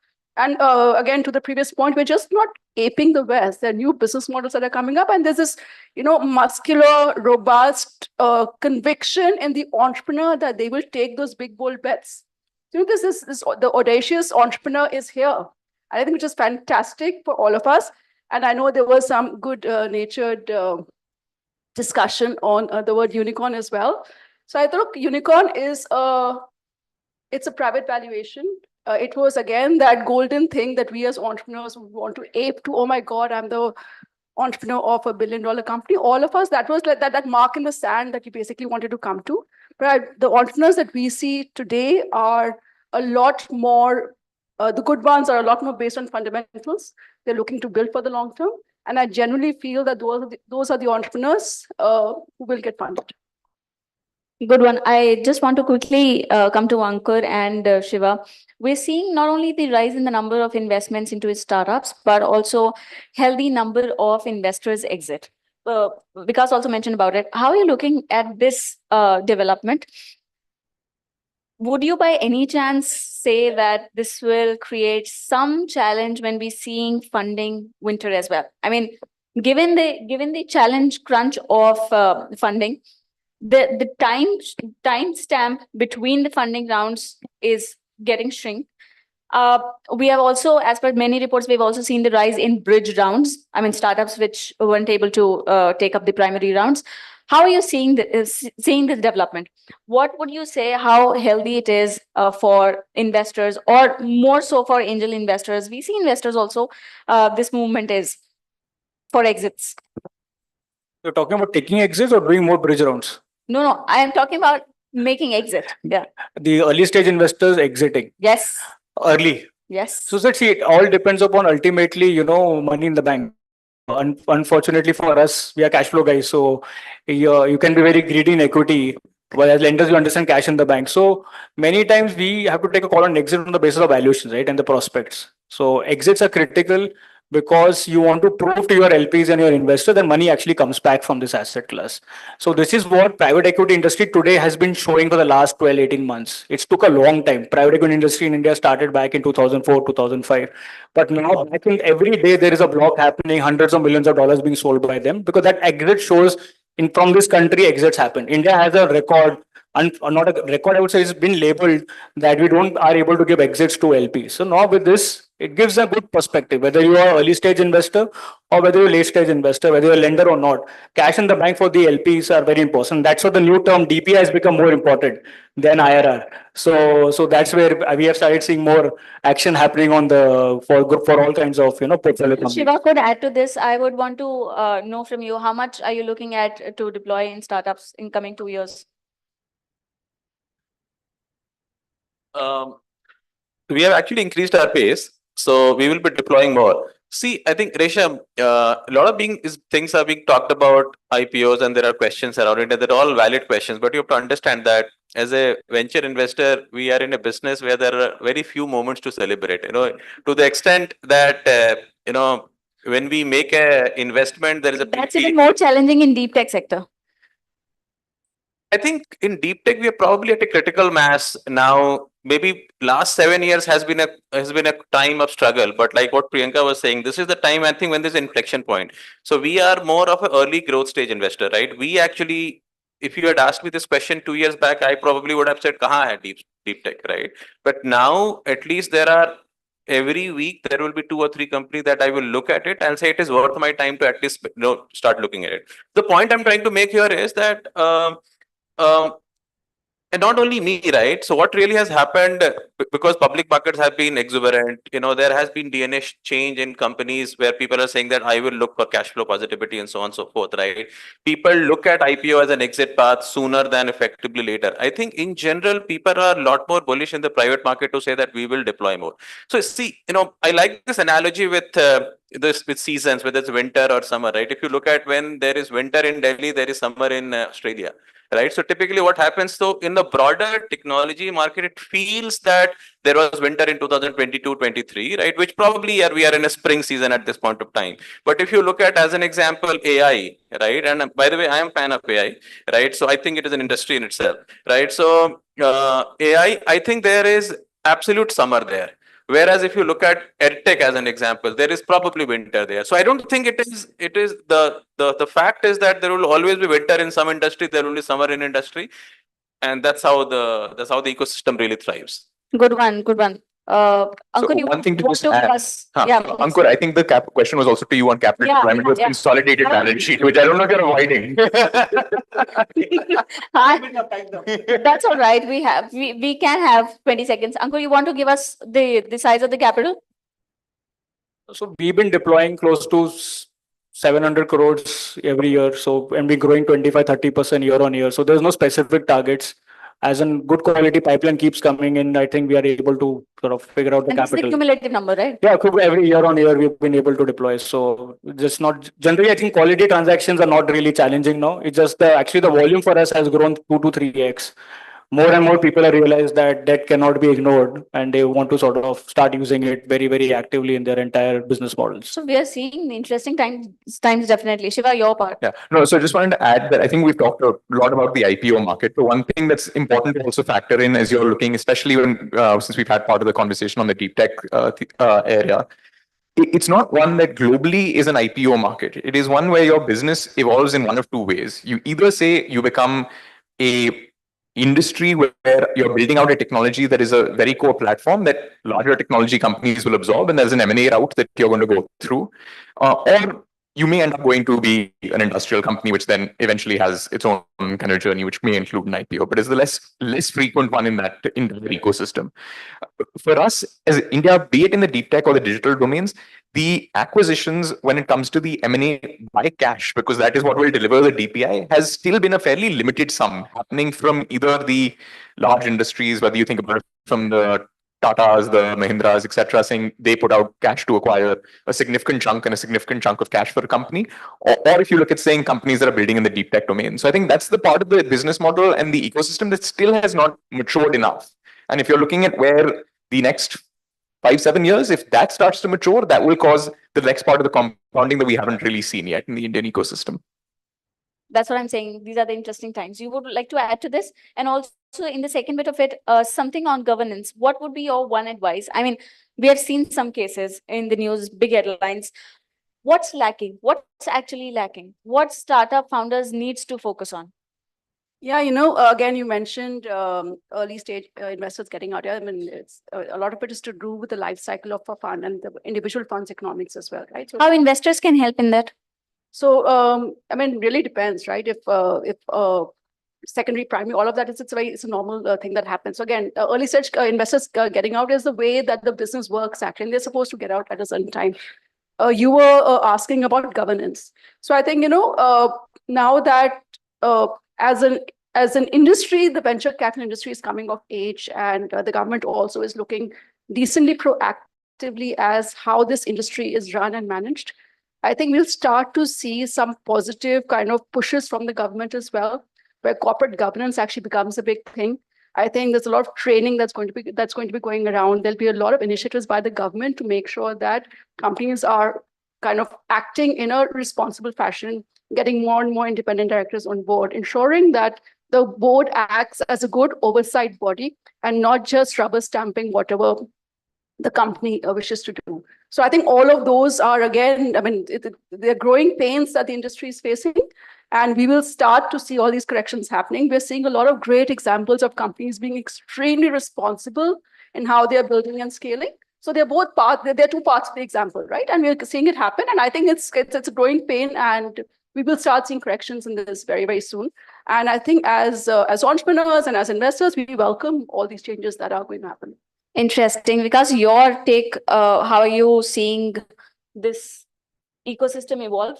If I can push you, make 3 predictions. In next 5 years, how will it change? The monkeys on my back of predictions. So the latest AI I read just today is called Dubai. DUBI. So that's how things are now getting sold. And I also heard no, they want us off the radar now. That's not me. We'll stay back. And I also heard Elon Musk registered a domain called x.ai, and the shares are available at $19 billion now. So that's how I see things. Just going for the future. My industry remains same, though I'm very well with the panel, AI will boom a lot of things out there. There's a lot of scope in terms of increment. Deep tech is the way.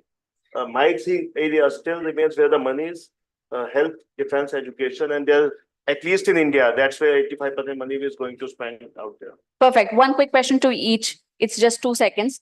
If you were to put in a check in early stage startup, which is not now, I mean, one of the big startups right now, and you would have made a check, what was that one startup?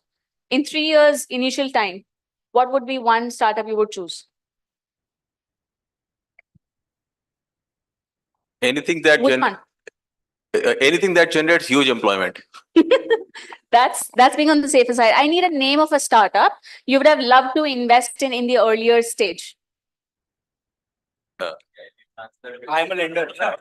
She said that any startup which is already big now that I would have wanted to invest. You're getting So right. that answer is very clear, right? You know, Zepto is an answer, right? You know. Interesting. Ankur? I will think of Carrot Lane. Interesting.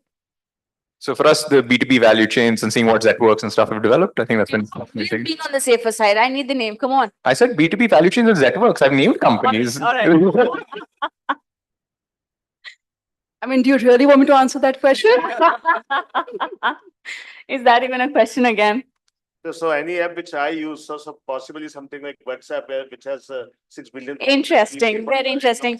Thank you so much, panelists, for making time for this. I really enjoyed the conversation. This has been really insightful. Thank you so much for being such a good audience too. Thank you.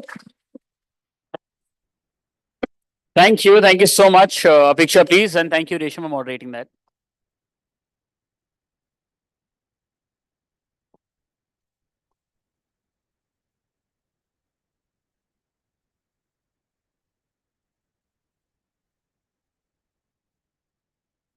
Thank you. Thank you so much. Thank you.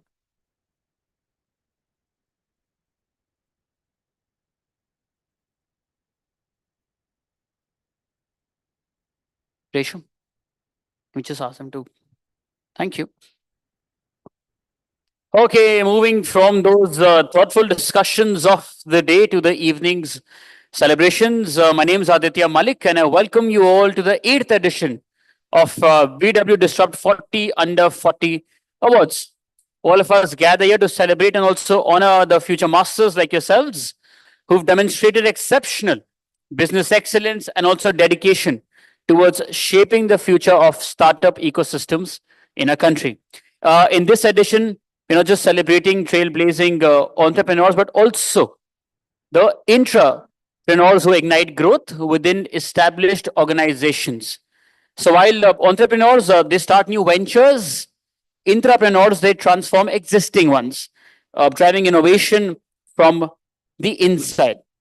And we also will honor these visionaries who are redefining success in their own unique ways. Once again, I take this moment to thank our partners for the day, the Thick Shake Factory, Joy Travel Private Limited, Reality Plus, Exchange for Media, IWM Buzz, Impact, Pitch, Pantrum, and Bailey Coffee.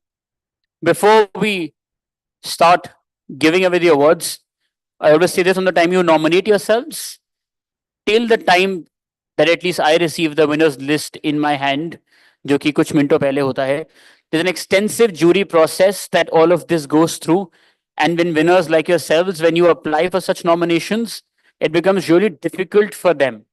And what are the difficulties, etc.? Of course, we'll have our leader come and speak about that. But before that, to give you a sense of what happened in the entire jury process, can we please have the jury AV?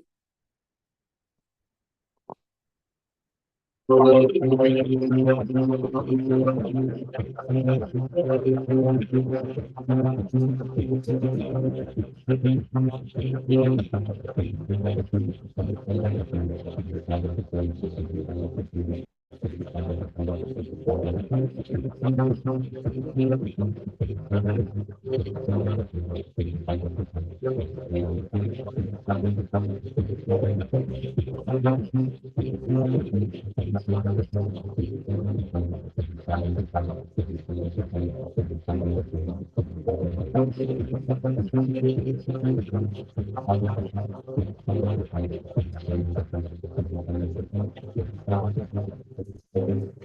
I think, as they say, this is the decade of India, and it shows everywhere. It shows up in innovation, it shows up in the businesses, and it shows up in the talent. So all I can say is the future is bright. It has been such a hard time voting for this competition. So my congratulations to the ones who got selected, and advice to others not to lose the heart and continue with your mission. All the best. I had a great time judging the BW Disrupt 40 under 40. Came across some of the sharpest and brightest minds in India. Every single candidate was so deserving, but I must say the final 40, the winners, are truly the representation of India's future business leaders. Congratulations to the entire BW team for putting together this cohort, and to the winners. You make us proud. Wish you all the best. I wanted to congratulate the Business World 40 under 40 Disrupt team for an extremely well organized process. I was extremely impressed with the caliber of the nominations. It was truly world class.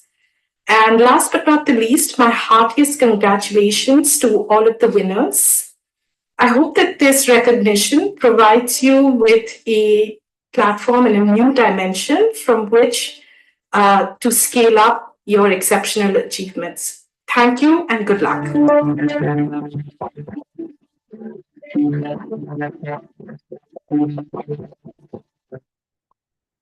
Can we please have a huge round of applause for all the jury members? Thank you. And to formally welcome all of you to the awards ceremony, and also to kickstart the awards, please join me in welcoming on stage Dr. Anurag Batra, Chairman and Editor-in-Chief of PW Business Fund and founder of the Exchange Media Group.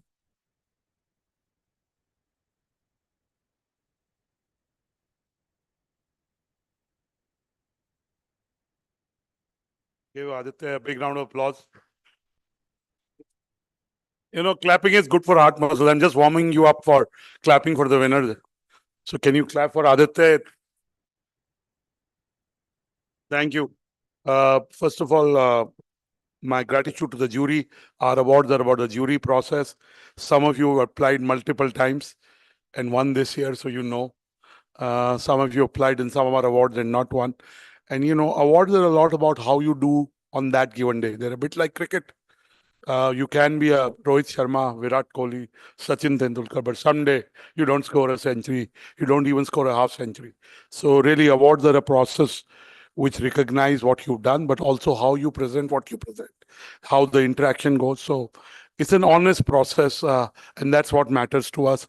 It's a process where everyone gets fair opportunity, that we don't have any favorites. We only have a role of filtering at the entry stage, the number of entries you want to show to the jury. So at that stage, we are able to editorially filter or prune down, or whatever word you want to use. But I don't want to stay between you and the awards, but I just want to say three things. One, we don't believe in awarding sons and daughters of famous industrialists. They also have to go through our process. If they apply, they come for the jury meet, and they win, great. But then we automatically, just because they are very accomplished business houses, they don't win. I do want to say that. And there is a reason my team over says that. And, you know, we have to first respect our own process for you to respect. Mr. Harbinder Narula is the CEO of our healthcare and well-being and pharma business is there. Ms. Bilkis Naqvi is there. Of course, Chetan Resham and Arjun, you know, because they're deeply involved in the conference.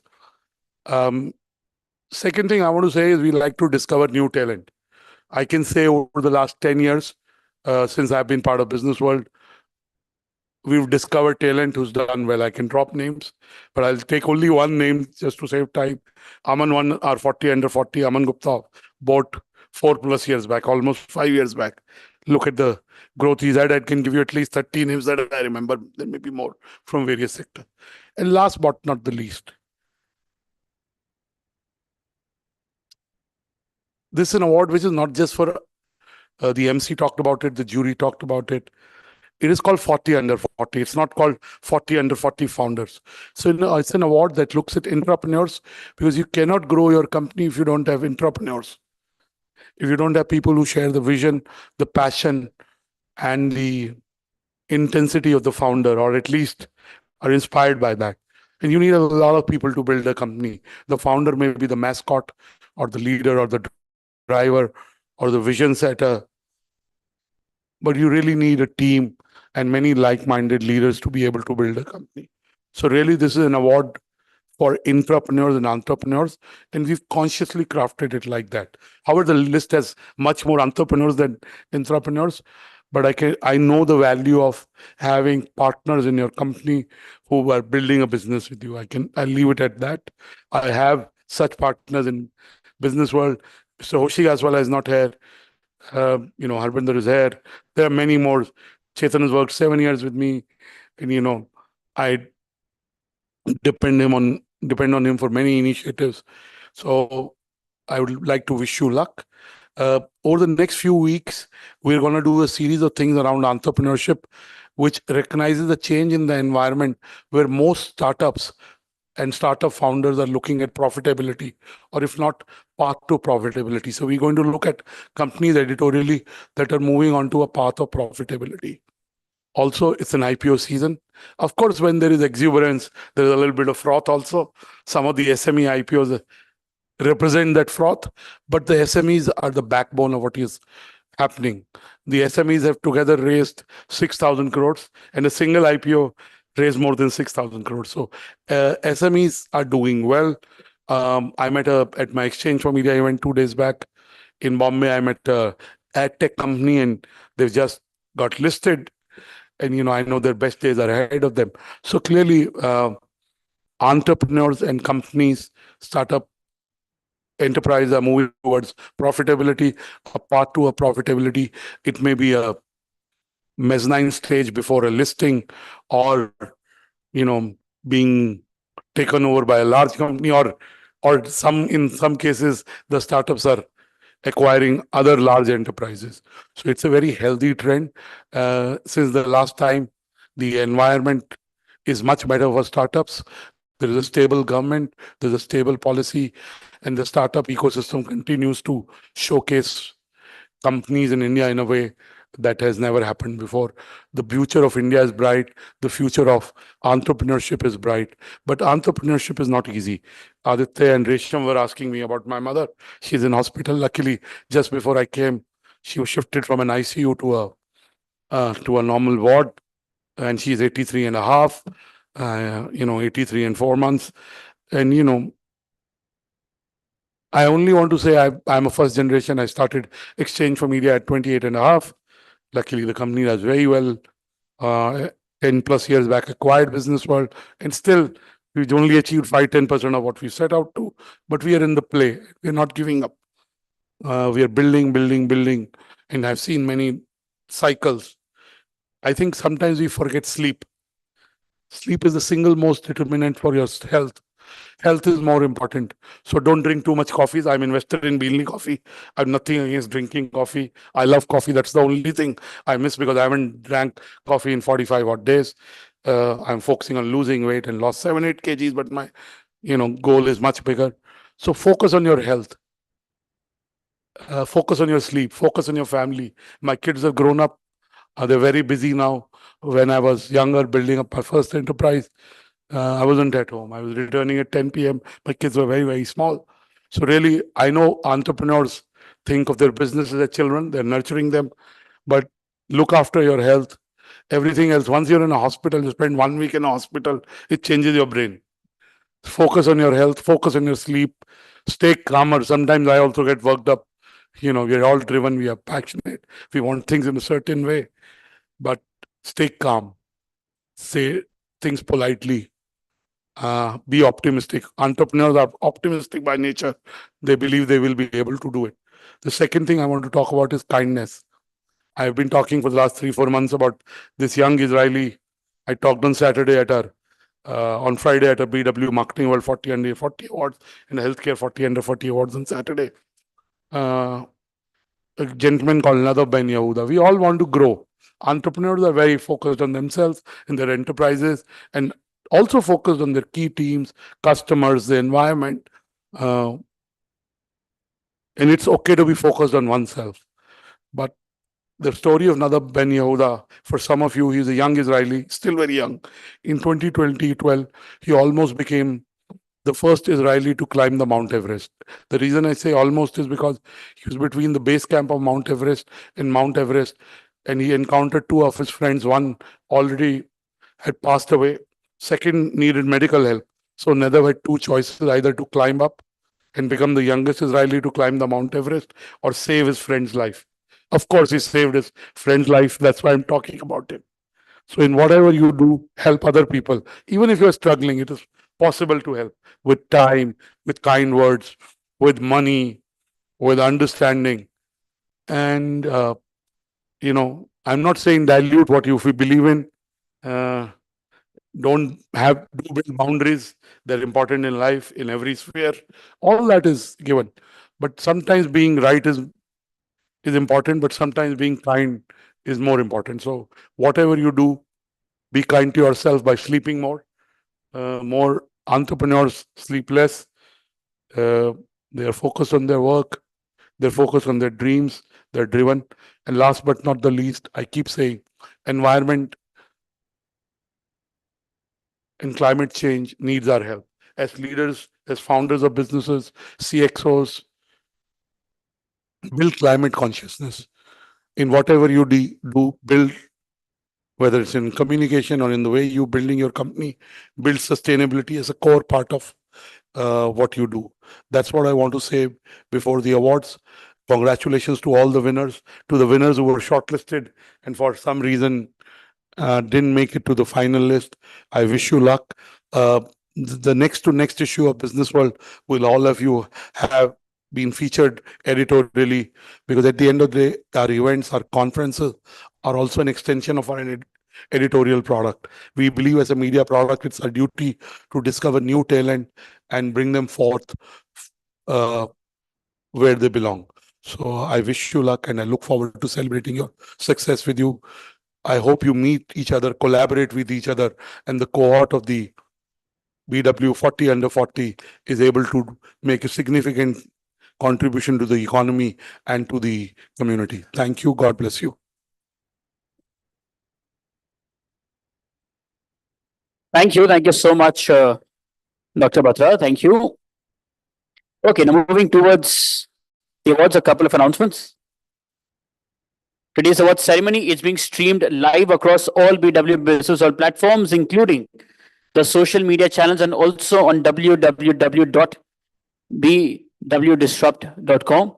Please join in the celebrations of the evening by using the hashtag BW40 under 40 if you post anything online, where 40 is numeric. And a humble request to all the winners, also important, once you've received the award and you step down from the stage, proceed to the left side of it for your individual picture, and also stay back till the very end for a group picture, both for the online coverage. And as the winners, if you've not given your video interview to the Business World team for BW TV, please stay back after the ceremony and also do the needful. Time to reveal the winners of the 8th edition of BW Disrupt 40 Under 40 Awards. And to felicitate the winners, please join me in welcoming on stage Dr. Anurag Batra, Chairman and Editor-in-Chief of BW Business World and founder of the Exchange and Media Group. And joining sir is Sudhir Rao, Senior Partner, Celesta Capital. Everybody, please, to sir as well.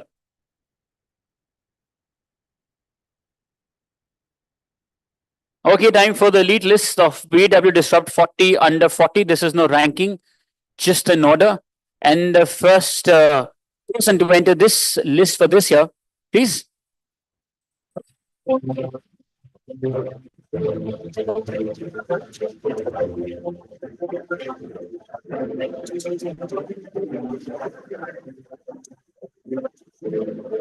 Subhan Kasek Swami, founder and CEO of Jibas.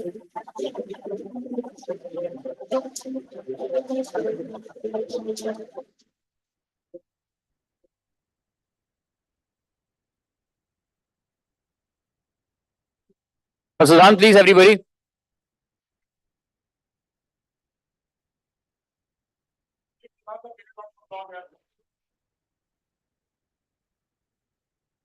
Done, acceptance.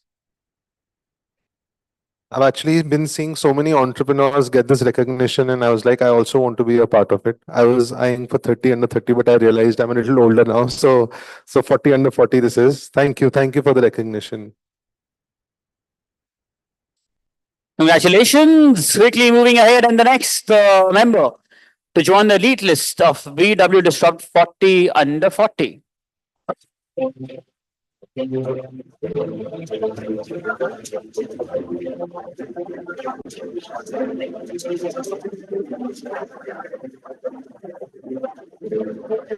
Aspa Singh, founder and CEO of Gramshri Agri Services, Gramshri Kisan.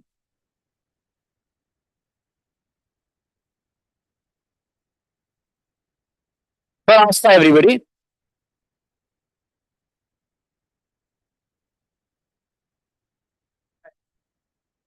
A big thanks to BW Business World in general and Dr. Anurag Bhattesar in particular for this recognition.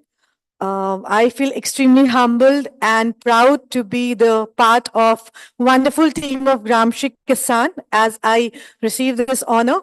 Apart from this, it also increases our commitment to disrupt the animal husbandry and fishery and agriculture and allied sector with the infusion of technology and talent as well. Thanks a lot. Congratulations. Moving ahead, the next member is on the elite list of BW Disrupt 40 under 40.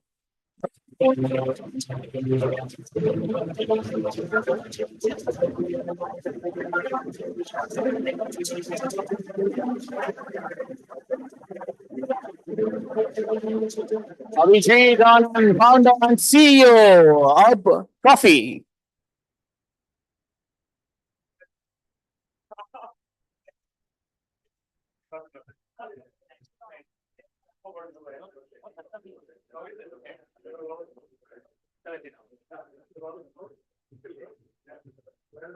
Abhishek, everybody.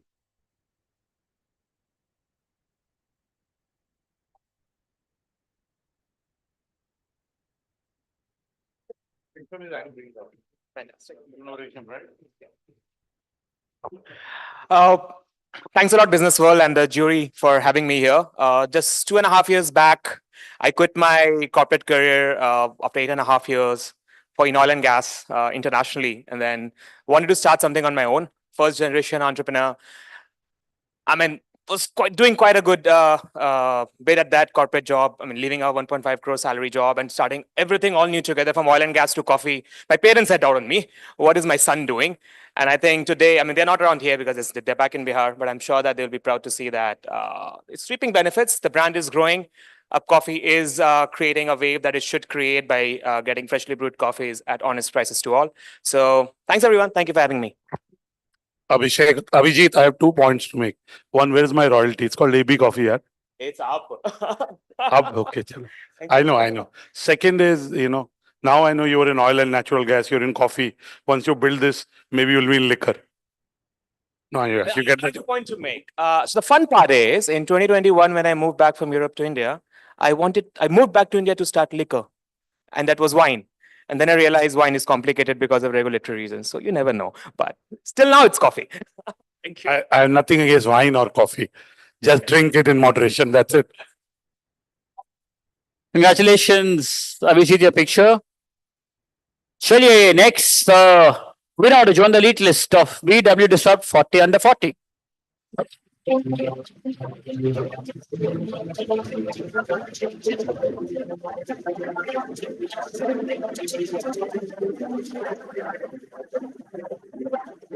Abhishek Chandra, Chief Revenue Officer, Go Quick.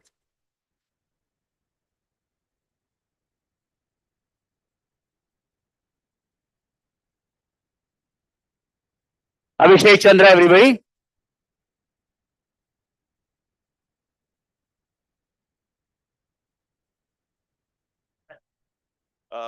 Thank you, Business World, for this recognition. I've been building startups for the last 13, 14 years, and recognitions like this keeps me motivated to build much more amazing products for the Indian tech startup ecosystem. Thank you. Thank you, everyone. Congratulations. Moving ahead, our next winner to join the elite list of BW Disrupt 40 under 40.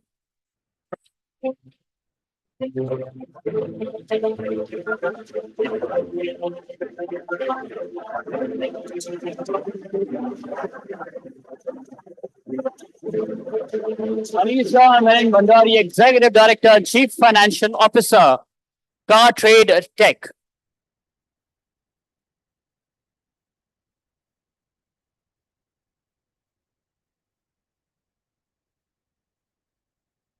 Everybody, can you थोड़ा और प्यार, थोड़ा और जोश?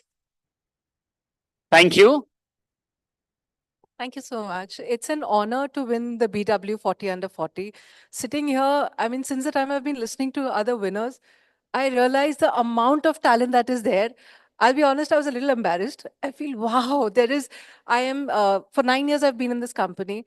For 9 years, all I think, dream, breathe is cars and auto and the segment I'm in. And when I hear Galaxy I, and I'm hearing, there's so many things that I heard today, and I feel inspired. And I'm honored to be, felicitated at this platform by Mr. Anurag, especially hearing the ethos with which he's built this. It's a true honor to get this from you and from you, sir. Thank you. Thank you. Congratulations. Winners, don't forget your individual picture, then also group picture in the end. With that, the next member is on the elite list for this year. Please.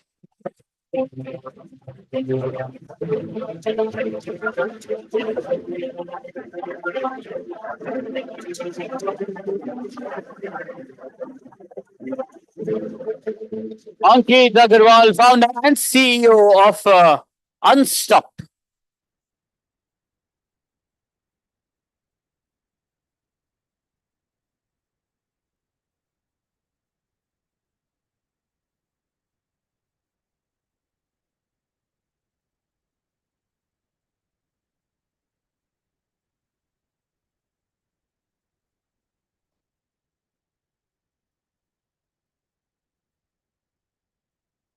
Give Ankit a bigger round of applause, yeah. You have the same hairstyle as me, no? That's right. No, I think it's an honor. This goes to my two families. One parent, spouse, and the other, more importantly, is the Unstoppables, which is all the employees of Unstop. So thank you so much. Congratulations. And with that, the next member to join the elite list of BW Disrupt 40 under 40.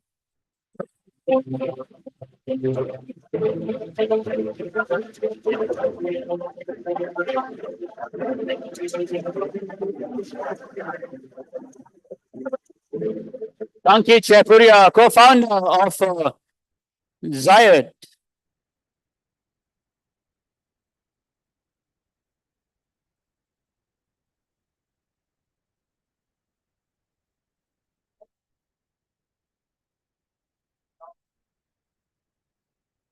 Our friends at the back, you can also join in the celebrations.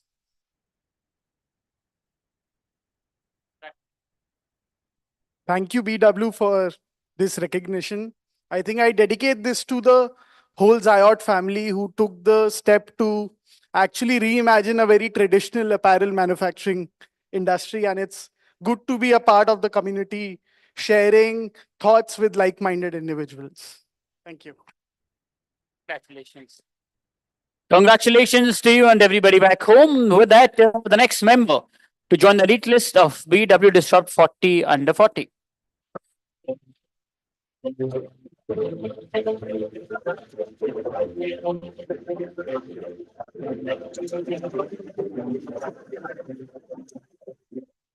Ankur Jain, co-founder and CBO of Sunstone.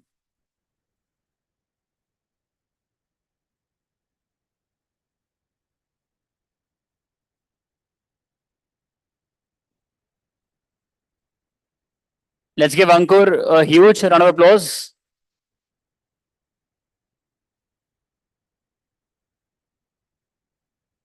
Hey, thanks everyone. I think this is special, since like last 19, 20 years, because now I am 40. I was thinking I should apply in 50 under 50, but there's no category like that. But this actually goes to our team, because what we are only because of our team. We have been trying to change the higher education ecosystem in the country, trying our bit every day. So it's dedicated to them. Thanks. Congratulations. Moving ahead, our next member to join the elite list for this year, please.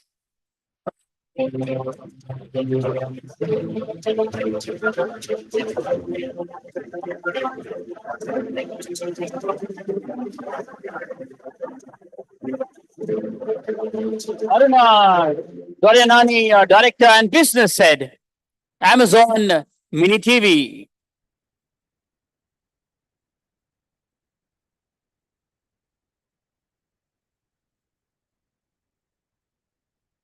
Let's give Aruna, everybody, a huge round of applause.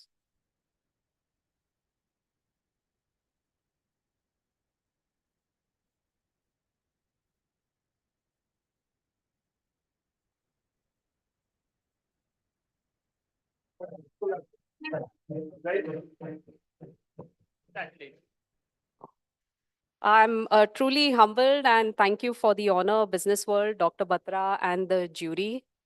Amazon Mini TV is one of the fastest growing OTTs in the country.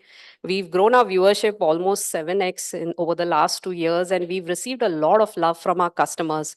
Our mission has been to provide free entertainment, great quality content, and enable brands and advertisers to reach an engaged audience at scale. And this has been a phenomenal journey. We operate like a startup even within Amazon. And I'm very thankful to the fantastic team that I have, due to which I'm here. And this is dedicated to my team. Thank you. Congratulations. And with that, the next member to join the elite list for this year.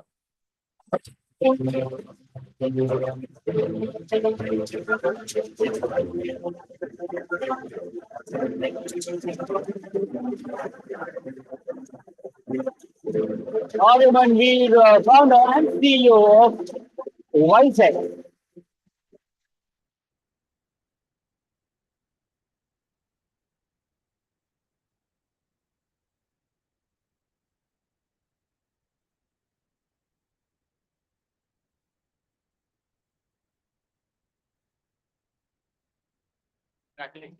Thank you. I'm truly humbled to receive this award. We started our company at the start of the pandemic and we've come a very long way. Awards like this help motivate me and most importantly, the team to continue to innovate and disrupt a very traditional sector being real estate. So thank you again for the recognition and award. Congratulations. Congratulations to you. Thank you so much, Sudhir sir, for helping us with the awards. Everybody wants for sir, please. Thank you. Thank you so much. Thank you. And now may I please invite Priyanka Gill, venture partner, Kalari Capital, to please join us on the stage and help us present the awards, ma'am. Thank you, Sudhir ji. Let's also welcome ma'am, everybody.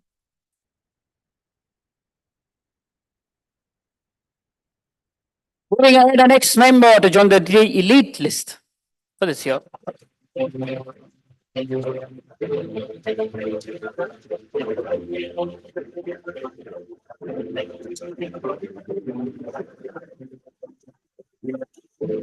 Bhavesh Talreja, founder and CEO of Global Media.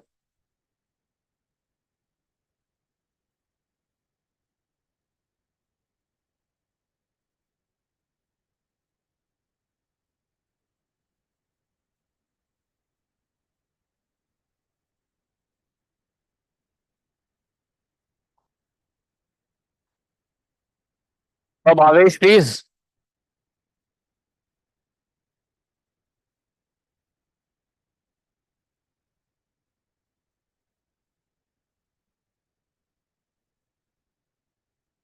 So I would attribute this, first of all, to the blessings of my father and mother. And they have been really supportive all through the journey, to the amazing BW team for recognizing such talent. And last but not the least, my global media team, who has been always there through the thick and thin. We started very lean, and now we are super expanding and looking forward to achieve greater heights together. Thank you very much. Congratulations. Congratulations. With that, the next member to join the elite list of BW Disrupt 40 under 40.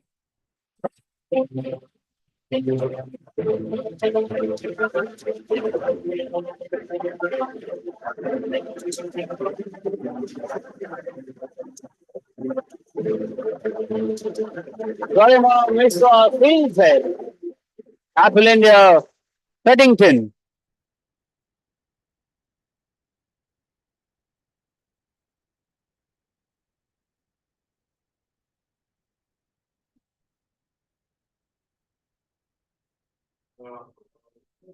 Let's give Garam everybody a huge round of applause.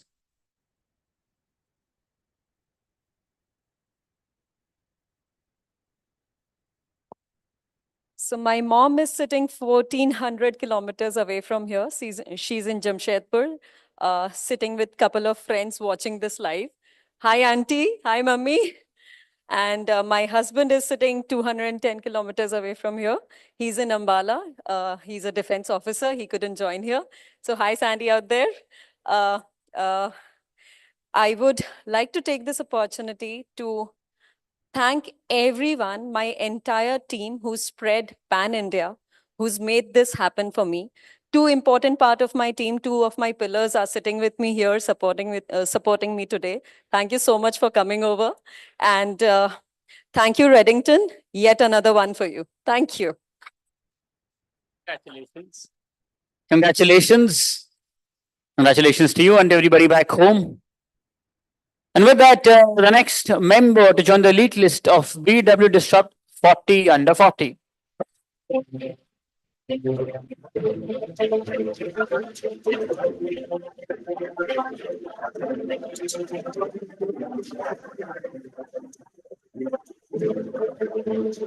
Gautam Modani, co-founder and chief operating officer, Refin Solutions.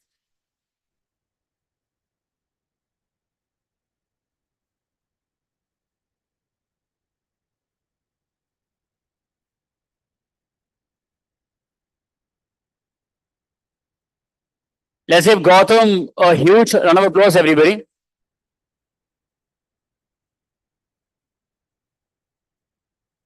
Thank you, Business World and jury, for the honor.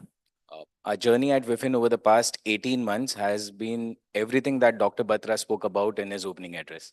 So thank you for recognizing what a startup goes through. Thank you. Congratulations. Winners, don't forget your individual picture, please. With that, the next member to join the elite list of BW Disrupt 40 under 40.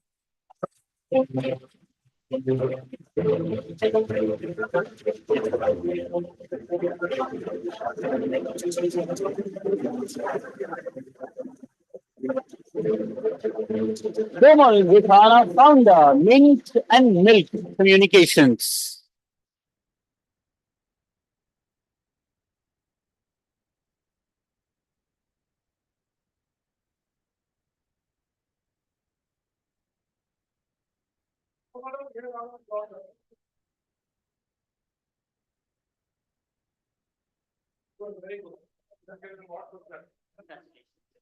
Thank you so much to the entire Business World team and the jury for recognizing the hard work of all the entrepreneurs and startup companies. This one's for my entire team that works so relentlessly to help us get where we are. Thank you. Congratulations. Congratulations.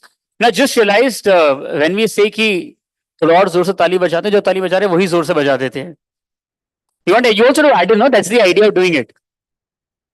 चलिए इसी के साथ the next member to join the elite list of BW Disrupt 40 under 40.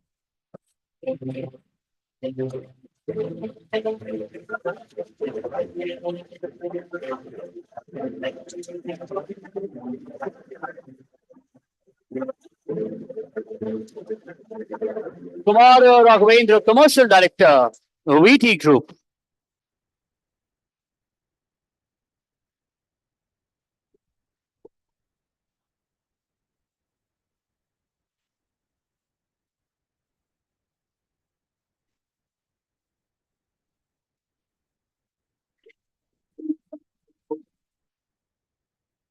Thanks, everyone. Anurag, first of all, thank you for, I think, creating this legacy, because we winners, ultimately, we are the ones who, it's our job to take it forward. So thanks for doing that. I traveled all the way from London today just for this, and I think the day was absolutely worth it. And this goes to my father, who traveled from Patna all the way here for this, because it's been him who's always said that whatever you do, wherever you are, whatever work you do, you might not be at the top, you might be starting your career, give it your best, because every day someone is getting inspired. I belong to a very humble background, and the first step I took is when my father said, by the way, whatever decisions you are making in your career, people back in the village, they're looking up to you. So this is to all of them. This is to you, Pitaji. Thank you. Thanks all. Congratulations. Congratulations also to you, sir. Congratulations. Thank you so much, Priyanka, for helping us. She's a flight to catch, everybody. Thank you so much, ma'am. Once for her, please. Now, please request Harbinder Narula, the CEO of BW Healthcare World and also of BW Wellbeing World and BW Pharma World to please join us on the stage and help us present the awards. Sir. Let's. 3-4 now we've identified. They have a collected trophy for all of you. चलिए इसी के साथ the next member to join the elite list of BW Disrupt 40 under 40.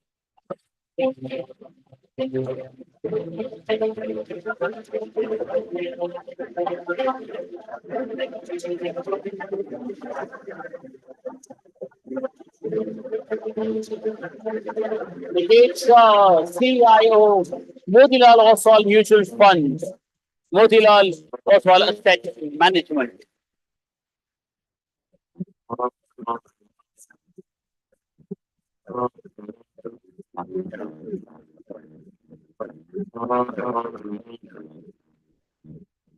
Thanks, Business World.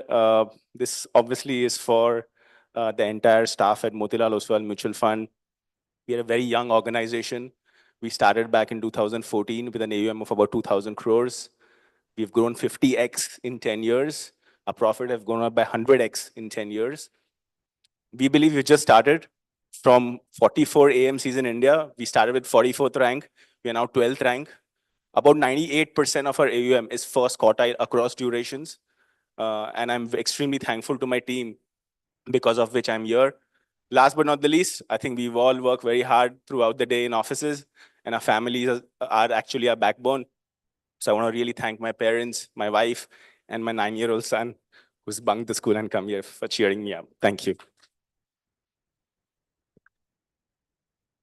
Congratulations to him as well.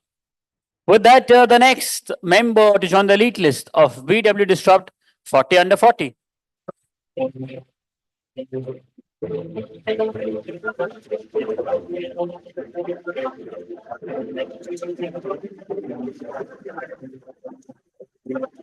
Rahul, wait, the CEO of MAN.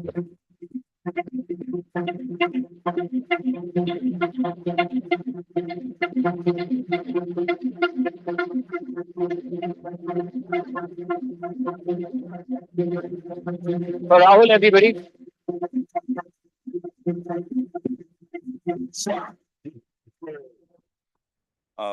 We are just to give a background, like I run a startup incubator called Math. We are an incubator for AI startups, and that's why I'm running for a year. I so wanted this award for almost like 10 years from the time I started building startups.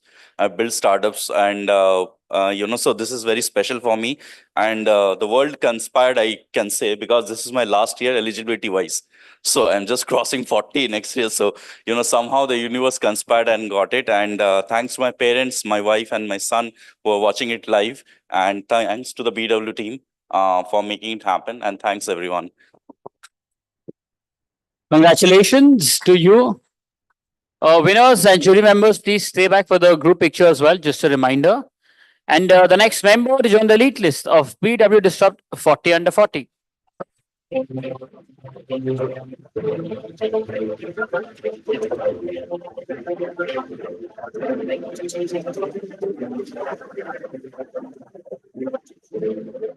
Rahul Ranjan, co-founder and CEO of Reebok.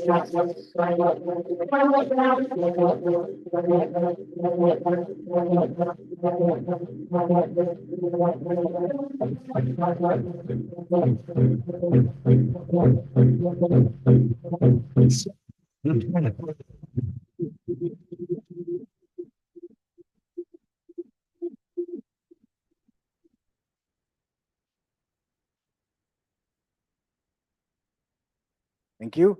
3 years ago, when we started Brebooks as a Gen AI platform, which will help school kids write, publish, and make money by selling their books online, we were met with a lot of skepticism. Today, 3 years hence, this is a great addition in the series of multiple awards that we have won so far. But this one is special, of course. Thank you, BW, for this recognition. This belongs to three set of people. My wife, Madhu, and my son, Ryansh, they have been pillar of support. My entire team, including my co-founders, Ami and Abhishek, and everyone in the team. And the third and really important are all the partners and school leaders globally who've believed in us, and close to 1 million young authors that we have on the platform. Thank you so much. This is all yours. Thank you.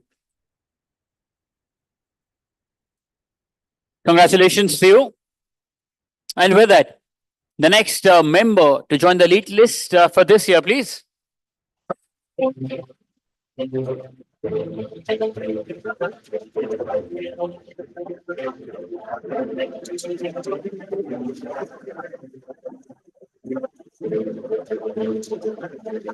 Ratnendra Ashok Pandey, the co-founder of Trivayu Media Works.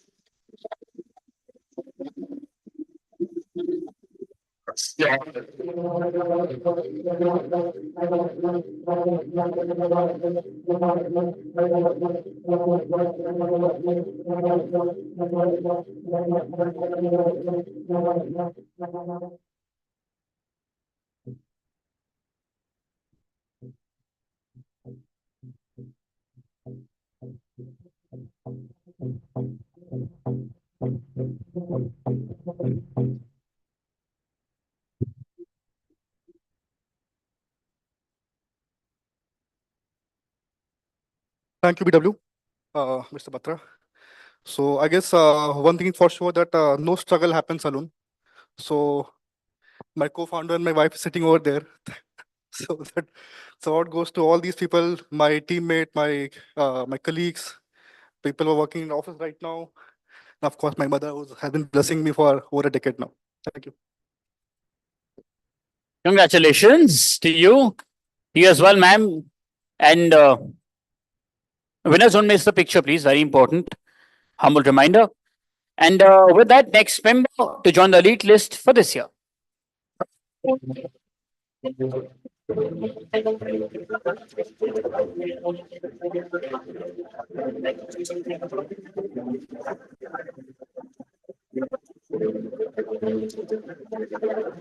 Rohan Joseph, Vice President, Head of Global Investments and Corporate, Times Bridge, Times of India Group.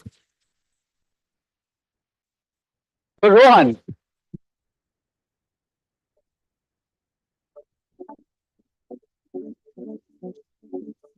Firstly, it's an honor. Thank you so much to Business World, Dr. Anurag Batra, and the entire jury for this. Just for a little context, I think the Times of India Group has worked for the last decade or so trying to bring some of the world's best companies to India. And some of the companies that we brought to India include Uber, Airbnb, Coursera, Headspace, amongst many others. And just want to thank the Times Group and my family for helping us get here. And thank you, sir. Congratulations, Rohan. With that, the next member to join the elite list for this year.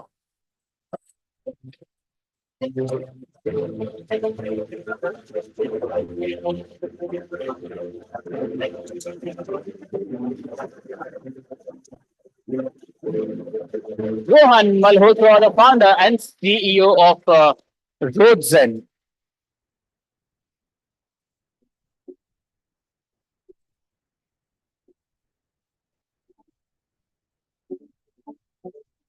Rohan, everybody.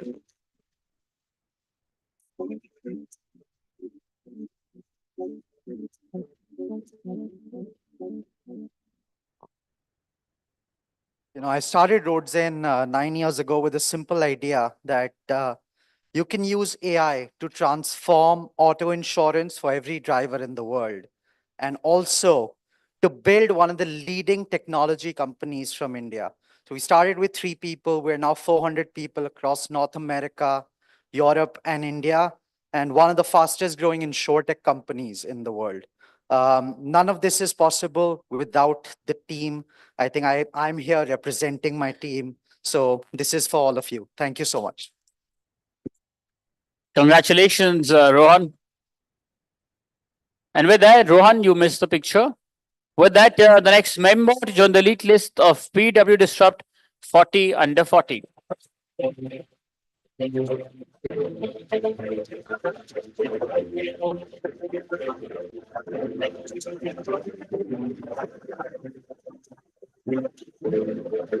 Rohit Gaul, the co-founder and CEO of Olive, formerly Smartcoin.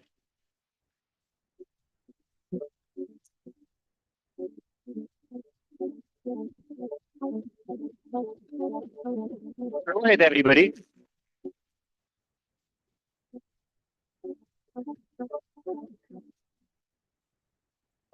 Thank you, Business World, Dr. Batra, and the entire jury for this honor. Business World is obviously, one such award we have obviously, continuously seeing since we started up. So it's obviously an honor being here where I think a lot of amazing entrepreneurs have been already. We started Olive with a focus of expanding financial inclusion through enabling access to credit and digital financial products for emerging India who are underserved and continue to face problems because of data crunch. So we leverage machine learning and AI to help solve these problems. Today, we have scaled to about 30 million plus users across the country, but I believe we have barely scratched the surface. There's a long way to go. This is obviously a great motivator and encouragement to the journey that we have been on. Big thanks to the family, co-founders, team, and of course, our partners and customers. So thank you again. Congratulations, Rohit. And with that, the next member to join the elite list for this year.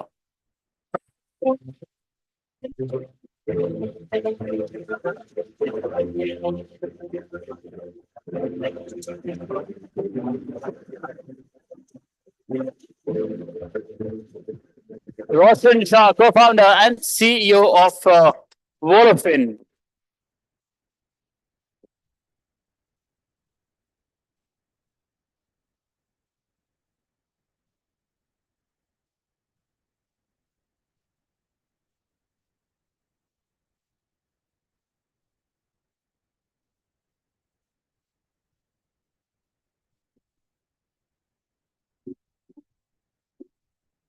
Let's give Roshan a round of applause, everybody.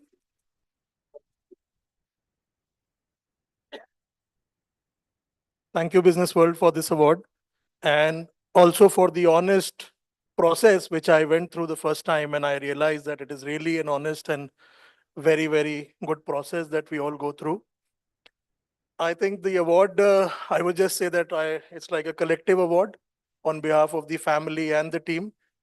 And I think while all of us as founders, as business people are celebrated, I think a round of applause should be for all our families and the colleagues who make more sacrifices and efforts for us to be standing here. Thank you. Congratulations. Congratulations to you and to the families as well. With that, the next member to join the elite list for this year.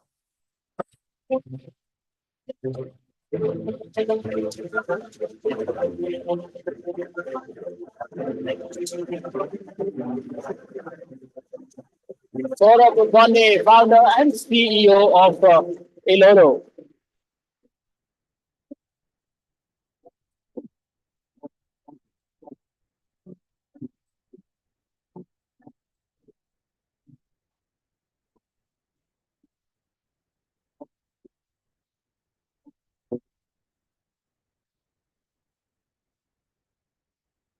Thank you so much. Thank you, Anurag. Thank you, Business World team.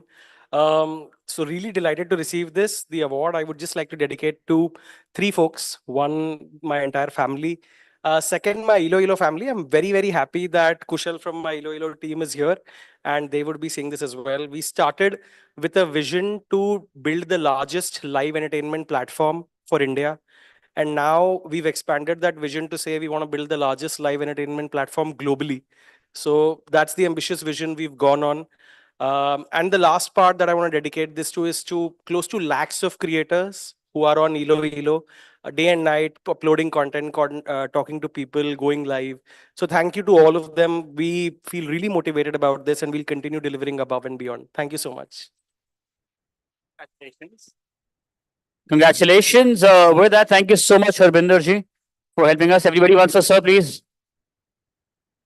I please request Sudhir sir. Sudhir sir to please join us back on the stage again. Exchanging cards. Yes, because he was networking. Sir, please. Should I take that? I'll also request my friend, Mr. Mehraj Dubey, who's now an entrepreneur. He was an entrepreneur for many years, to also join. Mehraj.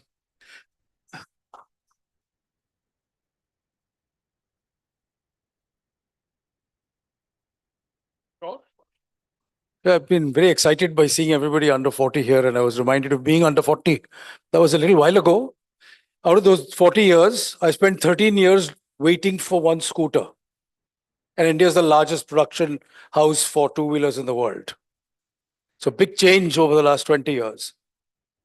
When I was under 40,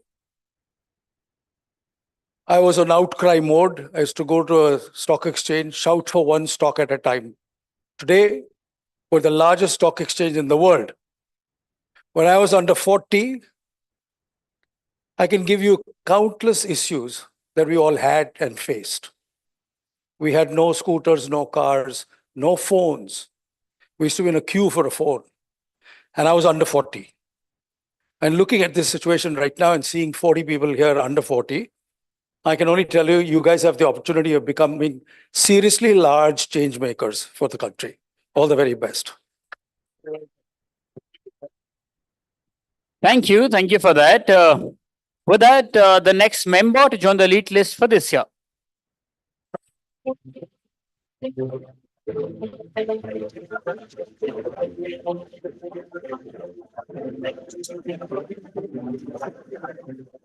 Shivam Tripathi, co-founder and COO of NewMe.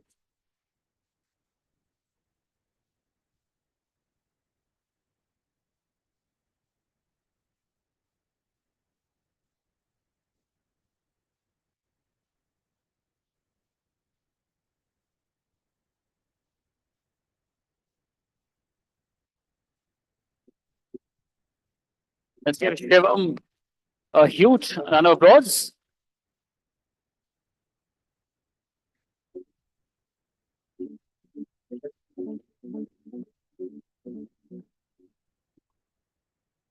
Thank you, VW team, for the recognition.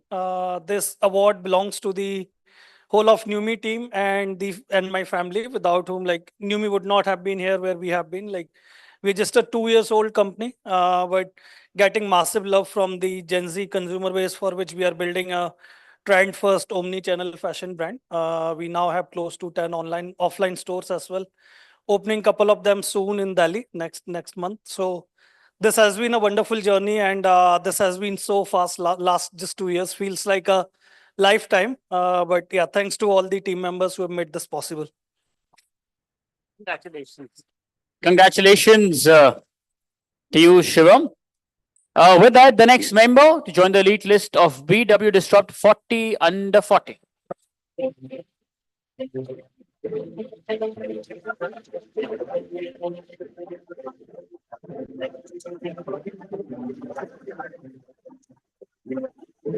Shubham Sharma, Chief Business Officer, e-commerce platform, retail and e-commerce.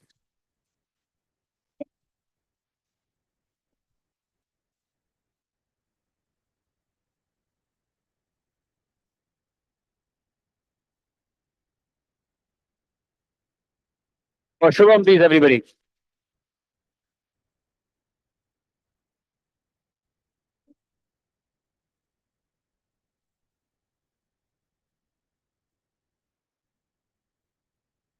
So thanks BW for this recognition. It's a big thing. And yesterday was Teachers' Day, and I was just reflecting upon what we learned from our teachers and mentors in life.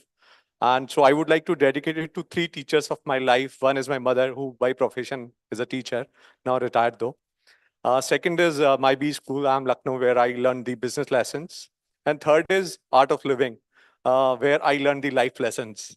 Now, in our education, I have a toddler at home. My wife and I was discussing that whether to send her to IB to get life lessons or to send her to ICSE to get maths. So I got my life lessons pretty late in life when in 2017 I joined AOL Art of Living. And since then, life has really changed. Now, there are so many things in life for which I feel blessed, and I feel the difference between success and happiness, and I understand what bliss means, and that is there every day, every time in a life if we feel. So thank you so much. Arvinder, do call him for our well-being festival, right? We had Gaur Gopal Das and Shivani, Sister Shivani ji speaking, so we'd welcome you there. But yes, even at my age, whatever it is, I was telling Mr. Rao at 40 I had hair. When I was under 40, I had hair. But on a serious note, learning never stops. Even at my age feels I've just learned what is life, right? So it is a continuous process. Thank you. Shubham, just to add, ICSE maths doesn't guarantee anything. At 40, I'm an ICSE kid. Surely, with that, the next member to join the elite list of PW Disrupt 40, under 40.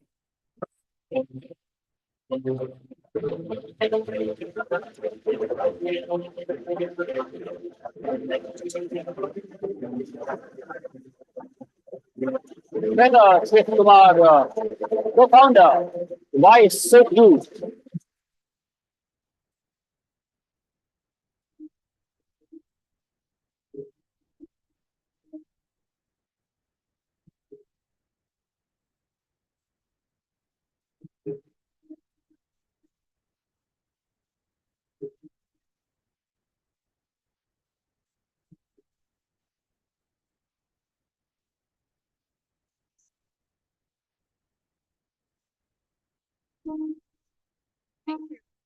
It's really funny. Before I started Wiser Blue, I worked for a year in Outlook Business, and Business World was our biggest competitor.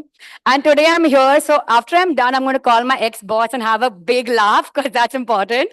But on a serious note, I started this company with my mom, who is my co-founder, in 2015. And it was when we had no money. My father had just passed, and we had absolutely no money. So Wiser Blue was born out of a lot of pain, and we turned into something so big. And this is the first time I've applied for an award and I won it, and this is really cool. And today my entire team has stopped work and is watching this live. My mom's also watching this live and probably cheering. So Amma, this is for you. You are my backbone, you're my stone, you're my everything. This is completely for you, and I wish you were here to accept this with me. But thanks a ton for this amazing opportunity. Thank you so much. Thanks. Shweta, I love media companies. I'm the founder of Exchange for Media also. So I feel every media company should do well. I generally feel life is about abundance. And I was reading Adam Grant's latest book on the flight day before yesterday. And, he made a point about how people from pain, they create beauty, and some create trauma and trauma for others. So you're clearly one of those who's created something which gives you and your family happiness and also makes an impact. So you're a living example, and every media company is welcome. We go purely by what is presented, and I'm sure you batted well that day. So congratulations to you. Well done. Congratulations, very well said, sir. उसी के साथ next member to join the elite list of BW Disrupt 40 under 40.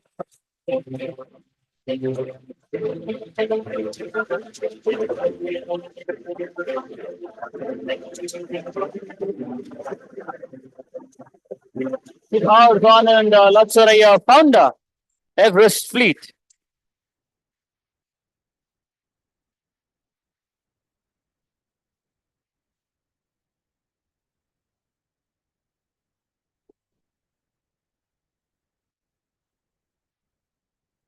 Let's please give Siddharth a huge round of applause.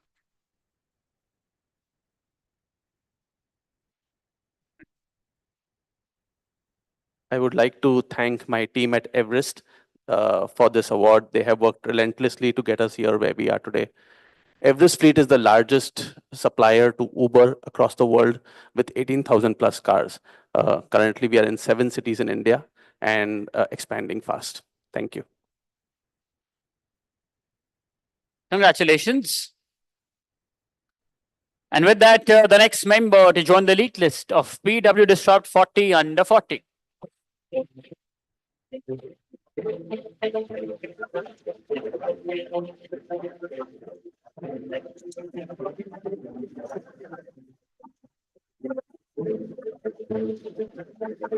Saurabh Sharma, founder, Philly Media Solutions.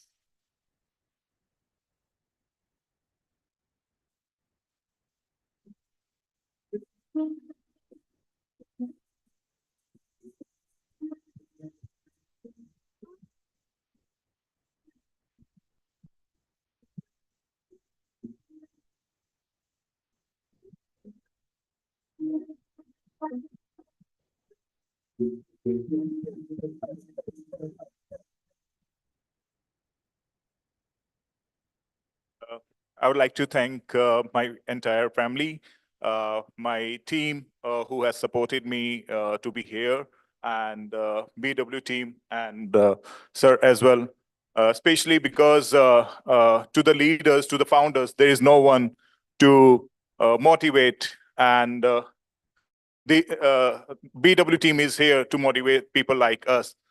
Thank you. Thank you, everyone. You know, I'm very involved in our awards. This one a little less because Chetan's been working with me for 7-8 years. So I really, I only ask him very structural questions. But I want to tell you that in a world, one, we do our awards, we have a locus standi, we have an editorial platform. Second, we have a process. And in a world that wants to pull you down, sometimes some people, not everyone, there's a lot of pressure we put on ourselves as entrepreneurs. There's a lot of comparison. I think we are very happy to be an encourager. If this goes in giving you a happy day and encourages you to do better, I think we are very happy. And I keep talking about this guy at our CFO Awards 3 years back, and he cried and he said, I won this award and that's why I've got a promotion. I said, you're giving us too much credit. I'm sure it was preordained, But the fact is, we genuinely believe that as a media company, it's our role to be able to do talent scouting, if I may use the word, to be able to discover people before they become big or when they're on their way to becoming bigger. So all the best, Mr. Sharma. I'm sure your best days are ahead of you. God bless you. Congratulations. Vinos, don't forget your individual picture, also group picture in the end. With that, next member to join the elite list of BW Disrupt 40 under 40.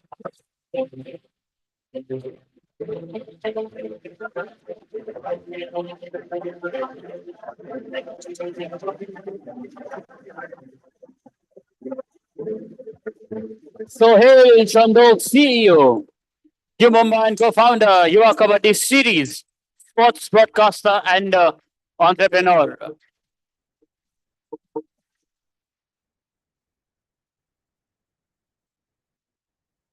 Sohail has been consistently clapping for everybody.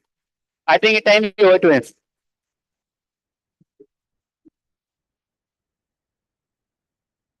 Thank you. I think at the start, when you mentioned being kind, working hard, but at the same time sleep, I would throw in play sport as well. I believe in the power of sport. I don't come from an IIM, IIT or McKinsey background. I've lived a life in sport, and we've built a profitable sports business, and we hope to continue to do so as well. We love what we do. I love what I do in sport, and I think it's inspiring to work with people who push you more and more day by day, and they help love what you do. So it's to our two teams at U Mumbai, at Yuva Kabaddi Series and Elevate as well, and to everyone that I work with in the broadcast industry.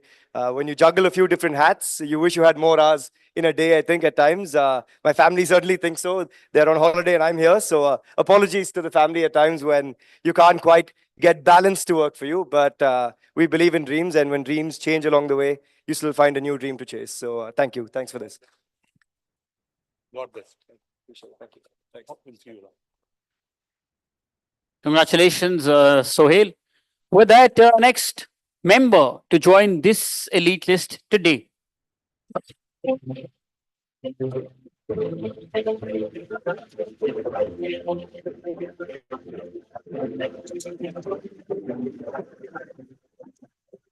Sumant Prabhu, co-founder and CEO of Philipsu Kidvento.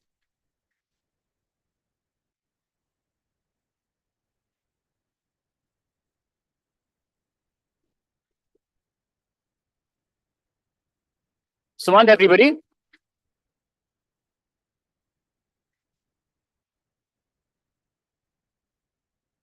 Right. Thank you, Business World. And I started right after my engineering got completed, and it's been 10 years that I've been building an tech startup, and we have built India's largest skilling platform for schools.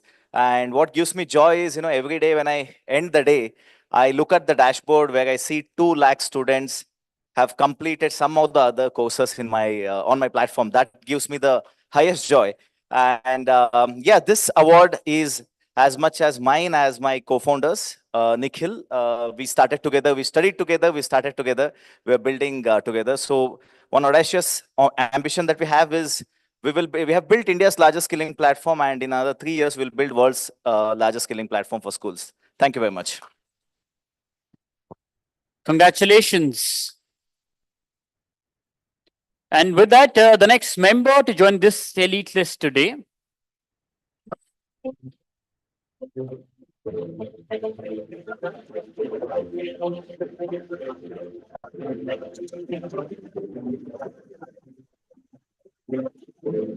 Surbi Bhafna Gupta, founder and CEO, Alter.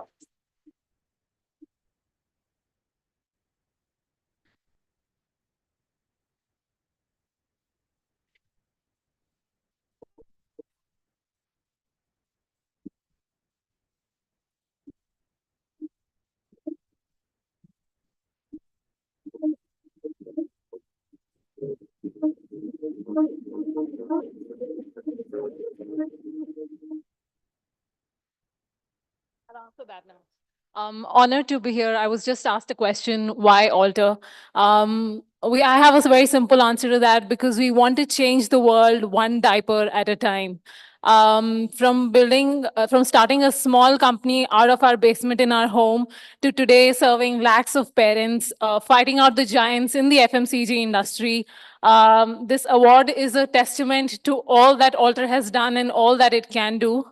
As a young mother, I know it takes a village to raise a child, and Alter is like my baby. So this award is dedicated firstly to all the parents who trust Alter for their little ones. Number 2, to my amazing family who support me while I chase my dreams.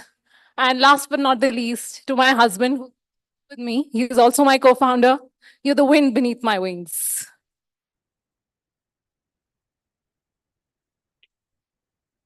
Congratulations also to you, sir.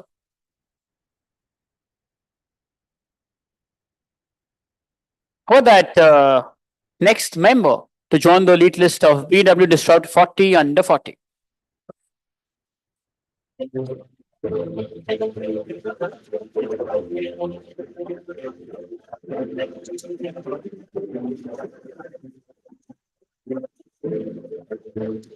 Prashant Mehta, founder and CEO of Sports Theory Network.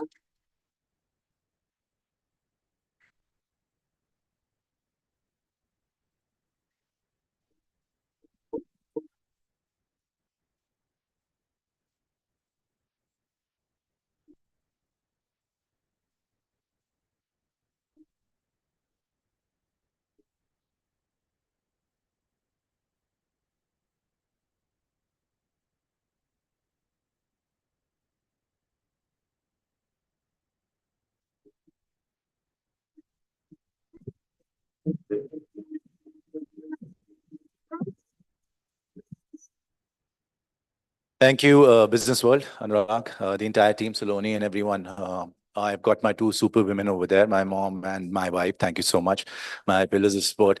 Also, huge congratulations to all the entrepreneurs who won today, because I know it's a bumpy ride. And you ask anybody in this hall, they'll tell you we're just getting started.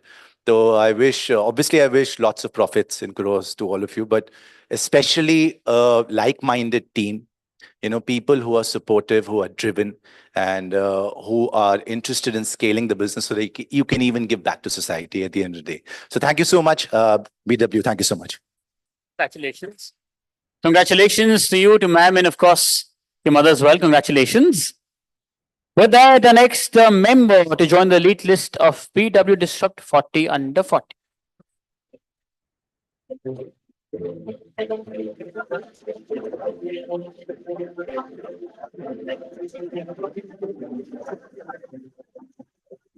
Renu Gopal, Senior VP, Client Success and Operations, Life Minds Innovative Market Solutions.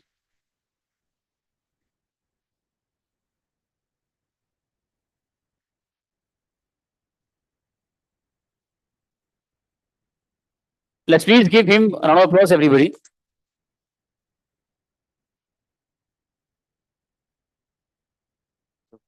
First of all, thank you, BW and the entire team. And I would have not been here without a support, a collaborations, or a guidance.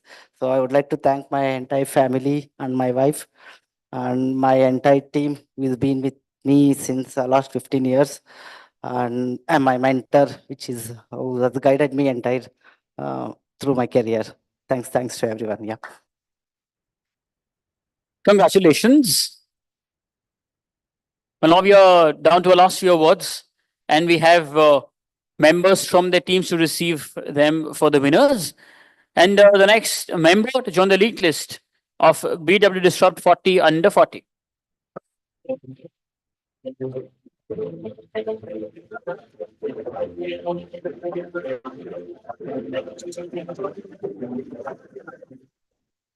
Utkarsh Saxena, co-founder and CEO of Adalat AI. We have with us Ashutosh Gautam to receive the award on behalf of Utkarsh.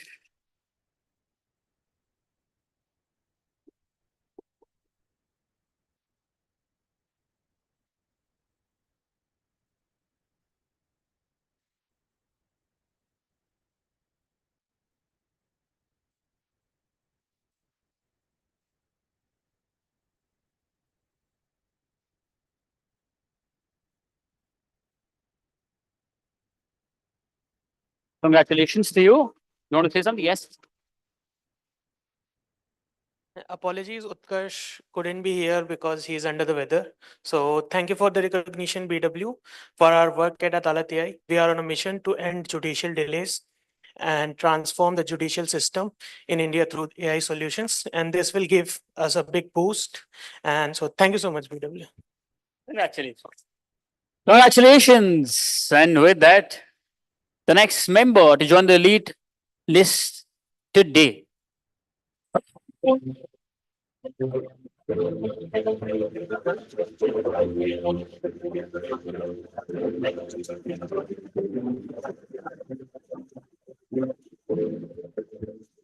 Architect Suresh Bapna, Global Solutions Associate Lead, Google India. We have with us Ritesh Ved, her husband, to receive the award.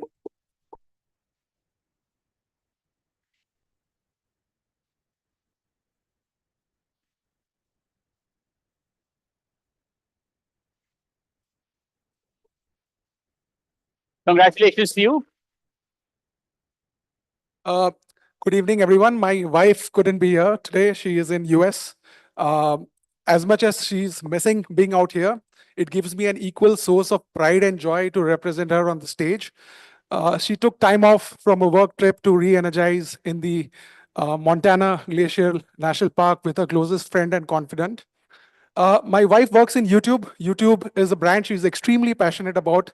As you know, it has tons of gigabytes of content, resources, and knowledge, provides a great revenue stream to content creators and also opportunities for advertisers to reach targeted cohorts at scale. She uses data mining, AI, ML, etc., to reach targeted quotes at scale and provide this while giving a bang for the buck to the advertisers using optimum performance marketing tactics. Two attributes really define my wife. One is her ability and penchant to create strong and meaningful relationships with people, which she's carried from her childhood with her relationships with friends and family. And the second attribute I would say is her love for sports. It has given her a great deal of drive, ambition, resilience, perseverance in the work that she do. Me, my son, Rian, who couldn't be here, who's at home today, really support her. All her friends and family in Calcutta and Mumbai are really proud of her.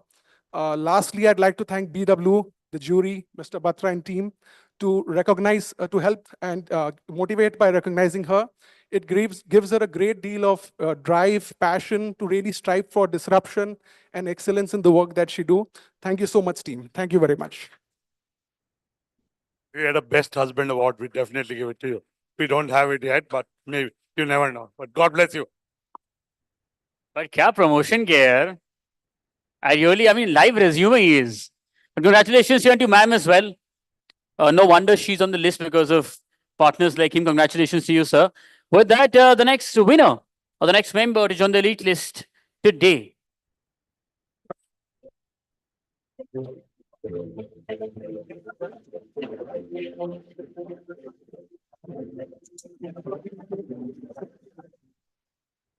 Manan Chopra, Director, Trends Packaging Solutions. We have with us Karan Batra to receive the award on behalf of Manan.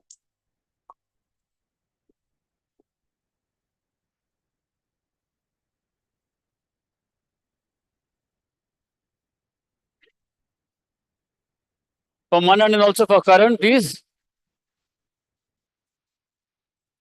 Congratulations to you. Congratulations. Moving ahead, and the next member to join the elite list today, please.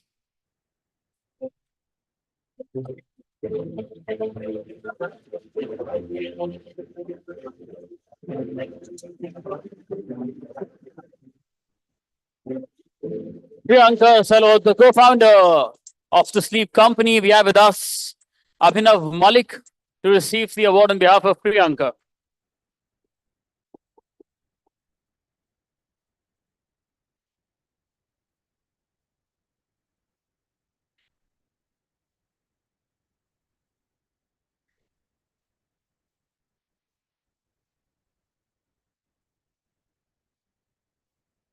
Congratulations, Abhinav, to you and of course Priyanka as well. With that, the next member to join the elite club this year.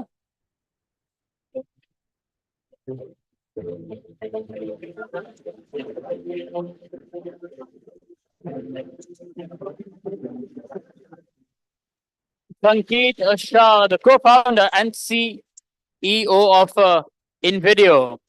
We have with us Paritosh Sinha to receive the award.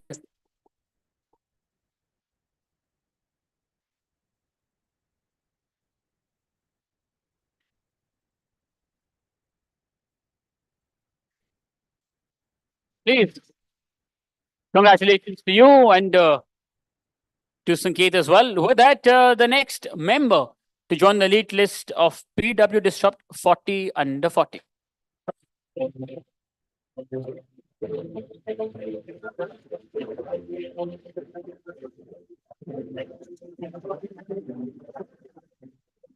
Sumit, just so you are the co-founder and CEO of NewMe. We have with us Shivan Tripathi to receive the award.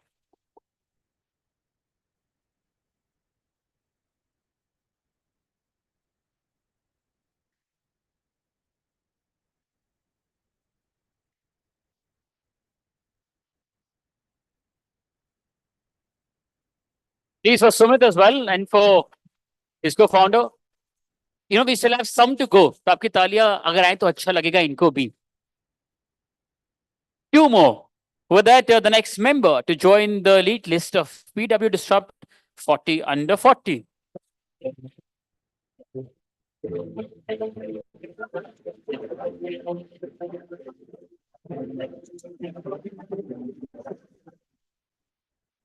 Ramsey Krishna, Joint Managing Director, Vitsaka Industries. We have with us Mukesh Sisodia to receive the award on behalf of Vamsi.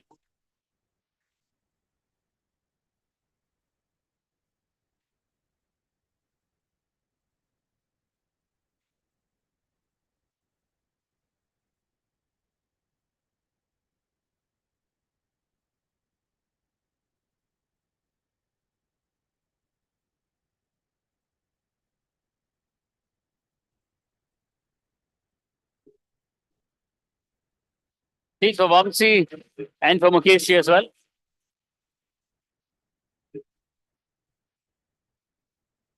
Congratulations, sir. Congratulations. And with that, the next and the last member to join the list of BW Disrupt 40 under 40 2024.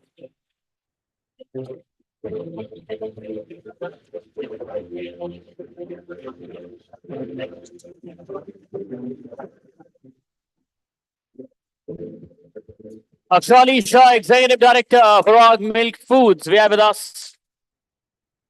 She's here. Is you mean you're telling me? No. We have Vipul with us to receive the award.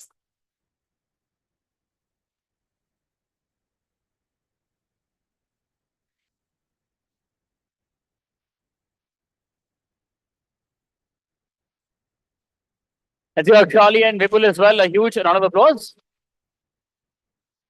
Congratulations. Thank you so much, gentlemen, for helping us with the awards. Thank you. We'll do a picture as well. Winners, the group picture, may I please request all of you to bring your trophies. And also, if you've not done your video interview, request you to please do the same as well after this. And Chetan and Resham request you to join the first group picture. We'll do one with the jury members and then only of the winners. Please. Can the team also make sure that if any winners outside, they're called back inside?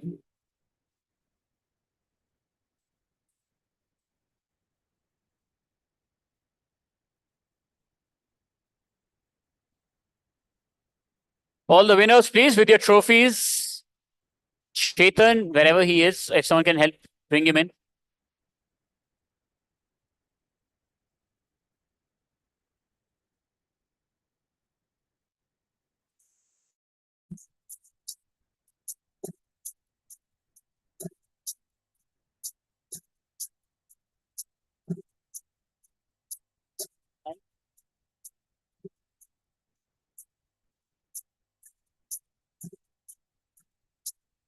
Yes, sir.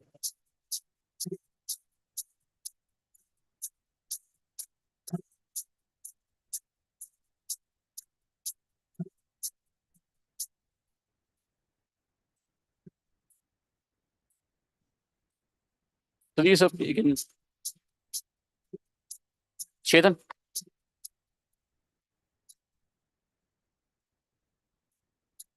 You all might just squeeze in a little.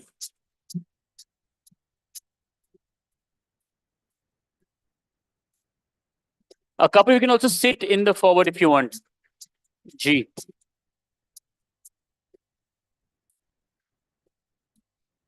You can also sit if you want, yes.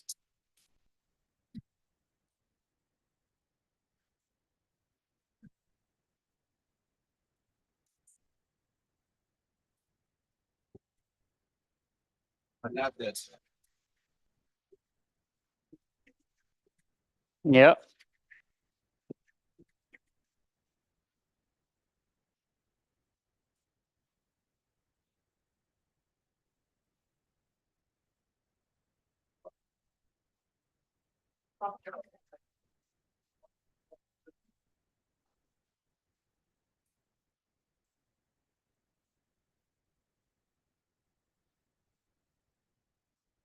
We've got more people here than you've got here.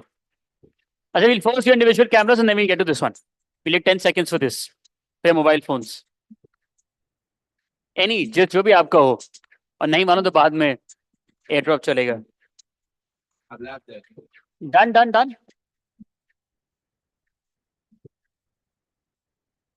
5 more seconds, huh? 5, 4, 3, 2, 1. Thank you, Naval. अब सबको थोड़ा पीछे होना पड़ेगा. A request, please.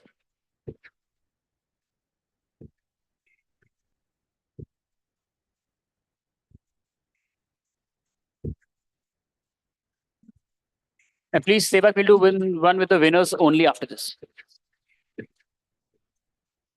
No, not you.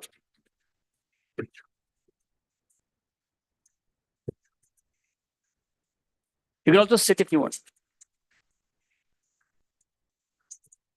So.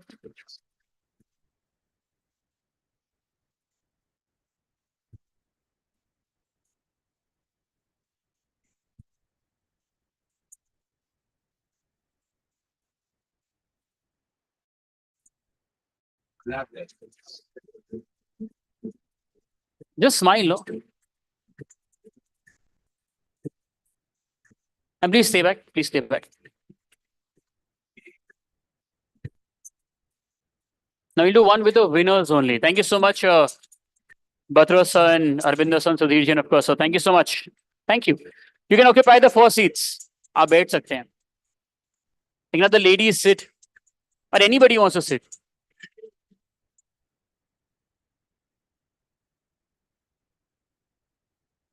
Anybody who's almost turning 40, they can. अभी कोई नहीं बैठेगा.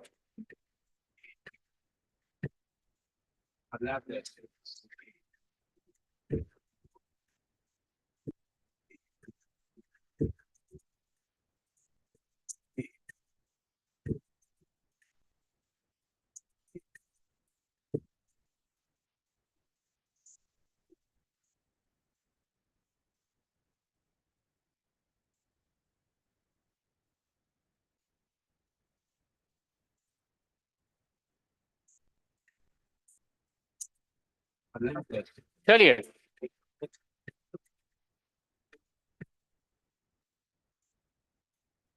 The center frame, please.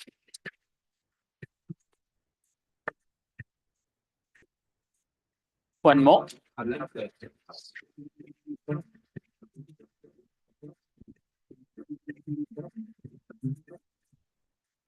Done?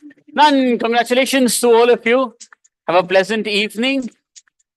Oh, it's also the weekend now. Oh, yes. Congratulations.